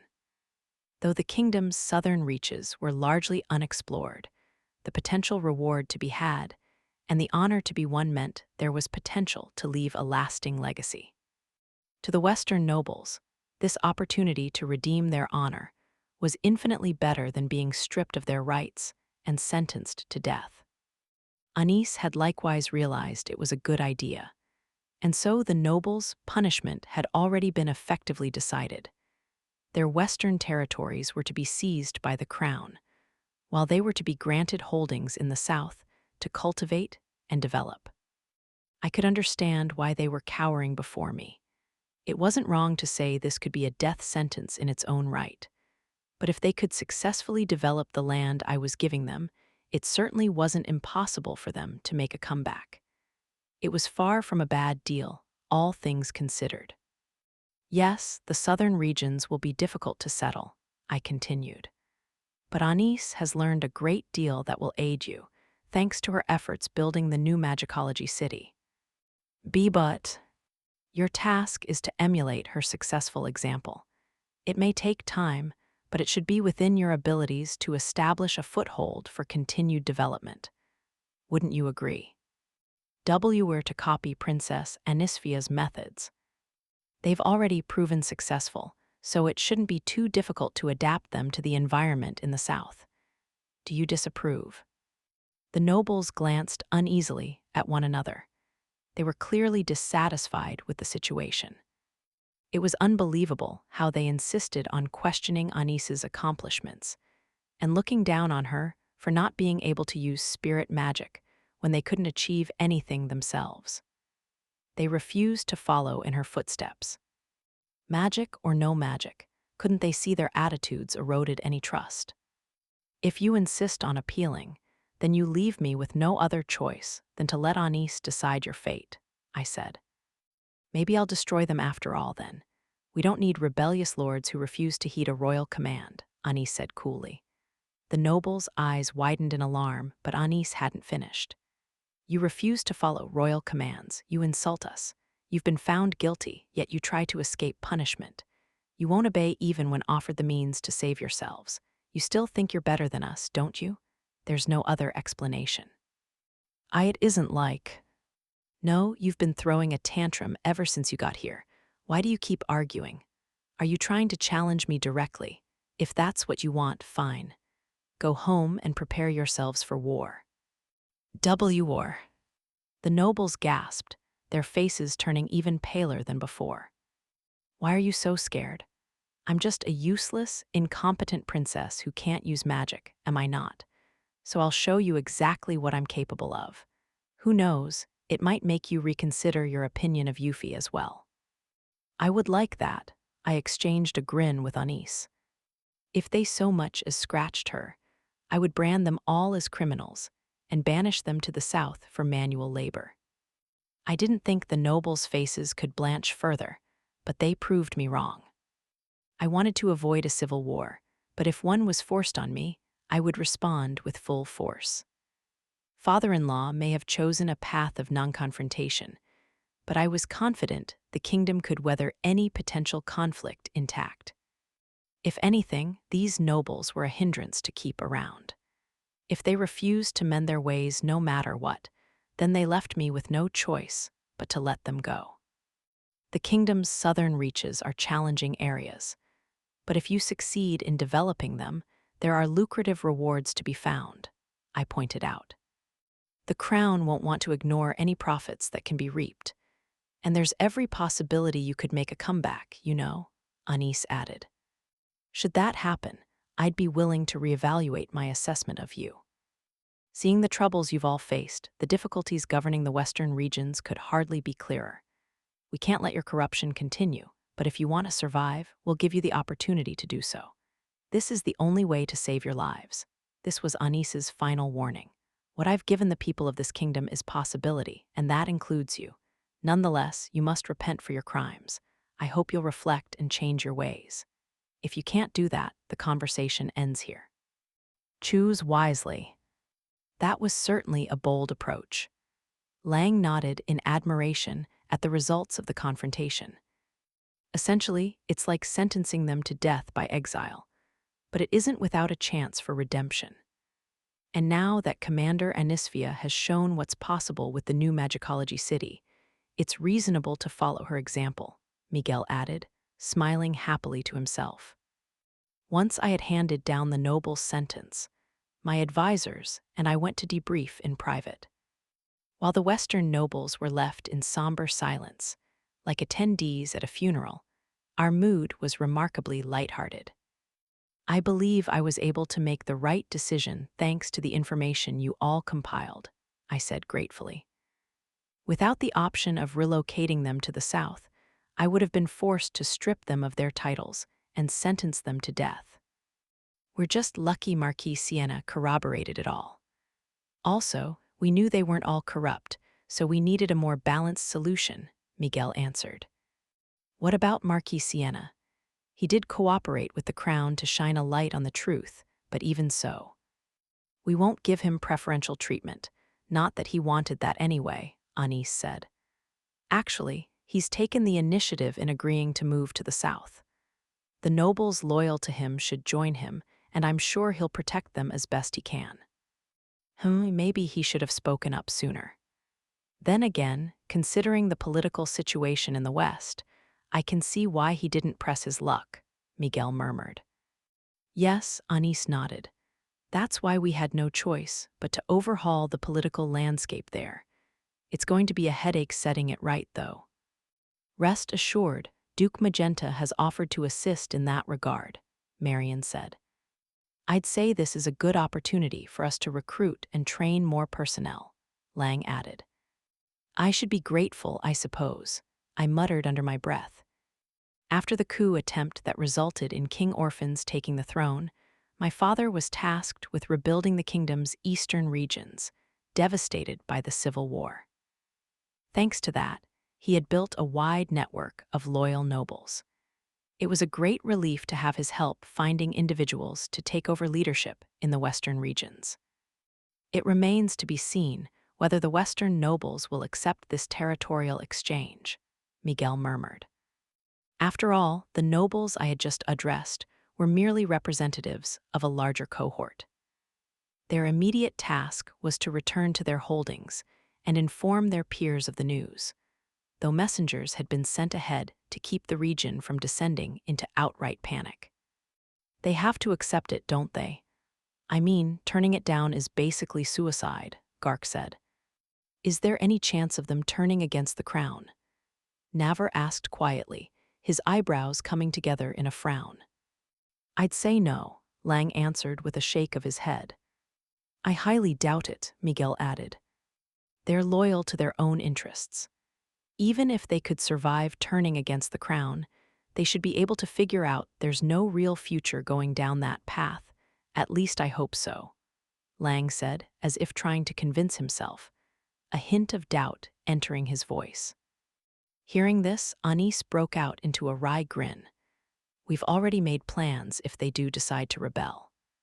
Lady Anis, what do you mean? Lang asked. What kind of plans exactly? Miguel added. Could you explain, Yuffie? Anis prompted. I don't mind. First of all, the Western nobles developed a sense of solidarity by knowing everyone else's weaknesses. When the crown discovered the extent of their crimes, however, that solidarity evaporated. If they did manage to unite as one, it would be by rebelling against the crown over the land exchange. To be honest, now that the central and eastern nobles have joined forces, there's no way the West can win. Anis nodded, taking over where I left off. Up until now, we've overlooked their crimes because we needed them, but now that we have the means to fill the void left by their absence, there's no need to keep them around. Their options are either to give up and acquiesce or somehow try to escape. I don't see them working together again. When not united by a common interest, the Western nobles really are quite vulnerable. I see, Gark said. Hey Gark, you're nodding because you follow, right? Navar commented. Hey, don't look away. I couldn't help but chuckle at the pair's usual banter. Anis must have felt the same way, as she was wearing a wry smile. In fact, I was sure my expression was no different. There's another idea I want to discuss.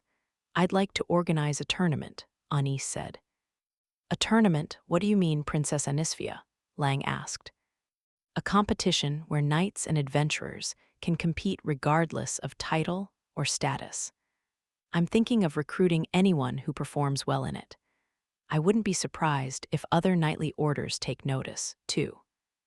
Right, some of the Western nobles would probably rather risk joining knightly orders based in the South than be sent down there as criminals, Gark said, clapping his hands in excitement. Anis flashed him an embarrassed smile. We have to station new people in the Western region anyway, so I thought having skilled people compete might be a good way to recruit replacements. Ah, so you want to invite fighters from all over the kingdom of Paletia. Of course, this isn't just about the Western region. There are talented people hiding all over the central and eastern provinces, too, especially among the knights and adventurers. I can see how that would garner interest. If they do well, they might even be able to serve you or Queen Euphyllia directly, Commander Anisphia, Navar said in agreement. It was a positive response all around, yet my smile was weak. After all, this wasn't our idea. It was Marquis Sienna who suggested it, Anis said. I have mixed feelings about the man, but I have to admit, he was very proactive about trying to atone for his crimes. He's in a complicated position, too, I suppose. The more I learn about the Western regions, the more difficult they look to govern. Simply punishing the nobles won't be enough. No, there are relations with neighboring countries to think about, relationships with merchants, and all kinds of things. The conclusion we reached was that we need to crack down on the merchants on a large scale, she said with a troubled look. Power originally lay with the nobles, but it's shifted to the merchants in a lot of ways. The nobles can't ignore the merchants' wishes, but if the merchants push too hard, they risk provoking a backlash. It's a mess. Simply eliminating the Western nobles won't stop the merchants from trying to take over. There's a risk that they could flee the country, or that they might try buying the loyalty of any new nobles installed in the area. In fact, the merchants are probably going to be even more of a headache than the nobles. I was hoping to entice the merchants with the promise of increased profits, but I don't think we're going to be able to do that anytime soon. Still, we can't afford to neglect them, either, seeing that neighboring countries might start getting ideas if the chaos continues too long. I see, that sounds like a real challenge. It's going to be tough, no doubt about it. I think the younger generation of nobles from the West is going to have a very difficult time. But that doesn't mean I can just forgive them, especially not that Count Leghorn. As soon as the Count's name was mentioned, the atmosphere soured. Everyone had their own thoughts on his conduct. After all, he was born of the nobility just as they were. I've heard rumors. Was it as bad as they say? He's too obsessed with his faith, no better than the Ministry of the Arcane back in the old days. That's a painful way to put it. You've softened up, Lang, and you weren't even that bad in the first place. Anyway, this kind of issue has to be fixed over time. You can't rush it when you want to reshape people's mindsets. Forcing people into harsh environments certainly isn't an easy way to go about it. I have no sympathy for them. They dug this hole themselves. They had plenty of opportunities to turn around. That was true. When I thought about what lay ahead for them, all I could do was breathe a sigh. Once more, I felt sorry for father-in-law. I was frankly amazed he had done so well rebuilding the country while dealing with the nobility at the same time. But where would we hold this tournament? Navar asked. Our place, Anis answered. Our place. In the Magicology City. We want to turn it into a trade hub anyway, and it will be a good opportunity to showcase our progress building the city with magic. and we've got more than enough space to set up a venue. Navar seemed skeptical at first, but he slowly nodded in understanding. I suppose that's true. We'll have to build accommodations and the like. We would have needed to do that someday, so we'd just be moving the schedule forward a little. Afterward, the tournament venue can be used to test new magical tools. It makes sense to hold it there. But can we get everything ready in time? That shouldn't be a problem. I'm planning to take a leave of absence and to stay in the Magicology City for a while, Yuffie said. Lady Euphyllia, Navar's eyes widened. Yuffie needs a change of scenery, and it'd be easier to manage the work to get ready for the tournament on site, Anis explained. Plus, with her magic, construction should proceed even faster.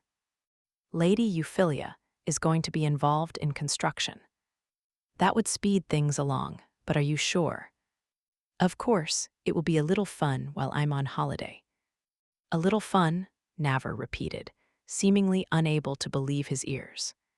He glanced over at Lang as if looking for support, but was met only with a thin smile and a shake of the head.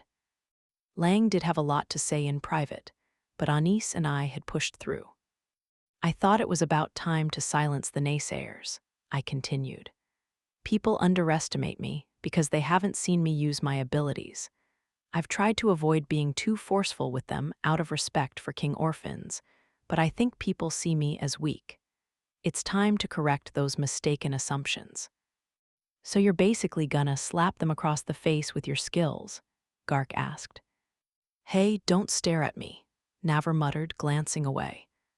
In any event, I was looking forward to staying in the Magicology City. I planned to bring Lainie and Ilya with me as well, so hopefully we could all take a breather.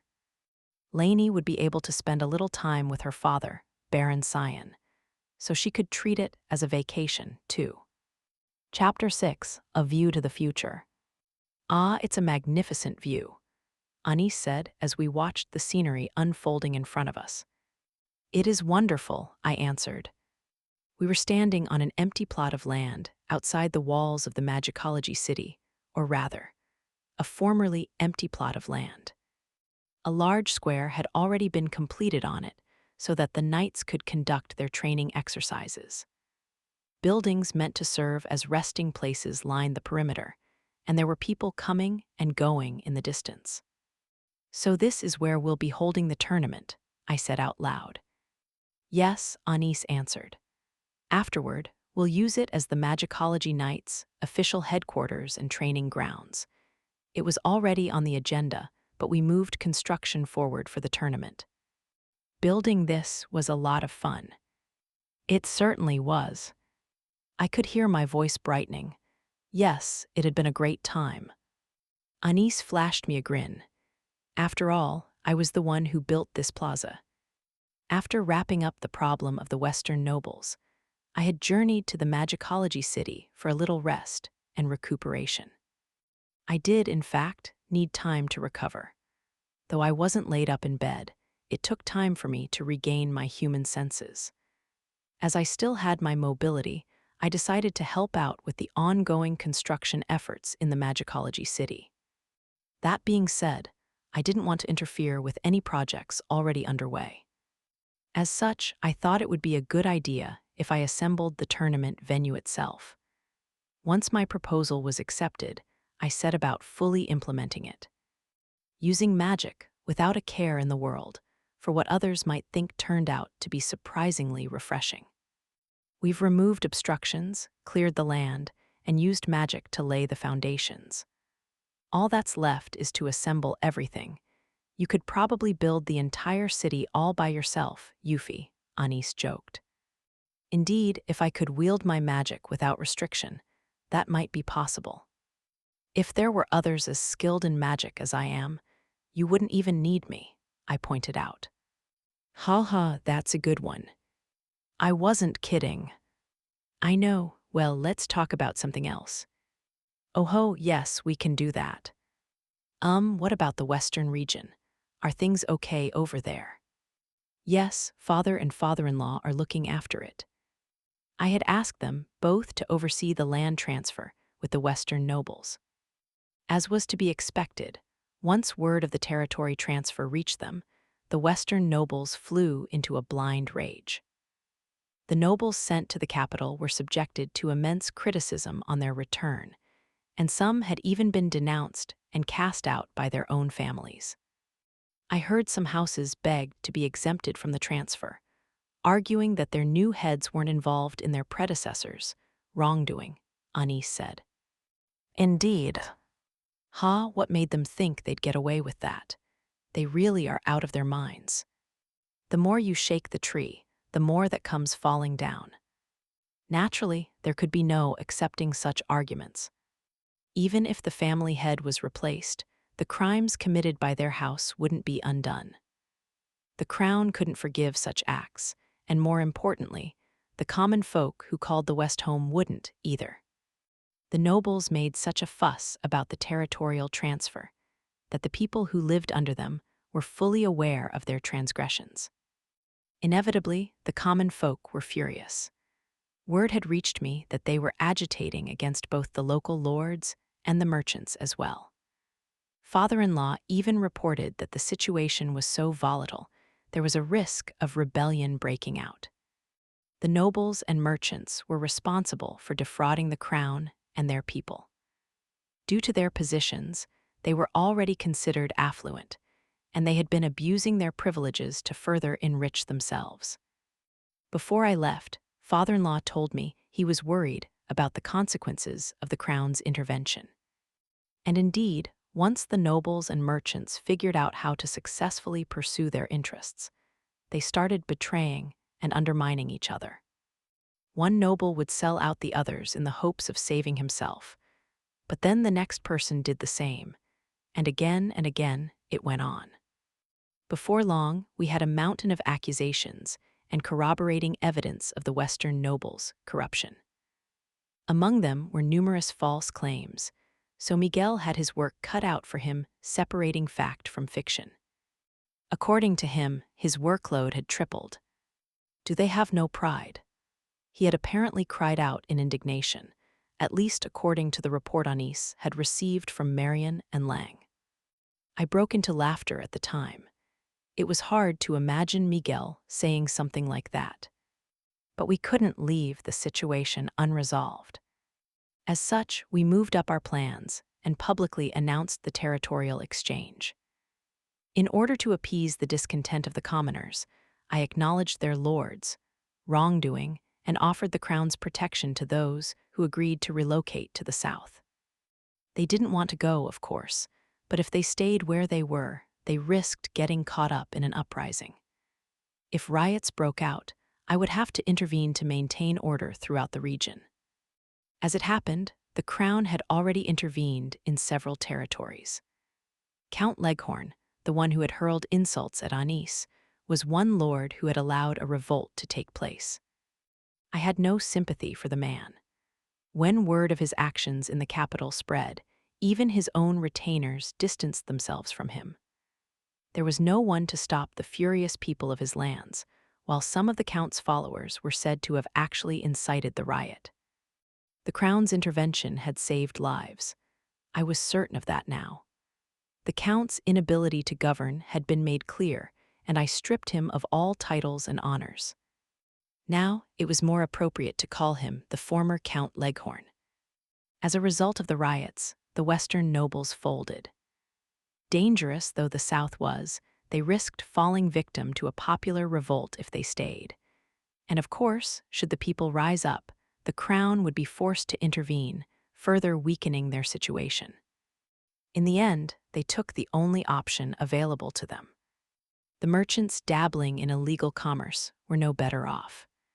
Their trafficking in illicit goods had been made possible only by the support of the nobles. Now that their backers had lost everything, the merchants were without protection. And unlike the nobles, the merchants didn't have the option of transferring their territories and holdings to the south. For those involved in particularly grievous crimes, such as dealing in slaves and contraband, the death penalty was sometimes warranted. With their lives in danger, it was only natural that some of the merchants would try to escape. Thanks to the cooperation of Marquis Siena and his fellow loyalists, however, they were quickly apprehended and brought to justice. There was some concern among my advisors that trade in the West might be driven to a standstill given the sheer number of merchants detained. But apparently fresh blood had moved in swiftly to fill the void. We would have to keep a close eye on them to ensure that they upheld the kingdom's laws. But that was only one of many challenges in establishing a new social order in the West. Which brought us to our current situation. The best option for the disgraced nobles now was to make a name for themselves in the tournament before being dispatched to the south. I sensed we still had many busy days ahead of us, but at least a solution was now in sight. Yes, it felt like the clouds were clearing, like a huge weight had been lifted from my chest. Once the tournament is behind us, everything should settle down, I said, hoping for the best. Right, and you'll be going back to the capital, Anis said. Yes. I was having the time of my life in the Magicology city. Here, I could live in Anis's mansion not as the queen, but as a normal person called Euphyllia. If there were any political affairs in the capital that absolutely required my attention, I could always hurry back by airbike. But for the most part, I was able to truly relax and enjoy myself. Thanks to Anis's best efforts to take care of me, I had already regained much of my sense of humanity. Of course, I knew I couldn't stay here forever. I did have to fulfill my duties as queen. What is the point of a monarch? I wondered out loud. Monarchs were indispensable as symbols of a united nation. They were the cornerstone of its sense of identity, a necessary element for a peaceful, cohesive society. I understood that well. Despite that, the recent incident had given me cause to question what kind of leader the kingdom really needed. The first king had become a spirit covenanter to ease his people's plight, but he ultimately became a destructive mirror of his people's wishes. In the end, human hands brought about his destruction. And so, with the help of magic, the aristocracy had defended the realm up to the present day. We endeavored to preserve magic, to keep it from being used for ill and leading the nation astray. Yet still there came those individuals who hoped to use me to their own ends, to steer the country in an unfavorable direction. Not everyone would understand or appreciate my dream. I knew that. It was only natural that some people would wish to see the kingdom take a different course. When I reflected on that incongruity, a deep sense of unease filled my heart. The point of monarchs, Anis repeated. That's a tough one. I guess they're the ones who stand at the top of the country, a symbol of sorts. Her answer was much the same as my own. I, too, believed a monarch was meant to lead, to serve as inspiration to their people. But I guess the kind of monarch you need depends on the country itself. That's especially the case here, what with the kingdom of Paledia being built on magic, Anis continued. Yes, that's definitely true. So I don't think you can find the right type of leader for us without considering magic. Meaning, we have to take magic into consideration. Magic has always protected the kingdom of Paledia. That's why the people who could use it were so revered and ended up with an elevated status. Basically, it took root as an essential part of the nation. It's a source of pride and admiration. After a while, people started seeing nobles as superior beings. But that pride has corrupted the aristocracy. Yeah, maybe nobles are esteemed and all, but I don't think real strength comes so easily. They're only human after all. That they are. Maybe you need to be particularly strong at heart to resist the temptations that come from being a noble maybe. That's why I ended up running away from my responsibilities. Sure, there are differences between royals and nobles, but on that point, they're pretty similar. At least it seems that way to me. Does that mean you have to be unusually strong to serve as a noble? I wondered. There may have been a shred of truth to that idea. An image of Marquis Siena rose in the back of my mind. The last time I saw him, he looked like a tired old man. He had been unable to stop the corruption among his peers, but maybe we had him to thank for the fact that it hadn't gotten any worse. When you put it that way, it was difficult to assess his contributions.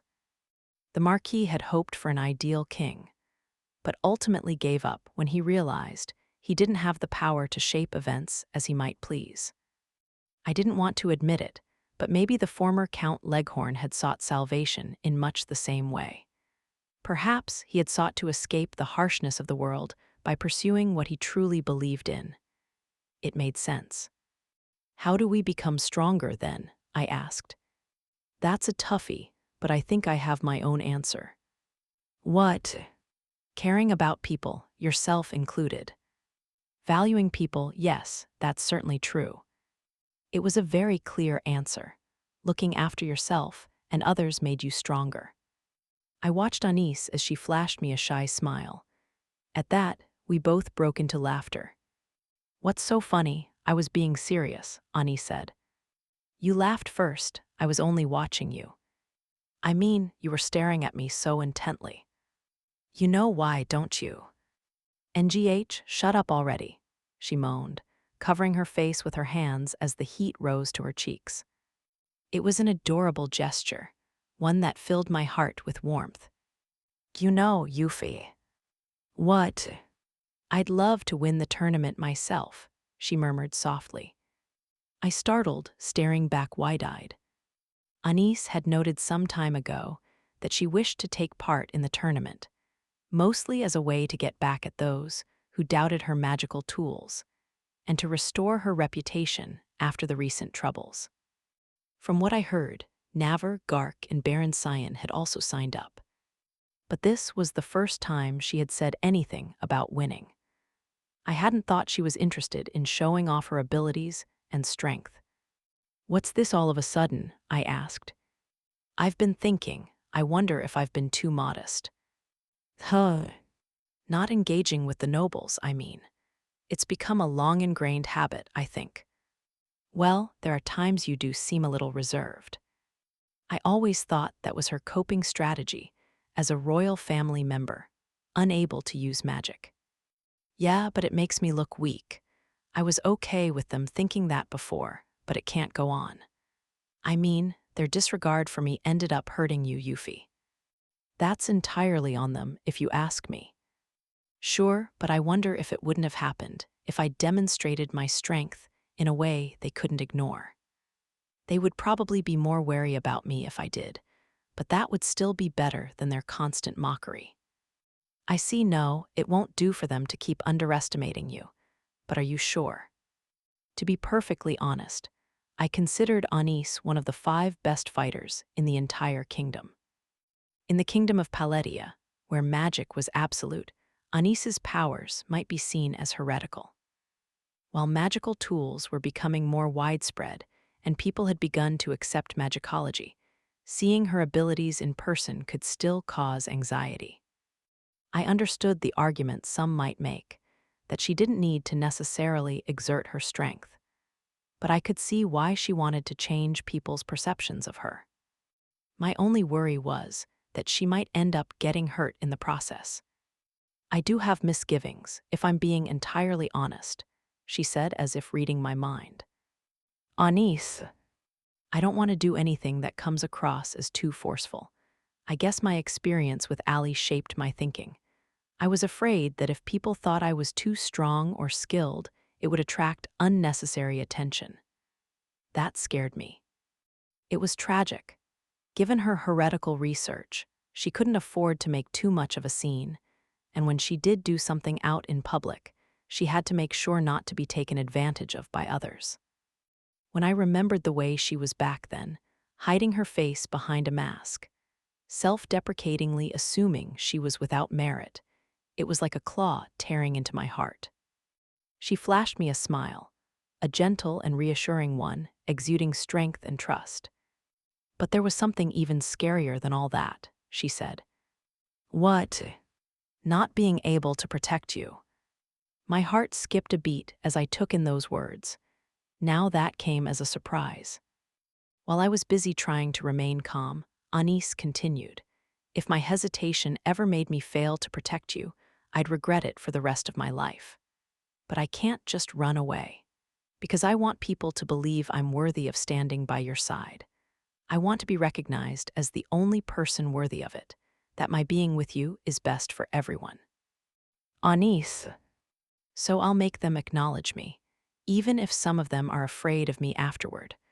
Once they've accepted me, I'll be able to give everyone hope. Her smile as she said all this was so brilliant that I almost couldn't bear to look at her. Something had changed in her, but I couldn't quite pinpoint what. One thing was clear, however, this change was unmistakably for the better. Her smile filled me with reassurance, with so much joy that I felt like breaking out into a dance. So first of all, I want to win the tournament. I want to be the strongest knight commander in the kingdom's history. How does that sound? Anis. Yeah. I'll start working on a congratulatory speech. Yeah. Try not to get hurt. I won't. Don't go overboard and make sure you don't slip up. Yeah. I'm here for you. I know. And I'll be waiting, so come back quickly. I had learned something about myself recently. I didn't have much patience, though maybe Anis had already noticed that. The day of the tournament had finally arrived. Organizers had set up makeshift spectator stands around the square I had built, and the participants were starting to gather in the center. I had nothing but gratitude to the carpenters for hastily building inns and accommodations for all the visitors. There was no way we would have been able to host so many people without their kind assistance. Perhaps I should consider giving them some kind of award or commendation once the competition is over. I was seated in a special area set aside for the royal family. Father-in-law, mother-in-law, my father, and Commander Sprout from the Royal Guard were all present as well. "Ah, it's an auspicious day," Commander Sprout exclaimed. "Haha, you're letting your hair down, I see, Matthew," the former king responded.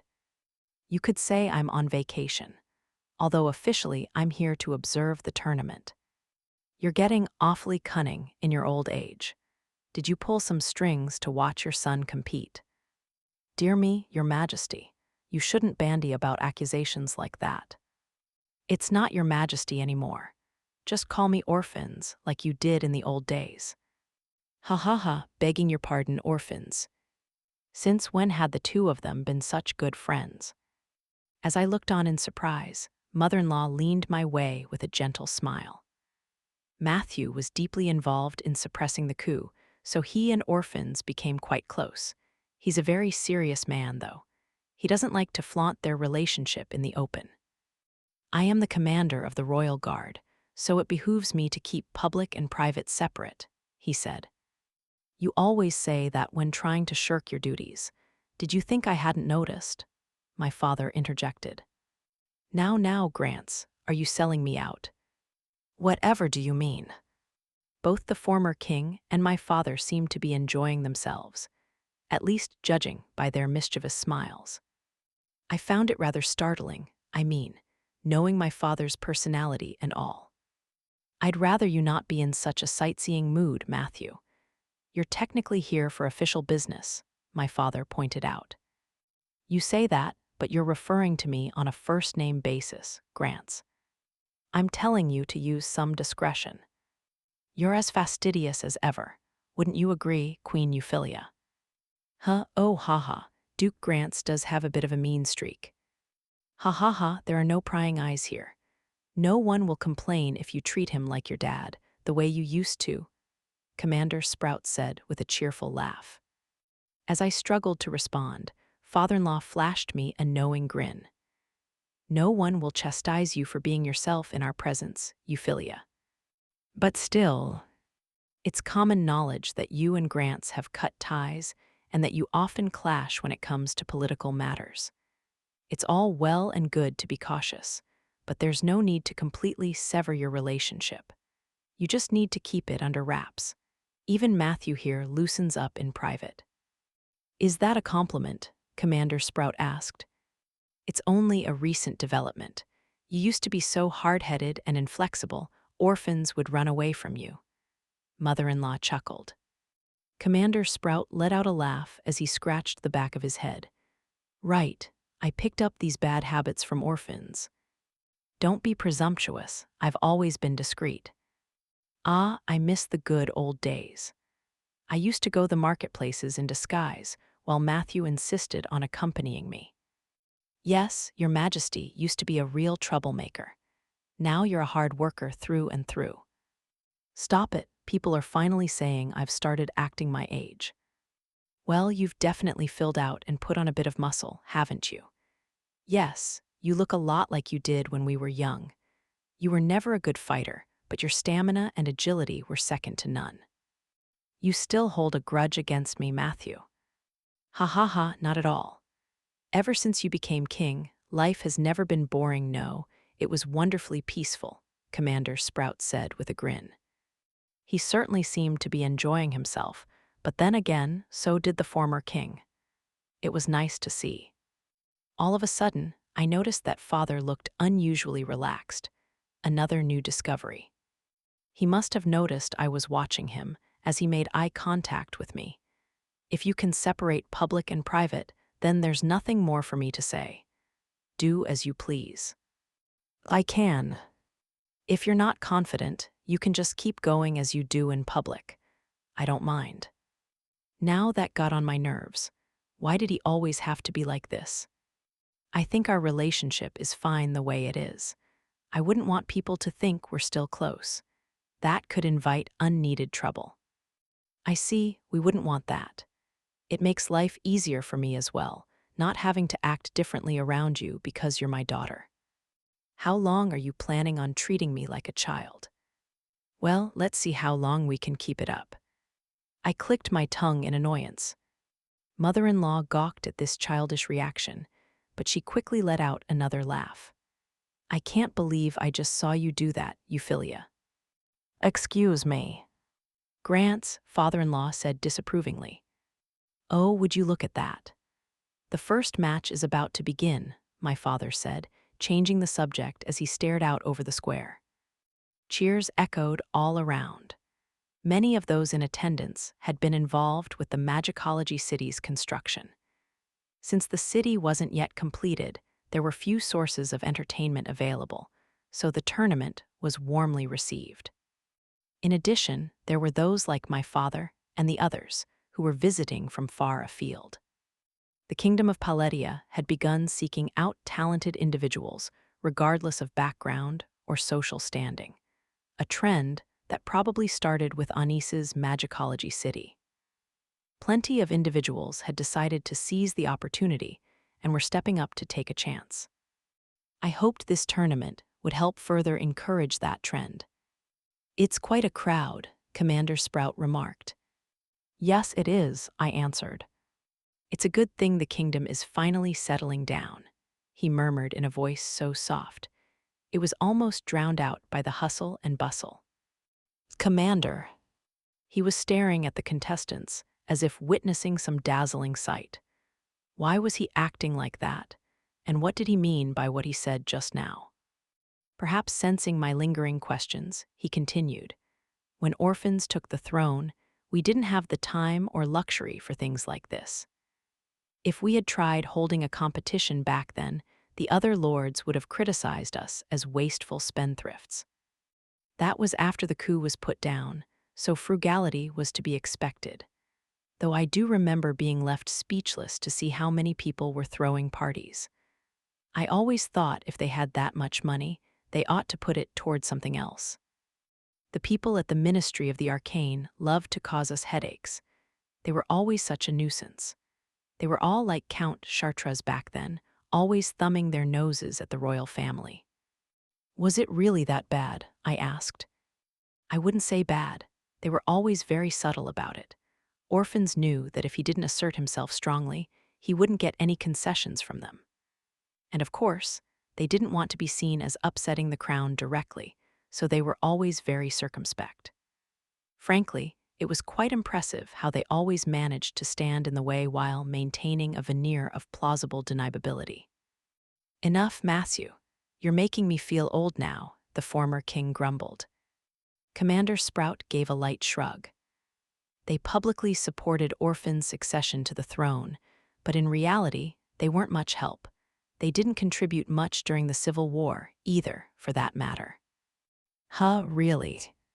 Yeah, well, they were originally researchers of magic, not battlefield warriors. They fired off magic to keep enemies away during defensive battles, but that's about it. They did have impressive skills, though, I'll give them that. Even that was something. At least we didn't have to worry about watching our backs. Grants and Sylphine carried us through entirely on their shoulders. Ah, it brings back memories.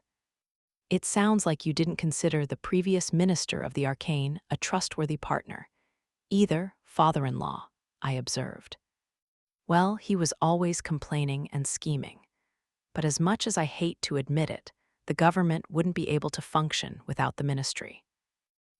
They were never as insulting as the Western nobles were to you.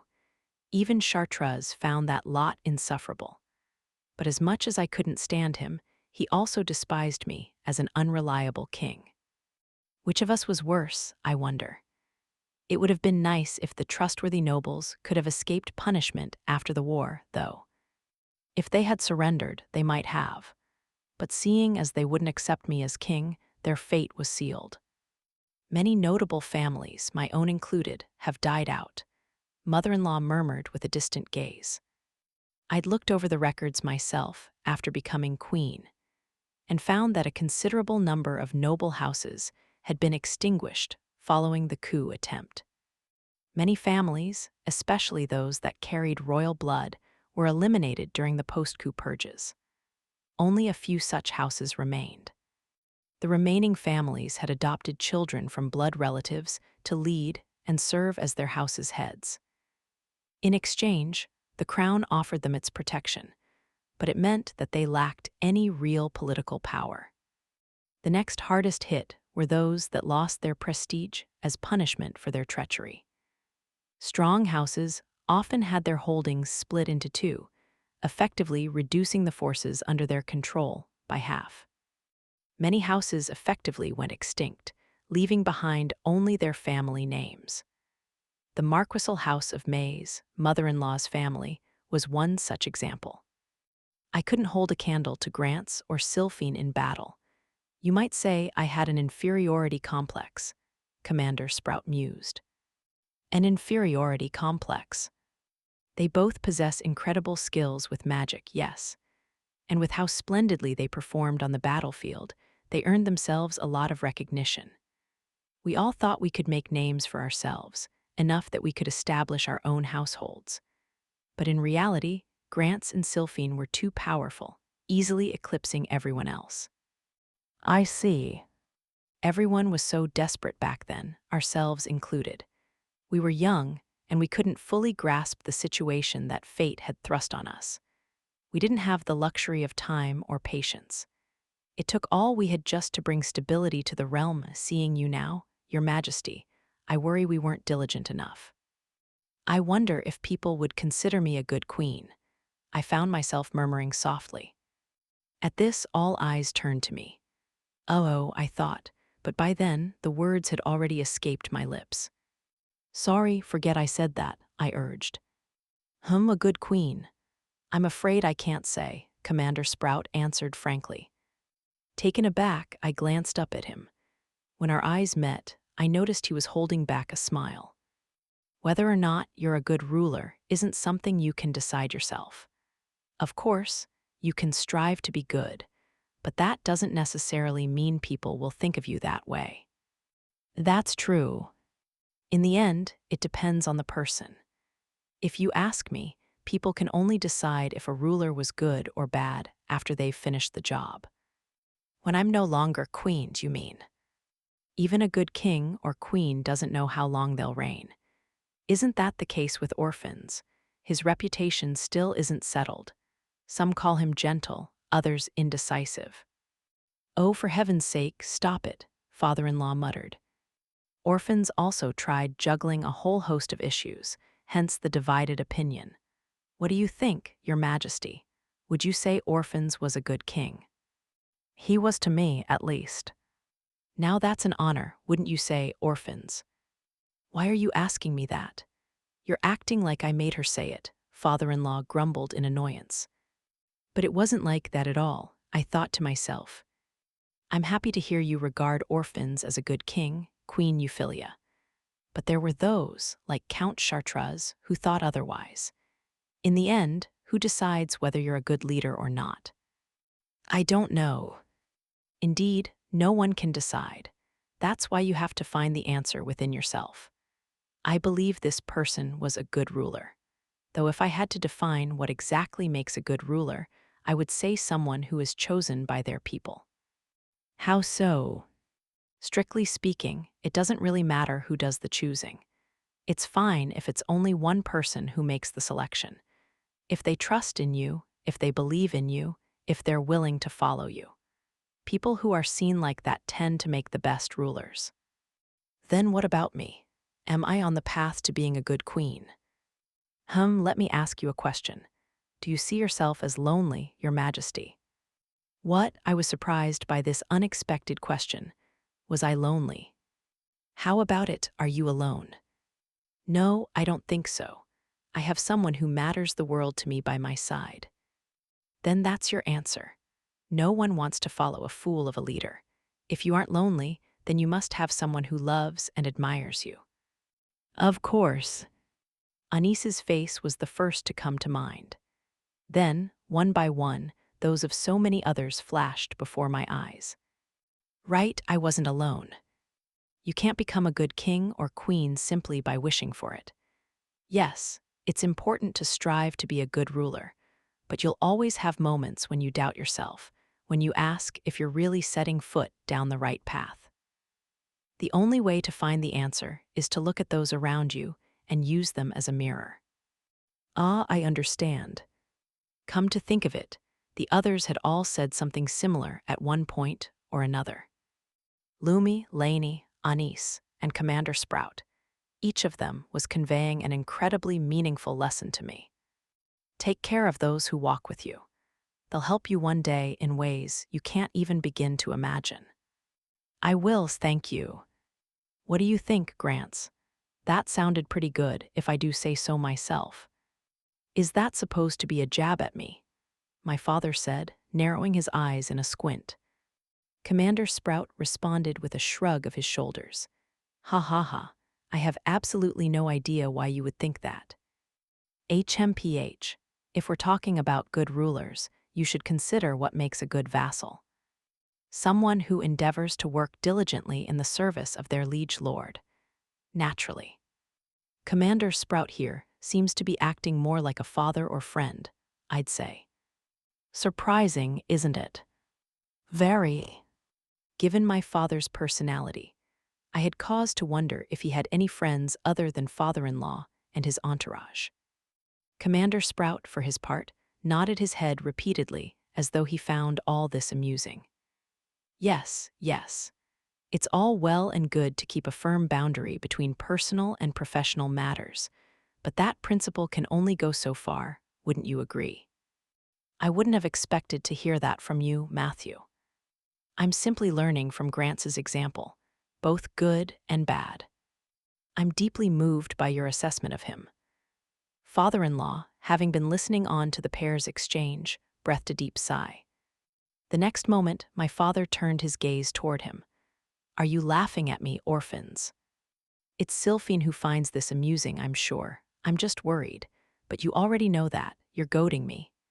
Father-in-law shouted, but my father simply laughed in response. Mother-in-law, on the other hand, was shaking with so much mirth that tears had welled up in her eyes. As I watched all this unfold, it suddenly clicked. A good ruler was someone who could protect scenes like this. I grew up without knowing this side of my father and the others. Perhaps they had long been trying to keep it private, but it came as such a relief to finally witness it firsthand. Maybe it was because I had become queen myself and taken on so many responsibilities that I could understand them now.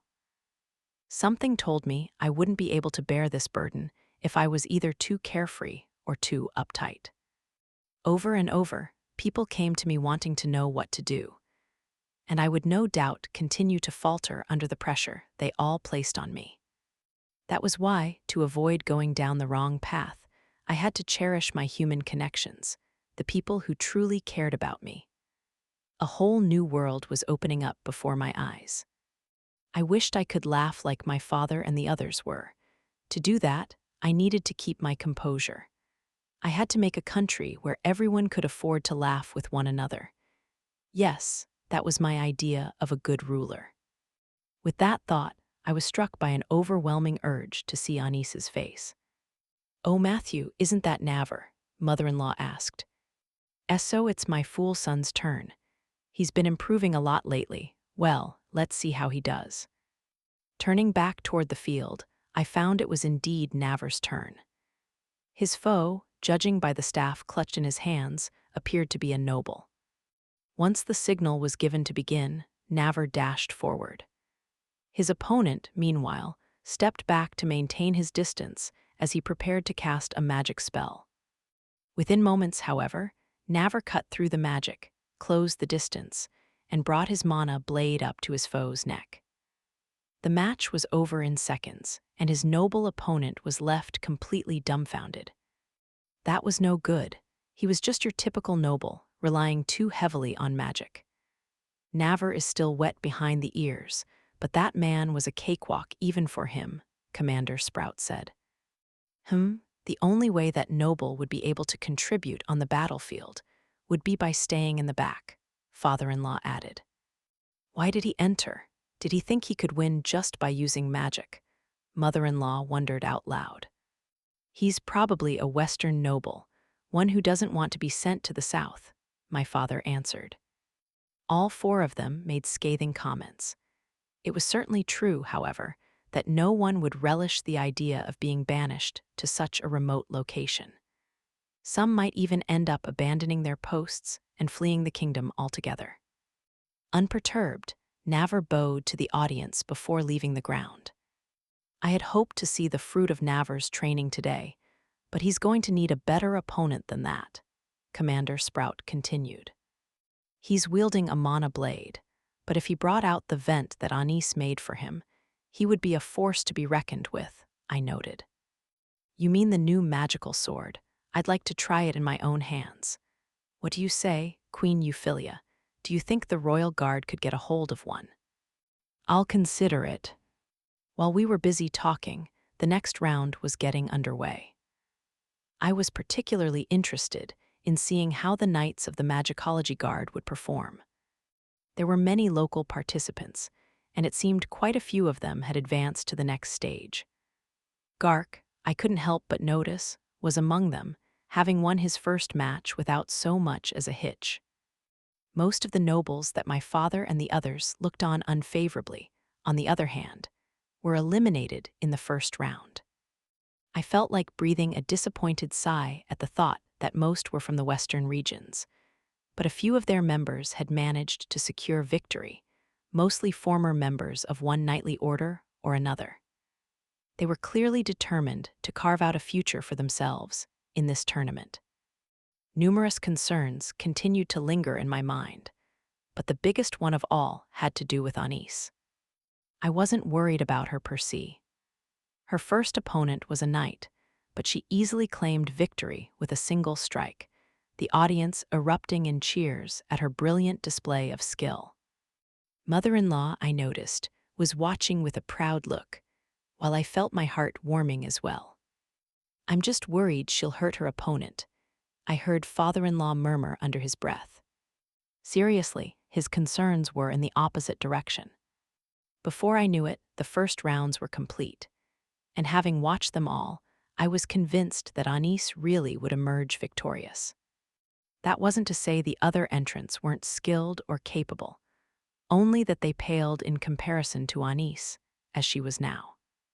Aside from her, the next standout fighter would have to be Baron Sion, a former commoner renowned for his rise despite being unable to use magic. I couldn't help but smile at the thought of Lainie sitting on the edge of her seat, and of Ilya anxiously waiting beside her. And so the second rounds got underway, and yet, Anis's next opponent, father-in-law muttered. Is that him? Ah, the former Count Leghorn. It is, isn't it, Yuffie? Yes, I didn't realize he had entered the tournament. He was indeed the former Count Leghorn. With his titles revoked, he could no longer be considered a nobleman. He was due to be sent to the south as a criminal to serve a sentence of hard labor. His only hope for redemption was to put in a strong showing here. All things considered, I had to commend him for rising to the occasion. And yet, "He's finished, isn't he?" Commander Sprout remarked.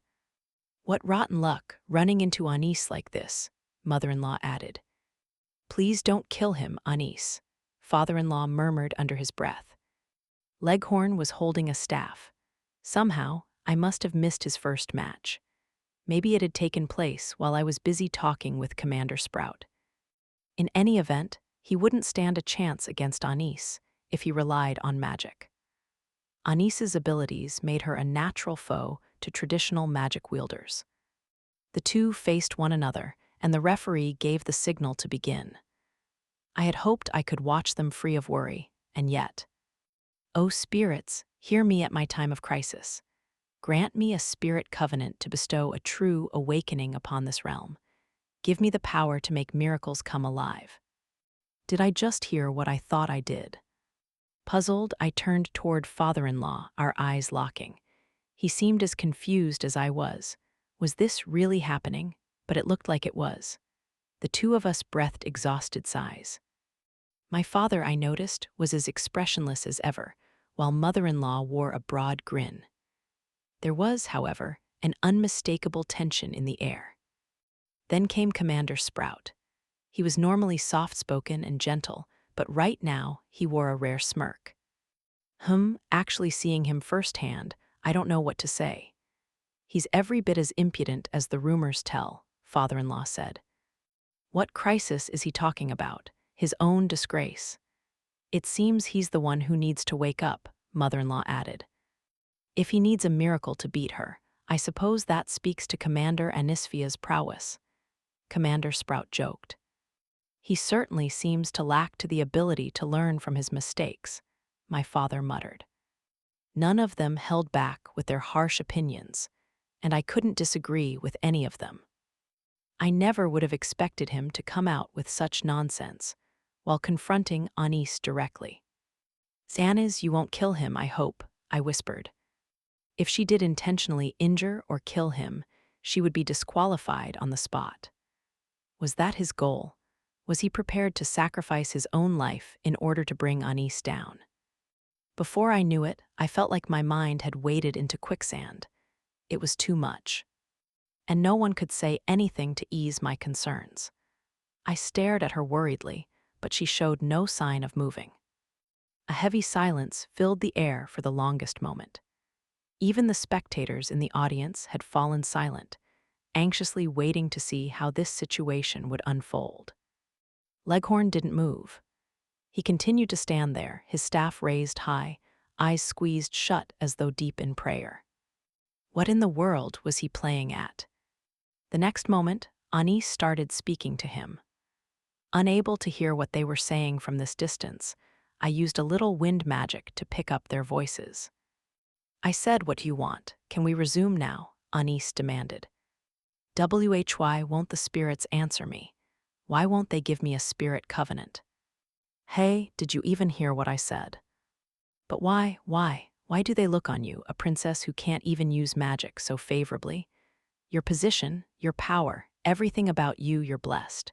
Why does someone the spirits aren't supposed to have chosen get everything she wants? It isn't right." I could feel myself losing my temper with him all over again. There was simply no helping this man. Even after everything that had happened, he was still possessed by his own delusions. After a moment, Anis spoke up in response. "What isn't right about it? If your wish for a spirit covenant truly came from the bottom of your heart, the spirits would answer you. That's all there is to it." How can you know that, when you can't even use magic? "Who exactly do you think I'm closest to?" Why won't anyone save me? No one will, no one. I'm a noble, descended from a venerable lineage.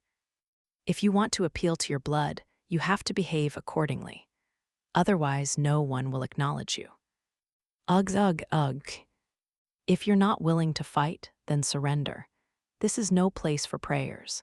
If you don't have what it takes, you should get out of here. Og, Leghorn screamed as he unleashed a magic attack. Arrows of flame appeared in the air, shooting straight for Anis. Any ordinary person would have been killed on the spot. I even noticed the knight serving as referee hurriedly retreat to a safe distance. Screams sounded from the audience. Leghorn may have been an idiot, but his magic prowess wasn't half bad. Well, it was unfortunate for him that he was going up against Anis here. With a swing of her mana blade, she brushed the fire arrows aside. In the end, not even a single one managed to reach her. Leghorn continued to shout at the top of his voice, casting spell after spell. Anis stared back with pity in her eyes, standing firm against each oncoming barrage, knocking the blasts down one after the next. Even the spectators who had given in to panic fell silent. A moment later, as if his strength had left him, Leghorn fell to his knees. Anis, still standing across from him, looked down coolly. "Do you surrender?" she asked. "Hod, hod, hod. If you can't stand up, then forfeit. If you still have the strength to glare at me, get up. If you really want a spirit covenant, you won't get one kneeling on the ground," she said, returning his glare. Leghorn shook even more violently at this. He couldn't stand to maintain eye contact anymore. "You want a spirit covenant. They're not to be entered into lightly. You seem to think it would be a convenient way to get what you want," Anis admonished him in a matter-of-fact voice. "Do you really understand the cost? Do you even realize just how determined Euphy had to be to complete her own covenant? Have some shame. Don't you dare underestimate her resolve." Silence reigned as Anis's cry sounded all around, loud enough to be heard by everyone watching her. I, on the other hand, had to raise a hand to keep my heart from leaping out of my chest. Anis's words pierced my soul. Ugh. If you can't even speak, we can let the referee decide," Anis continued. NGH. Leghorn was in no state to be answering questions. Anis continued to watch him for a short while, then breathed a bored sigh. "You'll have to go all out to survive in the South. If you work hard, with the determination to pull through, maybe the spirits will answer your wish next time," she said, motioning to the judge. The next moment, Leghorn fell to the ground, apparently unconscious. The referee raced over to check his condition, and with a quiet shake of his head, declared Anis the winner. A second later, an explosive roar of cheers resounded from the audience. Anis, I noticed, shook in embarrassed surprise as she awkwardly left the field. I had to stifle a laugh. Why was she so flustered? Impressive, as to be expected of Commander Anisphia. She reminds me of you back in the old days, Sylphine. She has a certain mercilessness about her, Commander Sprout remarked. Matthew, did I mishear you just now? Mother-in-law asked. I didn't say anything. Ah, you must be proud how much she's grown. The commander chuckled, averting his gaze. Mother-in-law glared back at him for a long moment, then let out a quiet sigh. Honestly, I understand she's upset, but she didn't need to act so recklessly. It's fine, isn't it? This will do wonders to advertise her magical tools, my father remarked. You've always got profit and advantage on your mind, Grants. Mother-in-law grumbled. Come on, let's all get along, father-in-law intervened. While this exchange was going on, the former Count Leghorn was carried away from the tournament grounds, while the audience continued to cheer, following Anis's victory. This is kind of embarrassing. I heard her murmur, those words setting my heart aflutter. How could I not love her?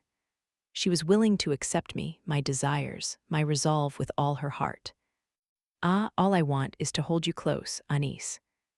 Ending. Apart from the small incident involving Anis and the former Count Leghorn, The tournament proceeded to its conclusion without any major disturbances. To put it simply, Anis emerged as the ultimate victor. I had never doubted that outcome, so to me, it didn't come as any great surprise. I couldn't say the same, however, for the person who took second place. To my surprise, Baron Cyan was the runner-up. In other words, the final match had been between him and Anis. Much of the audience was taken aback by this development, seeing as neither contestant was capable of wielding traditional magic. But it was difficult to find fault with the outcome, especially considering how intense the showdown between the two finalists had been. Baron Cyan's reflexes were every bit as good as Anis's, but in the end, he ultimately succumbed to her unrelenting onslaught. That did, however, bring with it the tournament's greatest surprise. Up until that final match, Anis had won most of her contests with a single blow. The fact that Baron Cyan had held his own against her for as long as he did was a testament to his skills and talent. Frankly speaking, I thought the results exceeded all expectations. That these two had won first and second places would set the stage for the future. On top of that, the fact that those nobles fixated solely on magic had for the most part been eliminated in the first round only highlighted the utility and potential of magical tools. And so I found myself waiting for the top 3 contestants to enter the room, so I could offer them all a few congratulatory words. "The winners are here, Your Majesty," sounded a voice. "Show them in, please," I urged. The attendant bowed his head. As I waited for Anis and the 2 others to arrive, father-in-law, sitting alongside me, let out a soft chuckle. "Do calm down, Euphyllia. You're also here to bestow your blessings as queen. Remember that," he cautioned me. "Yes," I answered, slightly embarrassed. "It's rare to see you so restless," my father observed. "Don't make a scene, Grants," mother-in-law interrupted in my defense. Well, it was only natural. I was so eager to see her.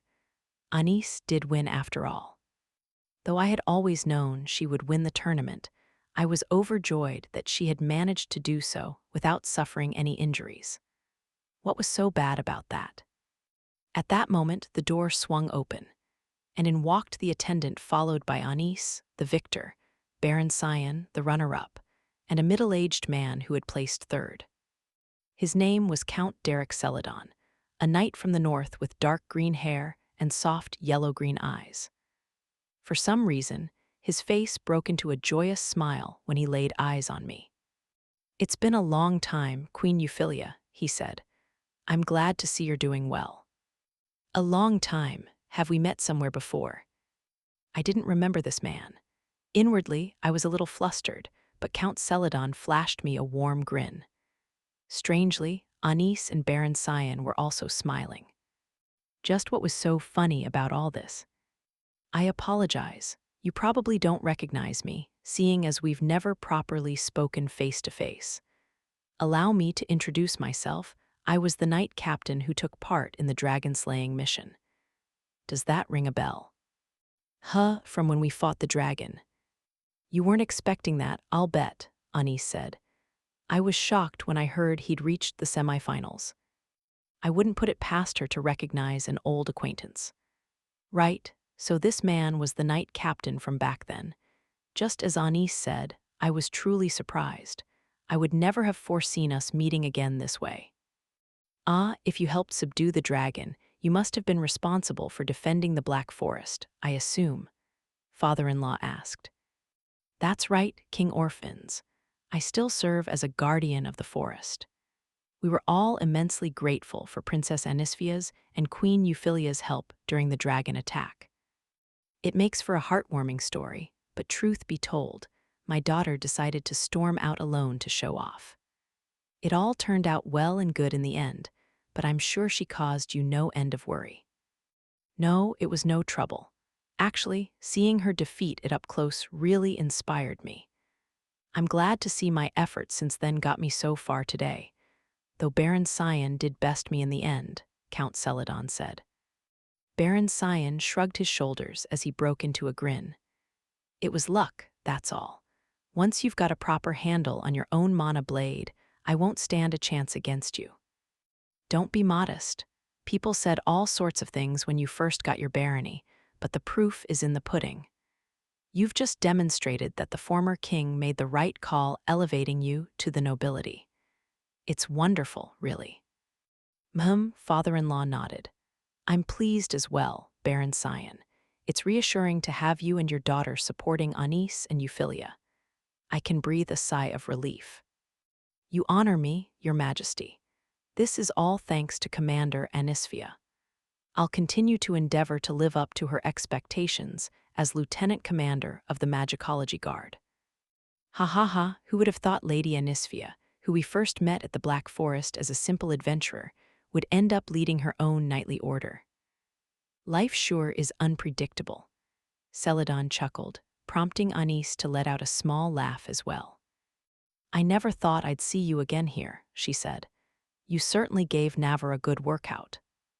Ah, it was a close call, my bout with him. Commander Sprout must be very proud. His son put in a remarkable performance. Oh no, he still has a long way to go. I'll have to do more to encourage him, the commander answered. As it happened, it was Navarre who had lost out on receiving an award, coming in a close fourth after losing to Count Celadon. Commander Sprout, who had watched the match with our group, wore a complex smile, equal parts happy and frustrated. I was impressed to see him muttering how Navarre still had room to grow and how he needed to train harder. Incidentally, Gark had also taken part in the tournament, but he ended up losing against Baron Sion halfway through. I offer my sincerest praise for all the effort you put into your endeavors, I said to the three victors. I'm honored, Your Majesty, Count Celadon answered. My journey isn't over yet. I'll keep working hard to aim for greater heights, Baron Sion added with a deep bow. A moment later, Anis broke into a proud smile as she, too, offered a slight bow. We'll be holding a celebratory banquet later as a token of my appreciation, I said. I would like to offer some more words of congratulation at that time. Thank you. Ah, the wine's going to be delicious, isn't it? I can't wait. Count Celadon grinned eagerly. The atmosphere remained light and friendly as we exchanged casual conversation. I was particularly curious about recent developments in the northern region and the Black Forest. There had been a decrease in monster activity before the dragon attack, but things seemed to have returned to normal now, and the nights were as busy as ever.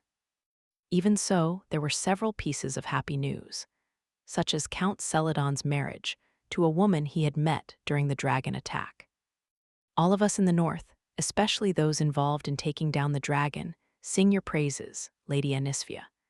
We've been surprised by all your successes over the past few years, but we're just as pleased as if they were our own. We have high expectations for the Magicology City and your Magicology Guard as well.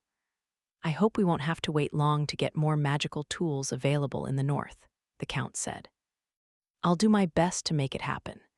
Feel free to come visit us with your wife at the Magicology City when you have time, Anis answered. I'd like to consider arranging some exchanges between our knightly orders. I suspect that will have to wait until after the Magicology City is complete, but I'm hoping we can make it a reality. I'd like that as well, Anis said with a beaming smile. Yes, this was a positive development. It wasn't long, however, before that easygoing conversation drew to a close, and it was time for us to join the festivities. It's almost time. We'll head to the venue a little early. We'll see you soon, father-in-law said. Yes, we won't be long, Anis answered. Make sure you see it through all the way to the end, Anis. Why yes, mother. Take care of Anis for us, Euphyllia. Of course, she'll be safe with me. Mother-in-law remained as concerned about Anis as ever, but eventually she let father-in-law lead her to the venue. Both my father and Commander Sprout left as well. From here on out, it was my job to offer congratulations. Apologies, Baron Sion, Count Celadon, but could I speak with you again there? I'll catch up with you shortly, I said. Yuffie, is something wrong? Anis asked. Very well, Baron Cyan answered. We'll go on ahead. Let's be off, Count Celadon. All right, got it. I'll see you later then, the Count added. The two men, both seeming to grasp the reason for my request, offered quick bows as they strode off. Before long, only Anis and I remained. Finally realizing I had wanted to give us a moment alone, she breathed a long sigh as she rested a hand against her forehead. Hey, Yuffie, she said, fixing me with a sharp look. Sorry, Anis. I couldn't wait any longer, I answered, embracing her in a tight hug. I surrendered myself to her presence, letting her affection wash over me. Anis was visibly surprised for a moment, but she soon succumbed. We have to go out in public soon. Don't do anything weird, okay? She begged. Let me stay like this a little while longer. Otherwise, I'm afraid I could lose control. I love you so much. You can be a little scary sometimes. I guess you're not giving me any choice, huh? She said, wrapping her arms around me and gently patting me on the back as if comforting a small child. Anis, I asked. What? I love you. I know. I am so in love with you. You're so important to me. You accept me for who I am. You want me for who I am, every little part of me. I do, she said, embracing me in turn. How I wished this moment in time could last forever. I was delighted, happy beyond control, all because of her. There was no doubt in my mind, my existence, my soul, wanted nothing but her. I never wanted to let her go. I wanted her more and more, and I wanted her to want me. I didn't care how greedy it made me, my love for her knew no bounds. Stay with me, forever, I whispered. You're sure? Even if the world won't permit us to stay together, I will. I'll make the world obey, if need be. You're sounding awfully scary lately. I was thinking I shouldn't hold back anymore. Hold on, you're saying you've been holding back till now. You've gotta be joking, right? You think you're a joke to me. It's not really the sort of thing I'd expect to hear you say. You think I should put it another way. As we held each other close, staring into each other's eyes, I realized Anis wore an almost pitiful expression. Watching her filled me with immeasurable joy, and I couldn't help but flash her a smile. You want me with everything you have as well, don't you? You couldn't do anything to calm your racing heart, I said. You're saying you've fallen in love with me all over again. Yes, no matter how many times we're born and reborn, I want it to be with you. Now you're just exaggerating. I'm not. To me, Anis was every bit as important as my own life. Because of her, I had learned how to love. Because of her love for the world, I had discovered a world that I wanted to love as well. But if I were to lose her, everything would fade away. If society were to deny her, were to rob her of a place to be herself, I would create a new world that she could live in, even if it meant destroying the current one. If she knew how I really felt, she might come to fear me. Perhaps deep down, she already realized it. But if she felt the same way for me as I did for her, would she let me love her with everything I was? If so, I would be the happiest woman in the world. And so, resting my face against her neck, I called out, pleading, Anis. What's the matter now? Is it okay for me to be happy? Please give me the answer I need. Would she let me live in a world where she was happy, too? All I wanted was to be by her side, even if it meant other people fearing me. All I wanted was her love, her acceptance, and her forgiveness. If she rejected me, I would wither away like a decaying flower. I wanted her to keep me by her side, to be a part of her life as naturally as breathing and drinking water to quench one's thirst. That's a given. You need to be happy, Yuffie. What do you mean? I mean, I wouldn't want to be the only one who's found joy. A shaky breath escaped my lips as relief, and joy slowly flooded my chest. Yes, I could breathe properly. I could live this life to the fullest here in this lovely world, with the person who brought me happiness beyond compare. We gazed into each other's eyes without saying anything more, until naturally our lips met. I loved her so much that I could say with certainty that this was the natural order of things. Afterword, Pierre Okarasu here. Thank you so much for picking up Volume 8 of the Magical Revolution of the Reincarnated Princess and the Genius Young Lady. I hope you enjoyed it this time around. The 7th volume was all about Anis's story, so for this one, I wanted to center the tale around Yuffie. Since we're following Yuffie's point of view, I tried to bring out parts of the tale that haven't really been fully discussed from Anis's side.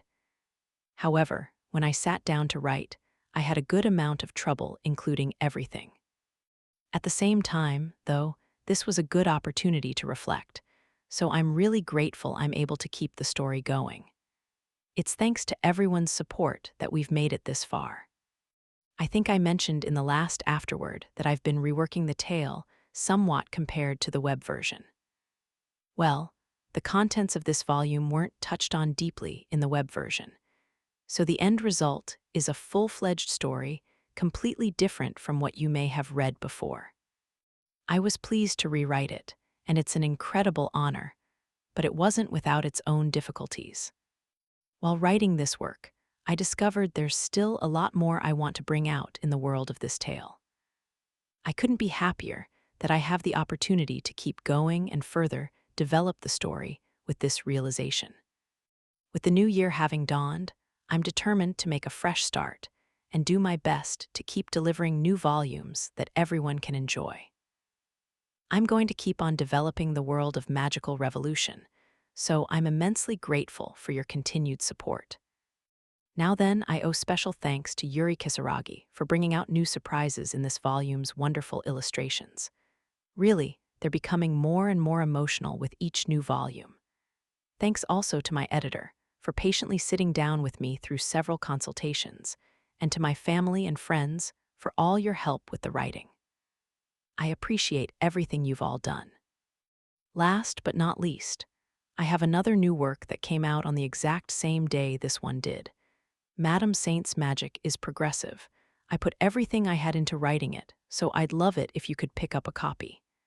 With that said, I hope to see you again in the next volume. Piero Krasu.